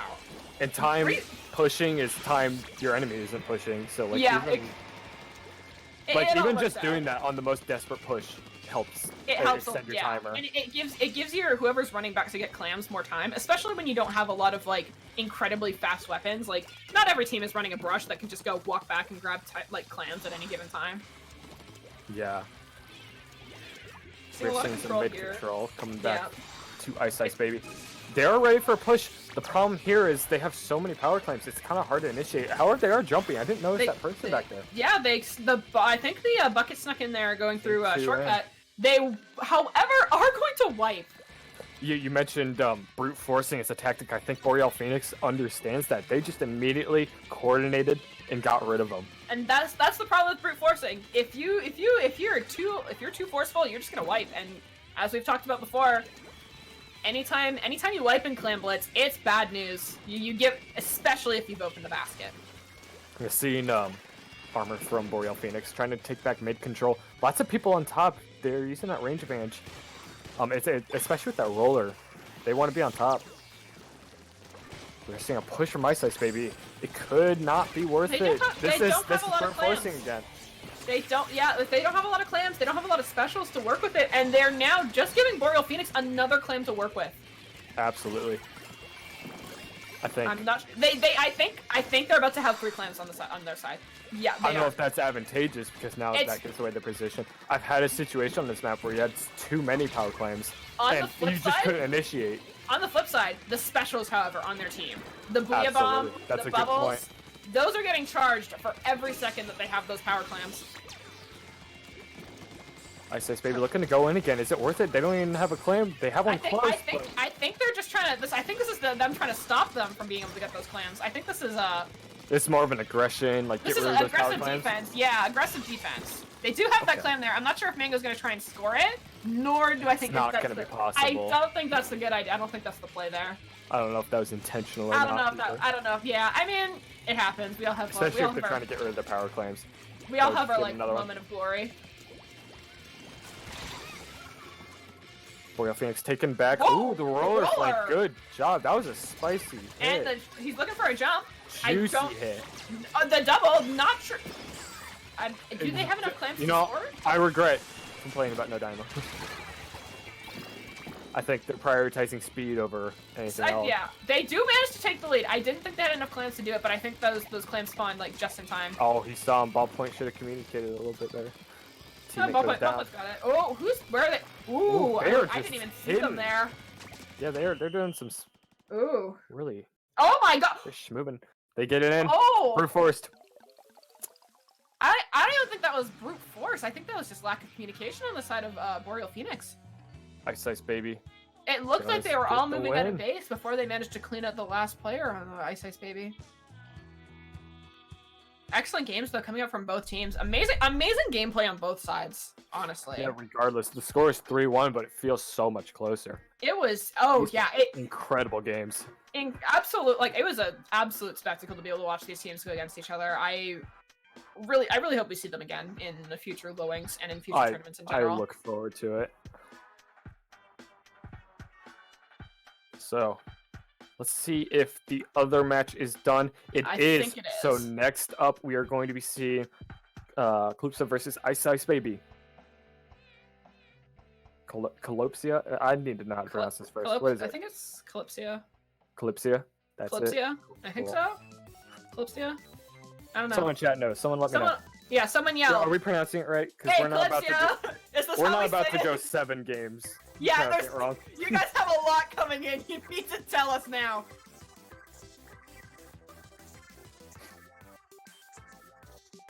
Are you ready for Hey, what are the maps looking like for these 7 games? I'm assuming we're not. You're gonna have to do it. I'm gonna have to talk to them real quick. It is Calypsia. Calypsia? Calypsia. Okay, thank you.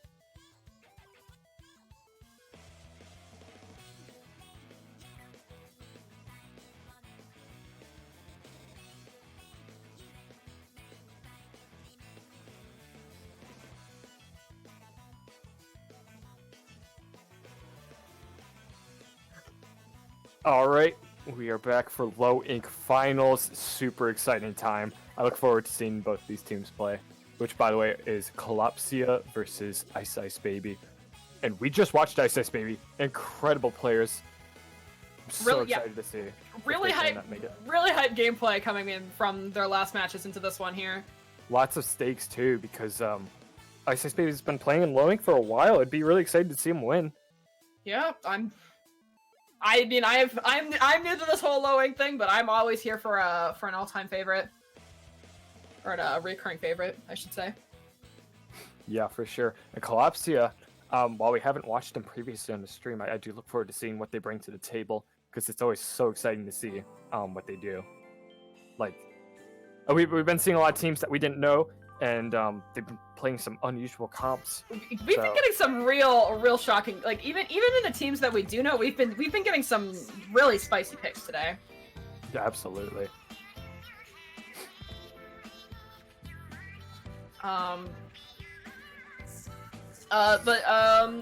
I don't know much about Colapsia. I don't know if you've seen them here before. I feel like I have. I don't quite remember any standout quirks about them.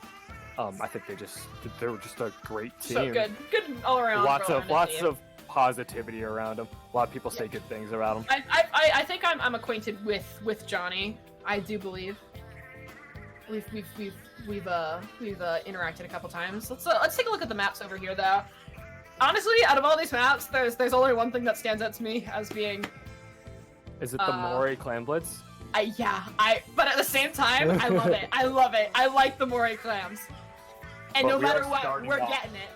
We are starting off on Starfish main stage zones, which is starting right now. All right, But- I'm expecting to see a ballpoint. I'm gonna say it right now. They're not We'll gonna. see if Now it that happens. I've said it, there's not gonna be a single ballpoint in this match. But I'm expecting it. See, no Woo! backliner. I could not have been more wrong. This is super interesting. No backlines from either team. Klopsia Not a in backline the green. in sight. Just two teams vibing on Starfish main Two stage. teams living it up. You know, I'm a backliner. I'm gonna have a hard time commenting this. That's fine. I got this. I know things about weapons. Maybe. Yeah, you know everything else about this game. Where we're going, we don't need backlines. And you know, it's weird because like Starfish does have a lot of good places for backlines to kind of play around. But it 3 is down a on map- Klopsia. No, There's a Ice Ice lot Baby. of aggression. Klopsia doing a great job pushing forward. I There's think a that lot will of give kills us a 70. happening. This is gonna be a super fast game. I can call it now. No backline, lots of quick weapons. This match is gonna be a blood. It's gonna be a bloodbath. There's gonna be for sure. so much fighting. Klopsia doing Klopsia- a good job keeping the zone regardless. They're These gonna have to shred those are bubbles. gonna Those bubbles bubble. are gonna be a problem. It does look like they're gonna be able to hopefully hold the zone, but Two all specials. those missiles. Yikes. Ooh. And that's what this match is gonna look like. They just got wiped. Seen some jumps coming in, but Ice Ice Baby all kind of coordinating, staying on the zone, keeping it. Looks like they're just gonna charge specials on Colapsia's side and try and look for a way to find back in. They did get a pick onto the K-shot. 10 missiles coming up. They have locations. They are gonna be looking to go in. Tetris do go down. Slosher looking to try and get a pick is gonna go down to the. I didn't even know what got him there. I think it was the junior. Yeah, I believe so. Klopsia definitely going for more unorthodox just approach. Like they're not Yeah. playing slow, they're going straight to the zone. Unless No I stand map corrected, controls, right? this is the junior that we keep seeing that I keep saying is incredibly aggressive and it pays off. Yeah, for sure. Everyone is everywhere at once. This is just absolute. It's madness. There's so much. The specials are getting popped. There's so many. There's like 3 fights happening. This is. And still, it scores super close. Klopsia just got rid of the penalty. They're gonna start getting points, but Ice Ice Baby coming in right at the nick of time.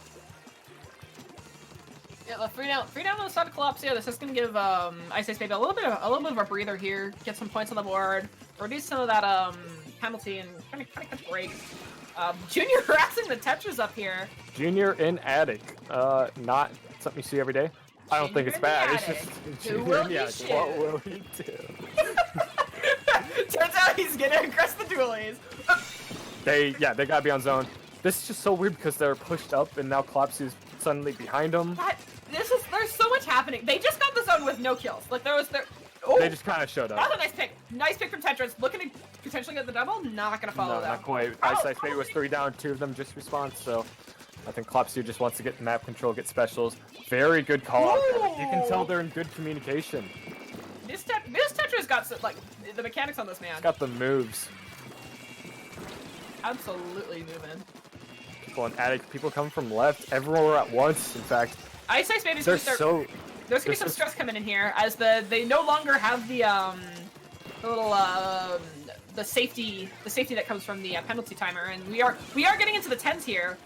Not a lot of time for Ice Ice Baby to do anything. There's Oh, no but the specials bubbles, for the them. bubbles always kind of do it. Oh, they got rid of No, them. Good job. they- They learned from their mistakes. Excellent work there from Colapsia. They Very saw what took them excellent out for for the both first teams. time. Yeah, they saw what took them out the first time on that zone, and they eliminated the threat immediately. you can tell they're in such good communication from both teams. Lots of call-outs. You can tell like teammates going exactly where they need to be to save their teammates. I'm really curious. Really, I wonder if we're gonna see the backline come back or not. Well, I'm trying to think of what. I'm curious, especially I- considering what map is up next, which is Tower. Tower on Sturgeon. See, Sturgeon. Okay, because it's tower control, backline is obviously something you wanna think about. But it's Sturgeon. You could probably go without a backline here if you play aggressive enough. I'm excited for both. I mean, I'd love to see the backline gameplay for your sake, but also as the frontliner of this duo here, I really wanted to see them the absolute chaos and confusion. That is NA at its purest, at its finest. Splat zone, starfish, no backline, fights only, final destination. Final destination. This is the other. There's two ways to play Splatoon. It's either five bamboo versus five bamboo. Wow, 4 bamboo versus 4 brush, or it's just all front line, No all back fight all the line. time. Those are the two. That's where I want this game to end up. That's my idealized Splatoon 2 end meta. We're gonna go to game 7, and it's gonna be melee. Yeah. It's just gonna be a melee game. No items. That's NA Splatoon. That's what it's gonna turn into. That's what. Yeah. All right, so next up, Smash we and are Splash looking was at- a warning. Oh goodness, Tower Control, Sturgeon Shipyard. I am Let's interested to see what. Let's see. they I'm play. so excited. I'm like shaking. There's No no backline? backline. Kind of back. Oh, okay, no, yeah, like, that's a backline. That's a backline. That's a mobile backline.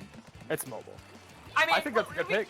We got best of both. Yeah, that's it. I think the Stingray, the mobility. It's I think aggressive enough. Like you can play yeah.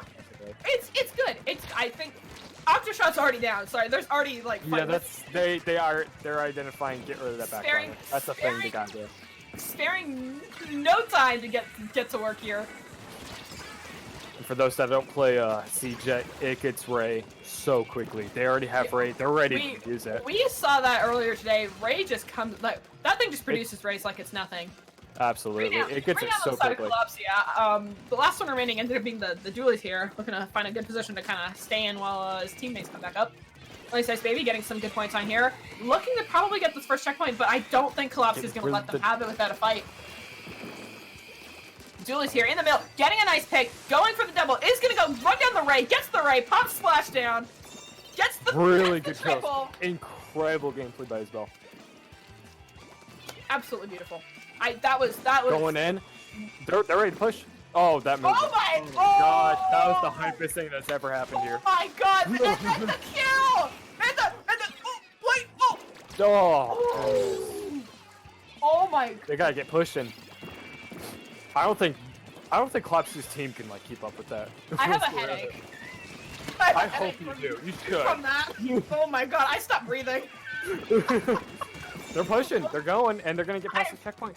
But That was- Ice Ice Baby, remember they have that Ray farm. Easy. I know he's down. I just said it, but like This is my God. I'm in awe of the way this dude Mango. plays. Let's not this discredit dude- Mango. This dude, 3 down.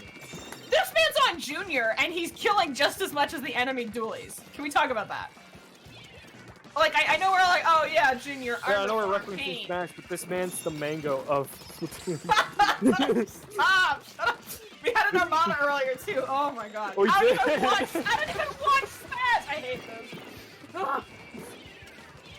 Ugh. Regardless, I think Ice Ice Baby can do it if they can keep that Ray. I Ooh, think that trade down from the roller. Collapsia is targeting the backline because every time I look up, he's been down. Yeah, I wouldn't blame him because the one threat that backline poses to their comp on top of the Ray is the jumps. If We're that, seeing the Ray. I mean, we are looking right at it. I am looking directly at it. But like, He's down. I think this is gonna be it. Splash This down. is- Gonna get him. They gotta watch Looking behind him. they are gonna Good get the kill. lead, but This is they gonna be the lead. don't. If they can't get past the checkpoint, is it really gonna? Could you consider it? I had 2 minutes left on the clock. They have plenty of They- time. They're still moving. They got it. No, they got With the the checkpoint. Ray. Look how They- fast that Ray is. They're Just gonna one get this. checkpoint later. They're gonna get this. There's no way they're not gonna. Yeah. Good that job. Ray, Nexus, that dude. was everything. Just culminated. It was like they were like just a finely tuned machine there coming out from the second that they got that from the second they kind of took that tower down the platform, like that little drop there to the end there. It was just well oiled. Just everything was happening. It was and then just perfect. Such a back and forth game too. That Like, junior. That you junior couldn't has, tell me Ice Ice Baby was about to win after what happened. no, after their match. absolutely not. Absolutely not.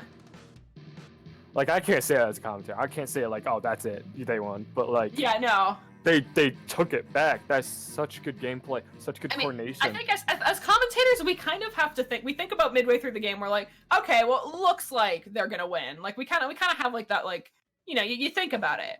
But if there was no way that you would have believed that they came back from that. Yeah, for sure. Especially watching the Tetras. Absolutely, just Yeah, gorgeous. Isabel is like notoriously great at Tetris. I'm gonna remember this. I'm going to see them in the future in solo queue or in a scrim, and I'm going to cry. I hope you do. That's the meanest thing you've said to me this entire time. You better cry, dude. Those Tetris are terrifying. Absolutely great player. I feel like Tetris. I have a little. I have like a personal I have a rivalry with a Tetris player. I think everyone does. No, but Who this likes one's fighting one's. Tetris? No, but this one's it's a brush Tetris rivalry. It's deep. Oh no. There's a lot of layers to it. He's out there. He knows who he is. I'm not gonna name names. I don't know if he's in No, chat, no. but you know who you are out there, Tetris player. I just want to let you know. If you don't look like Isabel next time we fight, we're gonna have a problem. All right, it's very similar comps for a very similar map mode, even though they're Love totally it. different. But both You teams, they worked, even though one team has to win. I think both teams were satisfied with their results, and they're gonna keep their comps. I think these comps work well for both of them. That was honestly anyone's game. It was just kind of a matter of what happened when. I'm really excited to see how this works. Mango kind of looks like he's isolated in the box there. Roller is gonna pick up this kill. Is gonna go down actually. Down. Two down. They do have the Flopsia Rayo. is ready to go. If they do it, Isabel falls. That's gonna slow them down a little bit. I think someone just needs to grab the Rainmaker. That could have been an No, easy. there's point. they're a little bit careful. They have to work against this Ray. There's an armor that just got popped. There's a lot of things that they have to think about here on Colapsia. They don't have the safety of having a backline here to kind of save them if they mess up. Yeah, speaking What of they do- safety of the backline, that Ray's going off. A lot of points though. They got some points off there really well. It was kind of like one of those desperation things where it's like, okay, things aren't gonna go well. We just gotta put points on the board. That's that. A lot of backline are already close to a Ray. I think they're just gonna push soon. I'm so mad that you made melee references earlier because now I see Sheik, I see Armada, I see Mango. All I can. Oh think no, about I is didn't realize that either. Yeah, it's I know I It's a want you Super to Smash suffer. Bros. I want you to suffer with me that we're accidentally playing Super Smash Bros. Armada here with the Ray is trying to save his friend here, but isn't gonna do it in time. But does It's get the revenge Isabel, kill. which is going to be a key kill. That's And another they're gonna Smash, push that's without another Smash Isabel. character. It's gonna get him. Oh my gosh! Stop saying that. Oh. What is the line of distinction here between competitive Splatoon and competitive Smash? I mean, Inklings and Smash. I mean, One's popular. yeah, I know. No one Yeah, really likes it's- playing Smash anymore. I mean, it's kind of like, ever Yeah, since they Smash released. is irrelevant. Yeah, I mean, who really plays it? I mean, like, look at what's going on right here. All right, Excellent kill coming Ray from coming out. And a Jet. That's gonna be a And strong a Jet. combo. And they left the. They're not gonna get in. The Dualies is just moving around the shots there. That is That's about. gonna be a wipe. Oh. They're gonna leave the Rainmaker there, possibly. Well, I Yeah, don't think, now's a I good don't time to get think- map control. Don't think the Dualies are gonna want to pick that up. Yeah. Yeah, Okay. probably not. Ooh, that roller. Excellent pick there. Oh, that's gonna be a wipe on Colapsia's part. Junior's gonna take advantage of that turf power he's got. A lot of back and forth here happening. Ooh, Junior versus Tetris. That's gonna be scary. This junior, like, in He any other knows. He scenario, knows who he's fighting. in He's gotta any get other out. scenario, I would say that the junior loses 100% of the time, but like this junior, time and time again, it's just like pulling on these really incredibly aggressive gameplay. That's It's the gonna- guys. Well, I mean, yeah, but it happens. He was in a position where he was versus a Julius and a couple other people. It's not Oh, looking he's great in for the him, but I there's so much expect him to missile happening right back. now. Roller's Is gonna he get him. Yeah.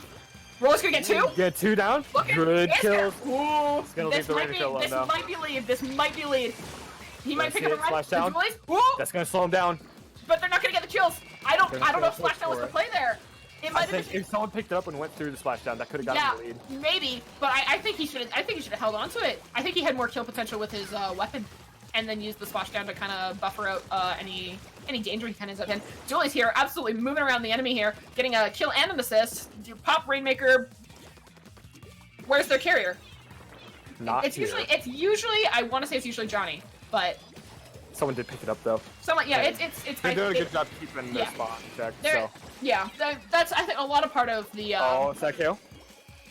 It's hard to see. They didn't show it Oh. on the autocam, but it's close. They I can mean- keep up the aggression. We might not even be on autocam. Remember? Then in that case, everyone blame Loki. But that will get the KO by Isabel. We didn't quite see it, but yeah, whatever. I don't. I'm Very gonna put good in. win I'm on gonna put in my Fox. vote. I don't think we were on autocam. Not at the end there. That looked like a manual camera switch. That's okay. Not to call out our host or anything. With all Not the to call love the in my host, heart. but that was probably one of the fastest endings to a game. So like. Yeah, that was it was really swift. Okay. I know we Very like to focus. good. I know we like to focus on the players with the high KA here, but like, I really think that like, even if they like the players who aren't predominantly getting kills on these teams also play such a key role in like allowing the frontliners to get kills. I think that's something we don't really appreciate a lot. I think, like, I think you understand where I'm coming from. You're a backliner. You don't always top frag. No, I don't. But You probably don't. It's the often. little things. Yeah, it's like, but also you guys get like you guys got the GG raise. You guys get that credit. I'm We get the throwing- specials. We get This the one, jump. yeah, this one's coming out here for all you support players, for all you midline players. God bless you guys. You guys are doing God's work out there. You guys are the reason why we have turf on the floor, because we all know that your K-Pro is not painting. Backline's the key to success. However, Really what we are bold coming saying from a backline player. after the team without a backline won. Mhm. You don't have a lot of evidence to support you right now. Listen, I'm gonna put it out here. If I had to like give like a role, like the MVP award, it's our midline players, it's our support players, it's not the crazy frontline flankers, it's not the backlines, it's the people who are there to be like, I'm gonna play objective, I'm gonna paint, I'm gonna make sure that you guys can go fucking. Oh my god, You are so hyped. I'm too excited. It's a good thing. I've been on like what, a couple months break from commentating, and you guys got me to come back, and you want me to do finals and not be this excited? No, I'm too excited. It's off the rails. Ice Ice Baby seems to be changing up some with their. I believe it's Ice Ice Baby. Someone's changing. We're having some roster changes. Yeah, we're seeing some subs coming, so we're gonna see some player changes, which is interesting considering the next map was Clanblitz Amore. I don't know if they're changing for the map or if they just couldn't play, but I don't know. It could be. I mean, it could be a little bit of both. a little bit of both. Yeah, they are changing 2 players, so it's always a little interesting to see what happens. I do believe that if we were to look at the roster for Ice Ice Baby, they do have one of the larger rosters. I think they're I think they 7 want or to change so up a little players. bit. yeah.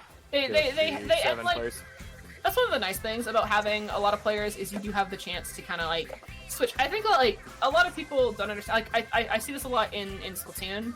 Is a lot of teams have 6 players for availability reasons, and I don't think a lot of people realize that like one of the best things about having a lot of players is you can just be like, hey, our brush player doesn't like playing against this team. We're gonna like let him take a break, let him sit out, pop in someone else, Yeah. It is nice, but sometimes you gotta consider you gotta practice Yeah. with everyone. Yeah. And, like a combination of everyone, not just like Yeah, and I think like one of the things that I think kind of sets what kind of like starts to play in like I think with like the higher level like the metagaming aspect of this is like thinking about which one of your players is gonna do best in a certain situation. yeah. I think It's a very situational thing. It's yeah, a very and complex they, topic. they too. might be switching out like I can think that we might be switching out a player here looking for someone who can play more aggressive to counter the aggression that we're seeing from Collapsia. We could be seeing someone come in who's just like the one way to kind of counter aggression is to slow down the gameplay. And I think like a lot of people will just think, oh, we meet aggression with aggression, and that works. But you kind of have to. You're relying a lot on your mechanics there. I think one of the safer ways to kind of combat someone, so a team like Collapsia that's playing really aggressive, no backline, is just slowing things down and just making them play to your pace instead of letting them kind of control. Yeah, absolutely. So while we wait for Isis Baby, I believe it was Isis Baby, Yeah. to get some subs. Oh, never mind. I believe they're almost ready. Yeah. Let's take a quick look. What map are we playing on No, I next? think they're almost ready. I think they're almost ready. Oh, yeah, oh, they're playing. we're We're just playing. go. Okay, we're gone. Cool Never mind. break. Woo! Oh, right, it's the foreboded Clan Blitz Moray. Moray. Clan Blitz Moray just play. Here's a new take. Clan Blitz Moray is just Splatoon 1 zones for the same map. Like Clan Blitz. I mean, you're not wrong. It plays similar. Now I wasn't competitive back in Splatoon 1. I will say I was a pretty good casual player. I was an S+. I That's didn't not know right. what I was doing, but I was there. I mean, that's how it works. Yeah, I mean, Oh, yeah, Collapsia already coming in. oh my, I'm not sure why they're doing that. I'm gonna be honest, because Let's quick plans. But step hey, back for a that's couple aggression. very good aggression. Let's step back for a couple seconds here. We have Oh, hey, Dynamo. Dynamo. Look at, check that out. Yeah, we like Dynamos. We love Good Dynamos ball. here. This is we might as well like rename this group to the Dynamo support group. Me and you. Dynamo fan club. Dynamo fan club. Population. Population. Eli and JPEG. And chat. And Chat chat. seems to be I don't liking know. it. Chat. Do we like Dynamo? I think chat's liking Dynamo. I don't know. Redeem or nothing if you like Dynamo. They need to get claims. Oh, they have one. Never mind. No, they got a clamp. They got specials. Oh, but they're kind of all, Foster was in the right place at the right time. kind of all in one Very spot. good. Kind of, not That really. Dynamo's gonna help with defense too. I think that's gonna be their key role. Gonna hold the clam that I think signifies their That backline. Dynamo, I think, is that good. I think that's their middle ground between aggression. Ooh. Oh, that stinks. Oh no. Can we get an F in the chat? Nah. That clown. That's unfortunate. Oh. But Collapsia jumping in, they're not gonna waste any time. Unlike us, they're gonna get back mid. Hopefully, No, they're pretty really good. playing it slow. They're gonna. I know. I just said that the other team needs to slow down, but I think Collapsia ended up taking our my advice. But Ice Ice Baby already has 2 clams. I think Collapsia just need to take back mid. They had an opportunity, Ooh. and now they're gonna get pushed. They are gonna score. It doesn't look like they're gonna get the jump in for the other clams though. And missiles coming in. That's gonna stop them. Maybe. That's a pretty effective way to stop. They do get a pick on one of the clam carriers. What's concerning now? What's concerning for Ice Ice Baby is now, first and foremost, Isabel's underneath the basket. Second That's of all, all there's two. fair. Ooh, that bomb You placement. stop doing that. Oh, the Dynamo goes down.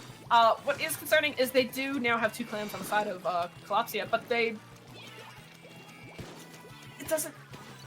They're trying to This get it game's in. too fast. I was like I'm about to say something, and I was like watching the basket like right up. I'm like, ooh, are they gonna get it in?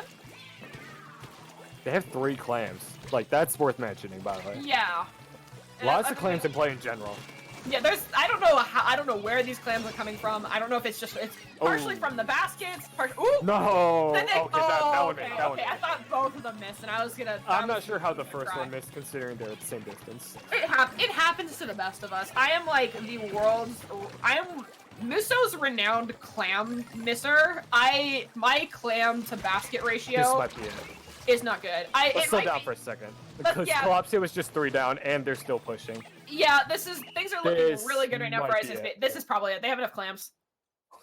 Really, All right. really well played. Yeah, for real. I That think- push was incredible.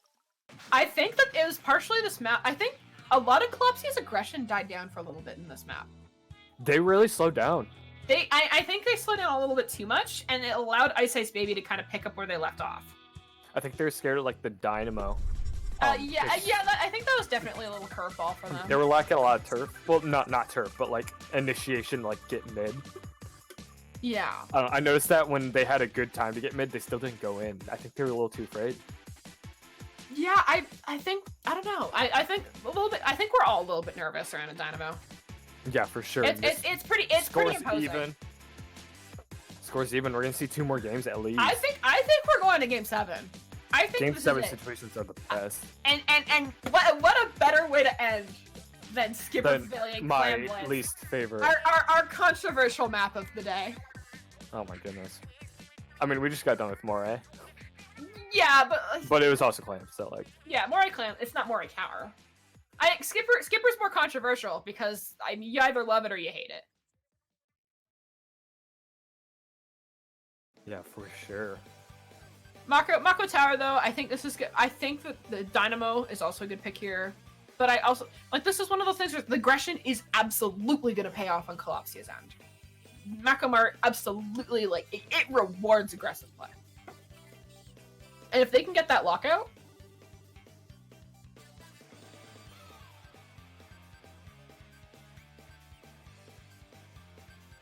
I'm just... The only thing that's coming back, though, I think that the Dynamo is going to do well here. I think Dynamo has a lot of control over stacks. I'm also curious, we might see a Blaster come back. I know earlier today we saw a couple Blasters come in on Mako Mart, specifically on the tower control. I wouldn't be surprised to see it again. Yeah. I think this map's just interesting considering we're going from like the biggest map to like one of the smallest ones. Yeah. But also, I think I- smaller maps absolutely complement, I think, Splatoon 2 gameplay a little bit more. Mm-hmm. Yeah, for sure. Yeah, we talked about this before. The Splatoon 1 maps definitely They're just kind of... definitely they're not built around the specials in Splatoon 2. No, yeah. I So- agree.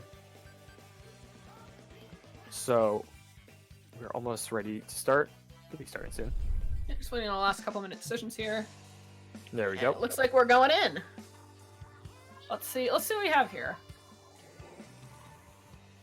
I'm curious if we're going to see any adjustments on Collapsia's side, but it looks like they're sticking to their guns. The Dino is coming back. We do have a Rapid Blaster. My predictions are spot on.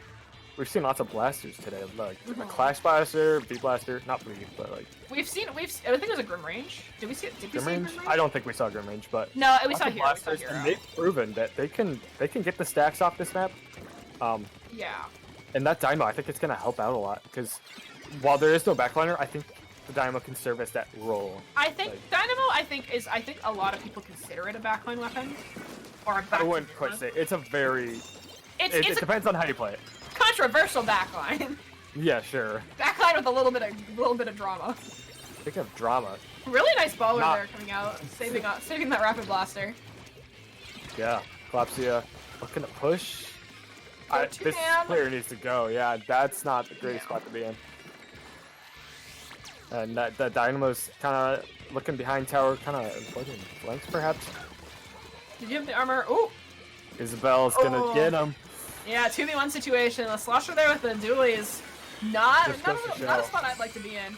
Flash has done a good job keeping the Lots of staying good together picks. people. Lots of good picks with the slosher. Getting the Ray. I didn't even realize they had That Ray. Ray was moving pretty well. 3 down though on the side of Ice Ice Baby. Collapsia looking to probably get this first checkpoint here. Potentially try and secure more. Ooh, that gets one. Probably not intentional, but they got it. And that does give them the lead and pass the checkpoint, which is a really strong checkpoint to get past, considering it's This right is in the front of their rough spawn. one. This Yeah. is like that rough checkpoint here for Mako. Well, they're past it, so now I think it's easy sailing from here. This Julie's trying to get the Dynamo. That's just the Julie's here. Incredible kills. Getting Triple 3 coming down. out. Oh my. Isabel, time and time again, just impresses us. Is it gonna be the quad? It's gonna be delayed quad. Delayed Dynamo's quad. gonna ruin it. The quad was out. Dynamo gets. That's the best of everyone. I think we got a little bit of everything there. They're approaching checkpoint. Hope they can keep it up. Oh, that's a good time to use Ray. Yeah, I honestly, until you mentioned it earlier, I didn't realize that it was a Ray Dynamo. which I I don't was think gonna say, I don't think Dynamo Ray. I always forget Dynamo has a Ray. Yeah, I was gonna say, I don't think a lot of people were like, we know about Armor Dynamo, we obviously know about Kenta Dynamo, Yeah. but then there's the Forbidden Brother. Whoa! Oh! That was a smack down, That was a juicy kill. intercepted. Denied.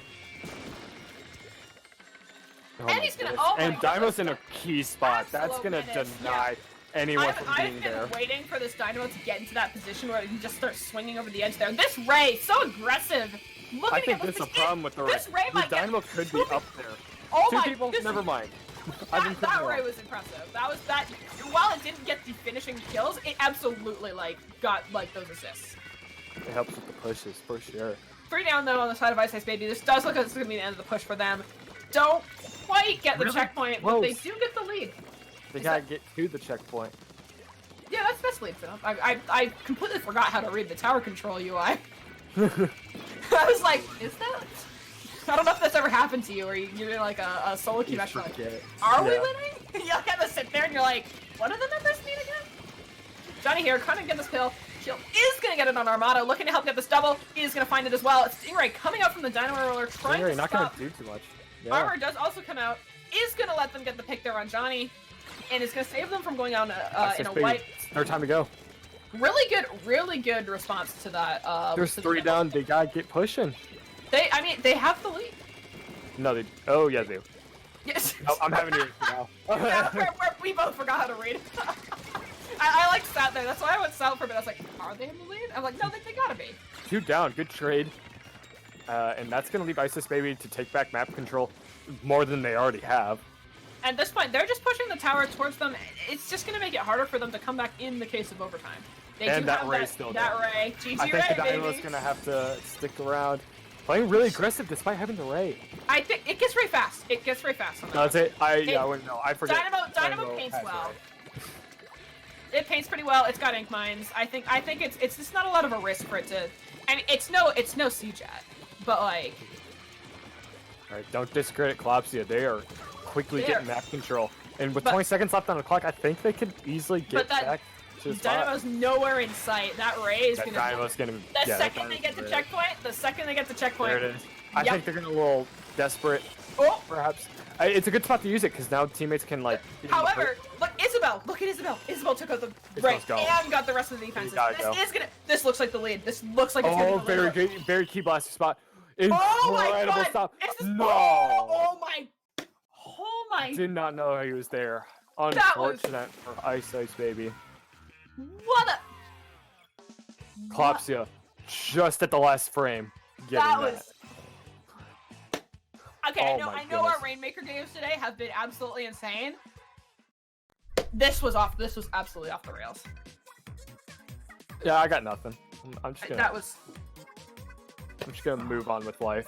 These are some of the most like high stakes, intense games that I think I've seen in a long time. I think we're seeing Game 7. I I genuinely, hope. I genuinely believe we are. This set's got to keep going. Collapsia is going to be looking to close out though. They want this over and done with. Oh, for sure. No, the players don't want Game 7. But yeah, no. I mean, Ice Ice Baby wants Game 7. I mean, Collapsia does not. Collapsia does not want Game 7 whatsoever. I mean, this is slowly becoming more of a bracket of attrition. The longer you kind of go in a set, the harder it becomes. Like, we're not going to see the same tight gameplay that we saw in Starfish, that we saw in Sturgeon. Things are going to start to get messy. We're tired. We've been playing all day. They're going to be fatigued. Going to Game 7, it's a rough time. It's absolutely a stamina game. And I'm gonna be honest. My team, when we played in low ink, made grand finals. It is incredibly stressful, especially when you got Game 7. Like it's so much pressure, and like the winnings on the line. There's I mean, like, as you said before, like, both of these are both reoccurring teams. I'm rooting for both. Like, I don't want to pick sides. I'd feel bad. But like, Yeah, both teams are doing incredibly well. Johnny's in chat telling us to stand flame, stand soda. I suppose. What about Luna? Oh, you need to Stan stop Luna? doing that. And by Luna, I mean Luna Blaster. I mean, we were all excited about Luna Blaster buffs. I suppose. I don't know if everyone was excited for that.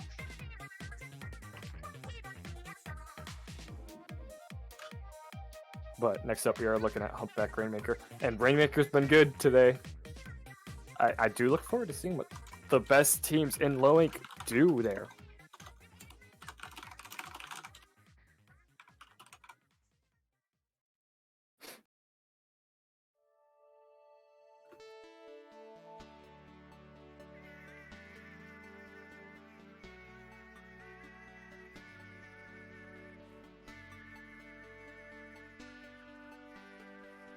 Okay, 1 second. We might. We're getting some of this soon. Oh, There we go. Okay, we're beginning. we had some. Unfortunate technical little start there. difficulties.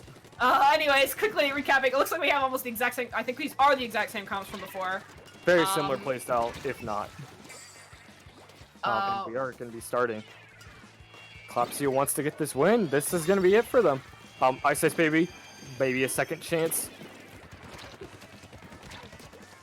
But again, Rainmaker's been incredible in this tournament so far. Yeah, So, I'm this, and also this is the notorious map for like those like weird last second like pick up and run pushes.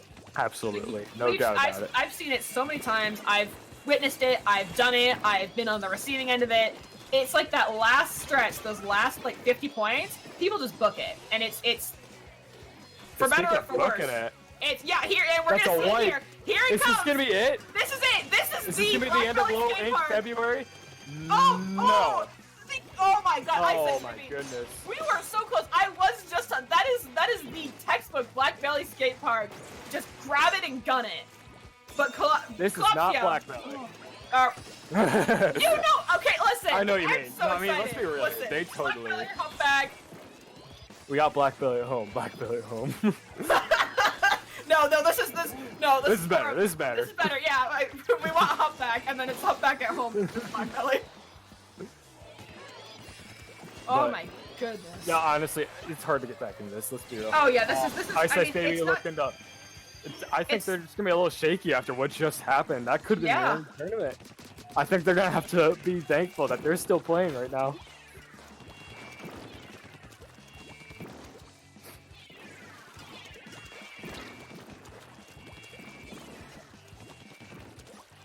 Rainmaker is open for grabs. I don't think Clopsio wants to. I don't think they want to grab it. It's in a pretty weird spot for them. Yeah, this is a Good really- spot for Ice Oh, Ice Baby though. Yeah, they Good communication. this They is- totally coordinated that. Oh, this is such a That's sneaky not a way to good kind of spot put the to be in, Rainmaker though. in.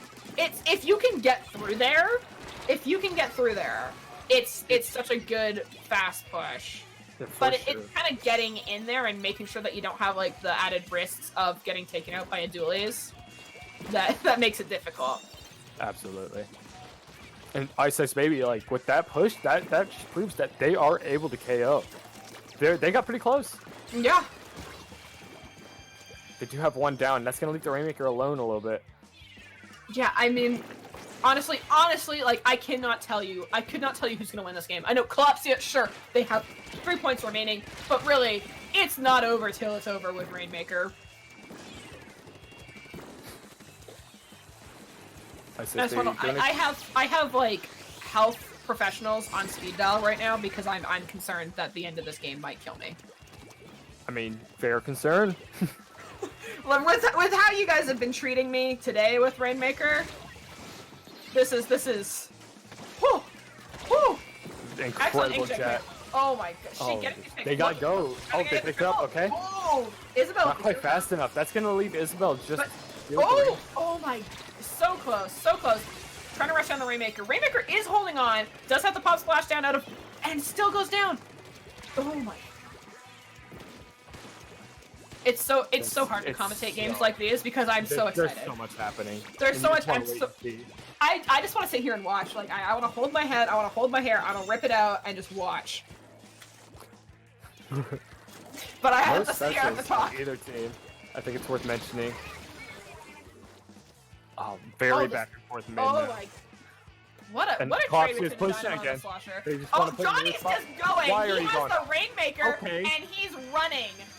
I Oh my. suppose. Splatoon really is just a game about sprinting, huh? You should go. And now it's in a weird spot. And yeah, now, That's now kinda we're, like, Ice Ice Baby's gonna have a hard time coming I back think from they're that. looking. They're thinking about picking it up. This is the dangerous thing about Rainmaker in this. I don't know if they have time to let it reset. I'm not sure if letting it reset is the best thing there. There's only No. 30 seconds left. Oh, they They did. don't have this. control over mid. But also, if you pick it up, is that really where you want to pick it up? I mean, you don't want to leave it there necessarily because like this is the map where people will just grab it and go. We just saw Johnny sprinting, absolutely He running. did it. He knew. Like there were people. I think we should stop so calling far it ahead. Rainmaker, and I think we should just start calling it the 400-meter dash. Honestly. Because that's how we're playing this game today. And we're gonna see it again. Here it comes. Rainmaker coming around the corner. Look at all this paint. I am half expecting They're Rainmaker popping just armor. to take off. They're just gonna take off. Dooley's coming in. Doesn't go down to the No, Dynamo. no, But good the stuff. Rainmaker lives. The Rainmaker's still up. They still have 40 That's seconds just on the that Rainmaker. Dynamo. No, they have a chance. Flame goes down. There's Well, behind, they're getting jumped. They get the You pick gotta up. go. They get the No, pick no, up. no, no, Dooley's are coming not- back. not yet. Oh my God! Oh. They live. Oh my. They gotta go. No, This is a no, really bad they can't. situation. This ball- How much this time is left on the Rainmaker? 23 seconds? That's a lot of time. That's a lot of time. That's good. That's good. That's good. The dodges from Klopsia has armor ready. The Duelists are trying to come in. Are gonna go down. Armada trying to get this pick desperately trying to get this pick just to try and get this Rainmaker in. Is gonna go down. Dynamo getting a pick, however. Slasher's still alive. Just Is leaves rushing the the Rainmaker. Slasher, and that will have Klopsia be the low ink winners of February 2020. What a way to end Oh, it. I wouldn't have this goodness. any other way. We've been talking about Rainmaker all day. What a way to end the tournament. You could. It's always the game sevens, but this may have topped it. You know, I'll take, like, listen, Game 7's whatever, when Rainmaker has literally been giving me heart palpitations all day. Yeah, go see a doctor. Yeah, I'm about to. I'm As glad. soon as we're done this, I'm going out. Oh my goodness. Okay. I've never What a commentated way. Top Cut. What do I do now? Tournament's over. Hey, uh, thanks for tuning in. It was a pleasure to have you guys here. Tune in Yeah, next for month sure. for another low ink, probably. Yeah, I think next time we will this tournament's be monthly, right? Yeah, okay, 1 second. So yeah, low ink March. We'll announce the date later. Eventually. Yeah, eventually. It's And coming. then we want to see you guys play in it. Yeah, Especially these join, Top yeah. Cut players. These players have been absolutely incredible. And Yeah. thanks to the staff. Staff's been working hard. A lot of stuff happens behind the scenes. I've seen it firsthand. Oh yeah, absolutely.